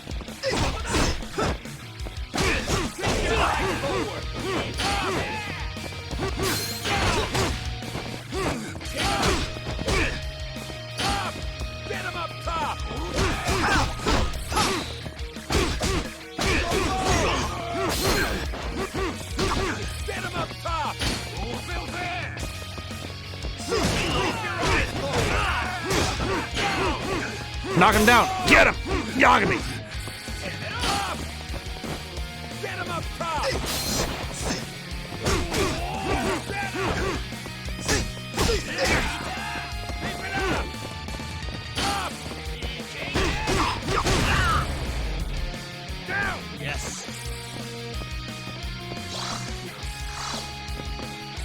All right, so now we gotta wait for him to get up. Yagami's gonna get a bunch of stamina or health or whatever you want to call it back, and our EX gauge is almost charged.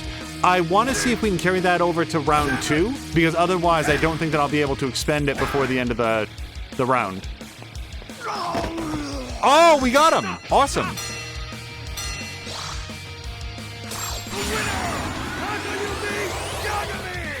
Like that. All right, and we got at least one more person I think we can do. Our focus is almost maxed out.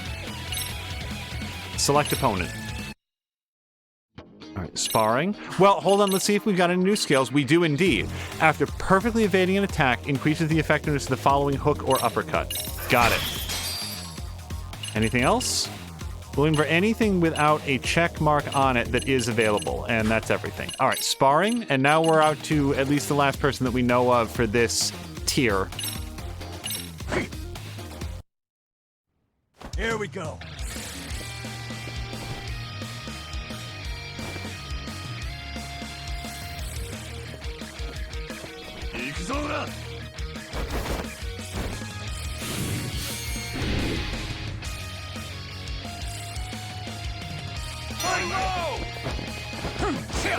Get him up top!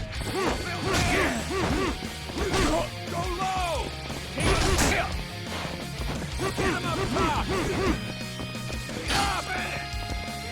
Down!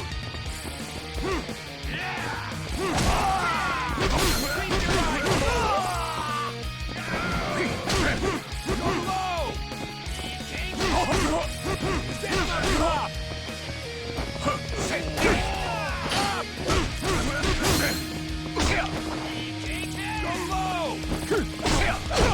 Unfortunately, my EX gauge did not carry over to the subsequent fight, but that's fine.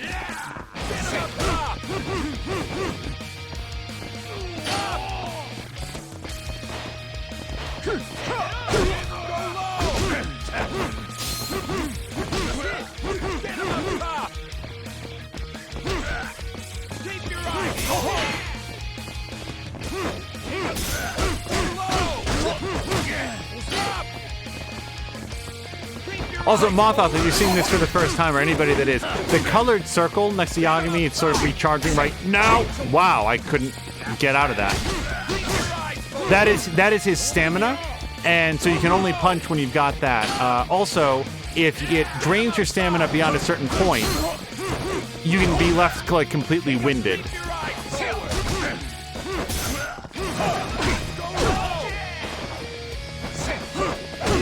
Okay, Yagami, just cough on him a little bit. There we go. Yes.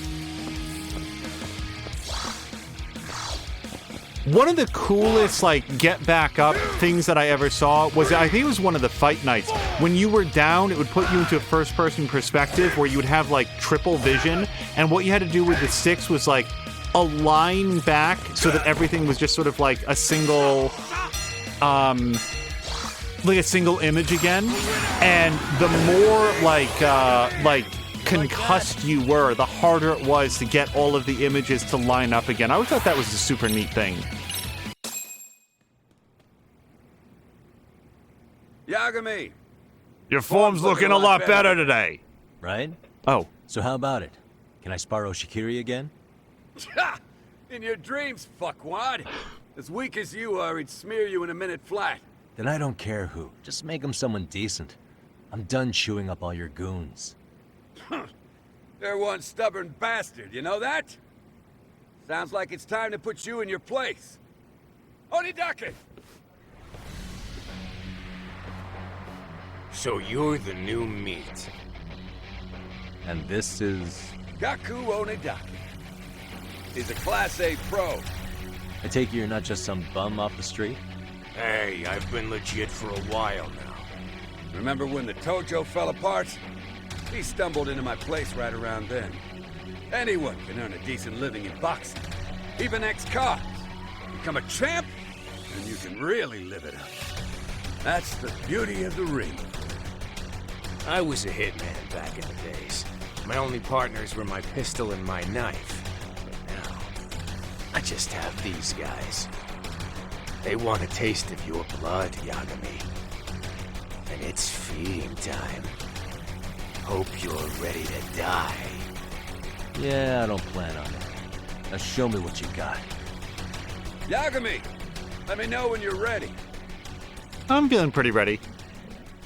Also, I didn't notice before, but even Yagami's boxing outfit is all black and white. So let's see if we have any skills. Yep. Okay, Block Master. Charge the EX gauge with every successful block. The EX gauge charges even more with a perfect guard. I have not been doing a lot of guarding, so I gotta learn to do that a little bit more. All right. So this is our showdown, right? We can't... Yep. Okay, so showdown. Let's hit it. In the blue corner. Blah, blah, saying, are you still doing stuff in the free time after the teacher, In the red corner. chase?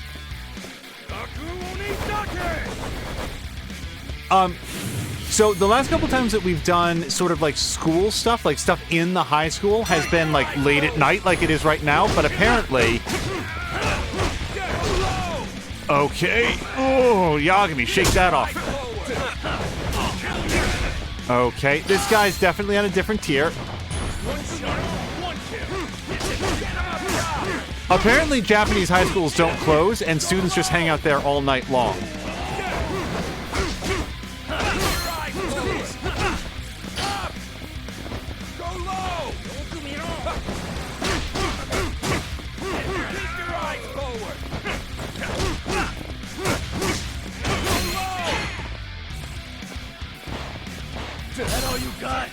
What?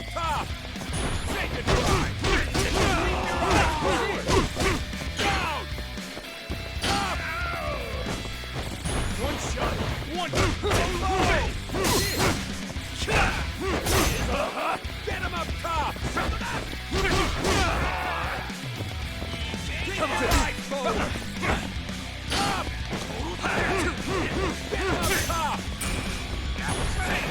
I'm not even warmed up. Go low!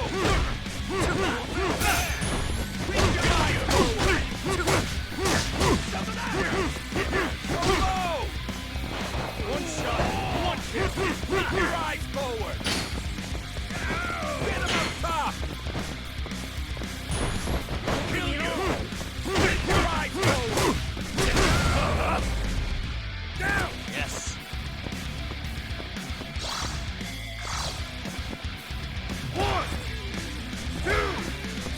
This guy's definitely getting back up. Like, it's not going to be a showdown if he just goes down in the first round and doesn't get back up. Piece of shit. Still got some fight in you? Crush him! Get him! Get him! Crush him!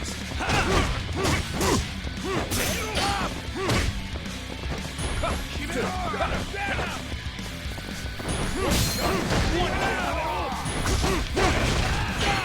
Oh, God, stop it, Yagami! No! See, his stamina's completely drained, and I cannot punish it, because he would, like, got a real good hit to Yagami's gut. Also, Mothman is saying he just tells random people that he used to kill people for a living. How does he know that you're not a cop or something? So, at least in this gym, you're supposed to be an ex-con to even get in the door. The first thing this guy asks you is, what's your priors? All right, beginning of the next round. Here we go. All right, we'll see if we can...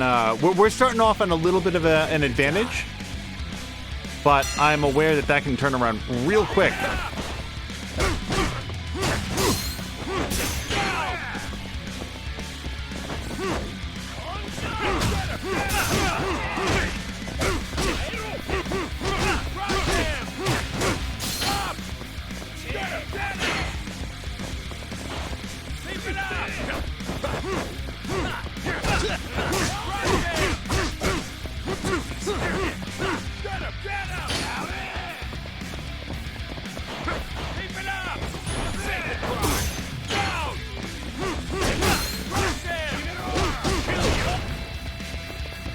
Yagami, come on.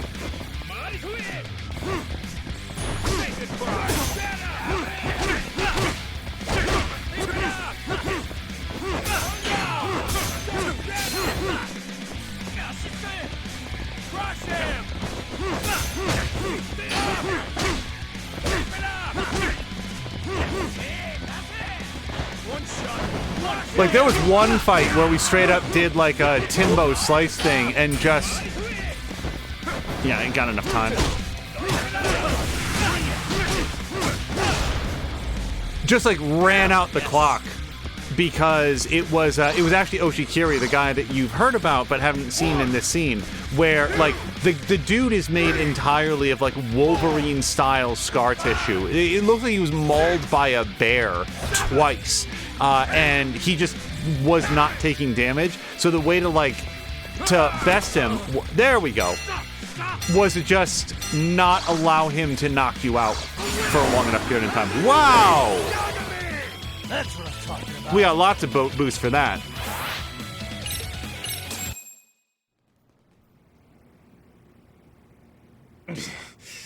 You know, you're pretty good, Yagami. I couldn't have stood a chance, even if I'd been strapped. Huh. Really now? Onidake! What the fuck was that? The hell you doing? Losing to this little stick figure? That is not Class A level work, you hear me? Didn't you see? He's strong for a noob. I ain't a bit ashamed losing to him. What? Not ashamed? You spineless little turd! I don't want to see your face in my gym again! Goddamn coward!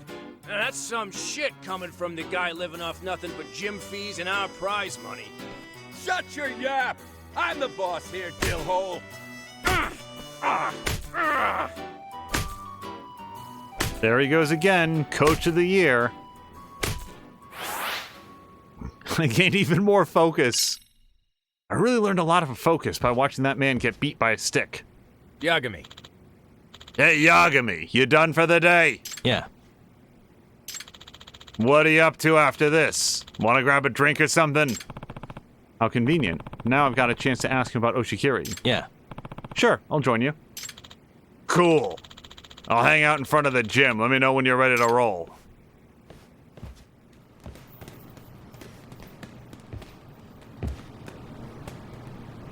All right, so I feel like that's a really good place to call it. Yeah, I don't have a lot of points to spend, but see if we can get something, maybe the snake.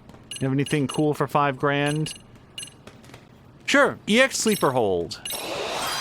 Sleeper Hold Throw. All right, so now what we're going to do is just hit save, and we'll do this down here. So we got a lot done. We finished up all of Chapter 9, the rest of Chapter 9. We're, I don't know how decent a way in, but we've advanced Chapter 10, and the next thing we're going to have to do story-wise is go back to Kamurocho and meet up with Genda Law on their findings. Whether or not that will be next episode, I'm not sure yet, because it is more likely that we will spend next episode doing school stories. Like Blah Blah Blah had asked, you know, are you still doing stuff in the free time after the teacher chase? We are, like,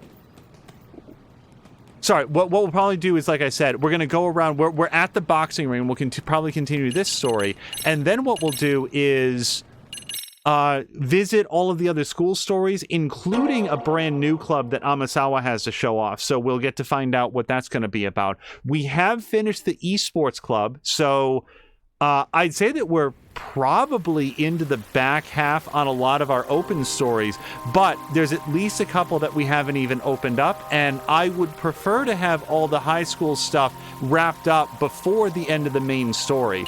I'm also mindful of the fact that I want to say that the First Judgment it was either 12 or 13 chapters, and we're into chapter 10 of the main story here, so I'm just sort of keeping that in mind, that if we're going to do this apace, we do want to keep up on the school stories. And I'd love to have the professor in custody so that Yagami isn't continuing to hang around the high school after he has a reason to be doing so. But that is going to cut it for here. Now, there's going to be a break, but then we'll see you guys again back here in about 5 p.m. That is, what do I want to say, about 3.5 hours? Yes, 3.5 hours or so, and we'll be back here for episode 2 of Campaign 2 of Wilder Myth. So I hope that you will join us for the further adventures of Mothoth, Brian, Moo, and why am I always blanking on the current crew? There's another person that just joined us.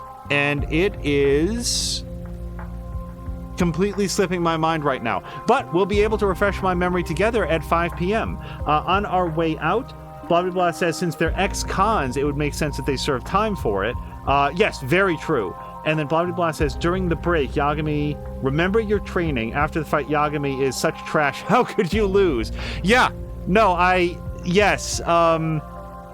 What's his face? Todoroki, or whatever his name is quick with the praise and even quicker with the condemnation. And also, like, just Yagami, it's not like, oh, womp womp, what a bad coach. He's hitting that guy with a stick. Like, you just beat him down so that he cannot currently stand up. He was apparently knocked unconscious. And then the coach comes over to beat him with his cane sword. So, yeah, maybe put a stop to that. Also, wait, what's replay? Oh, yeah, that would be like previous content and stuff. And also, just so that people know, this is if you started playing Lost Judgment on the PlayStation 4 and then wanted to transfer your save forward to the PlayStation 5 version. It does not transfer your save forward from the first Judgment. We had a couple DMs about that, and I forgot to follow up on that. That is exclusively for the version of Lost Judgment. There is no save transfer from the previous game. All right, let's go find somebody fun to raid, and we will see you guys again back here in a few hours for the next episode of Wilder Myth. Until next time, you guys, thank you so much, and I hope you have a great day.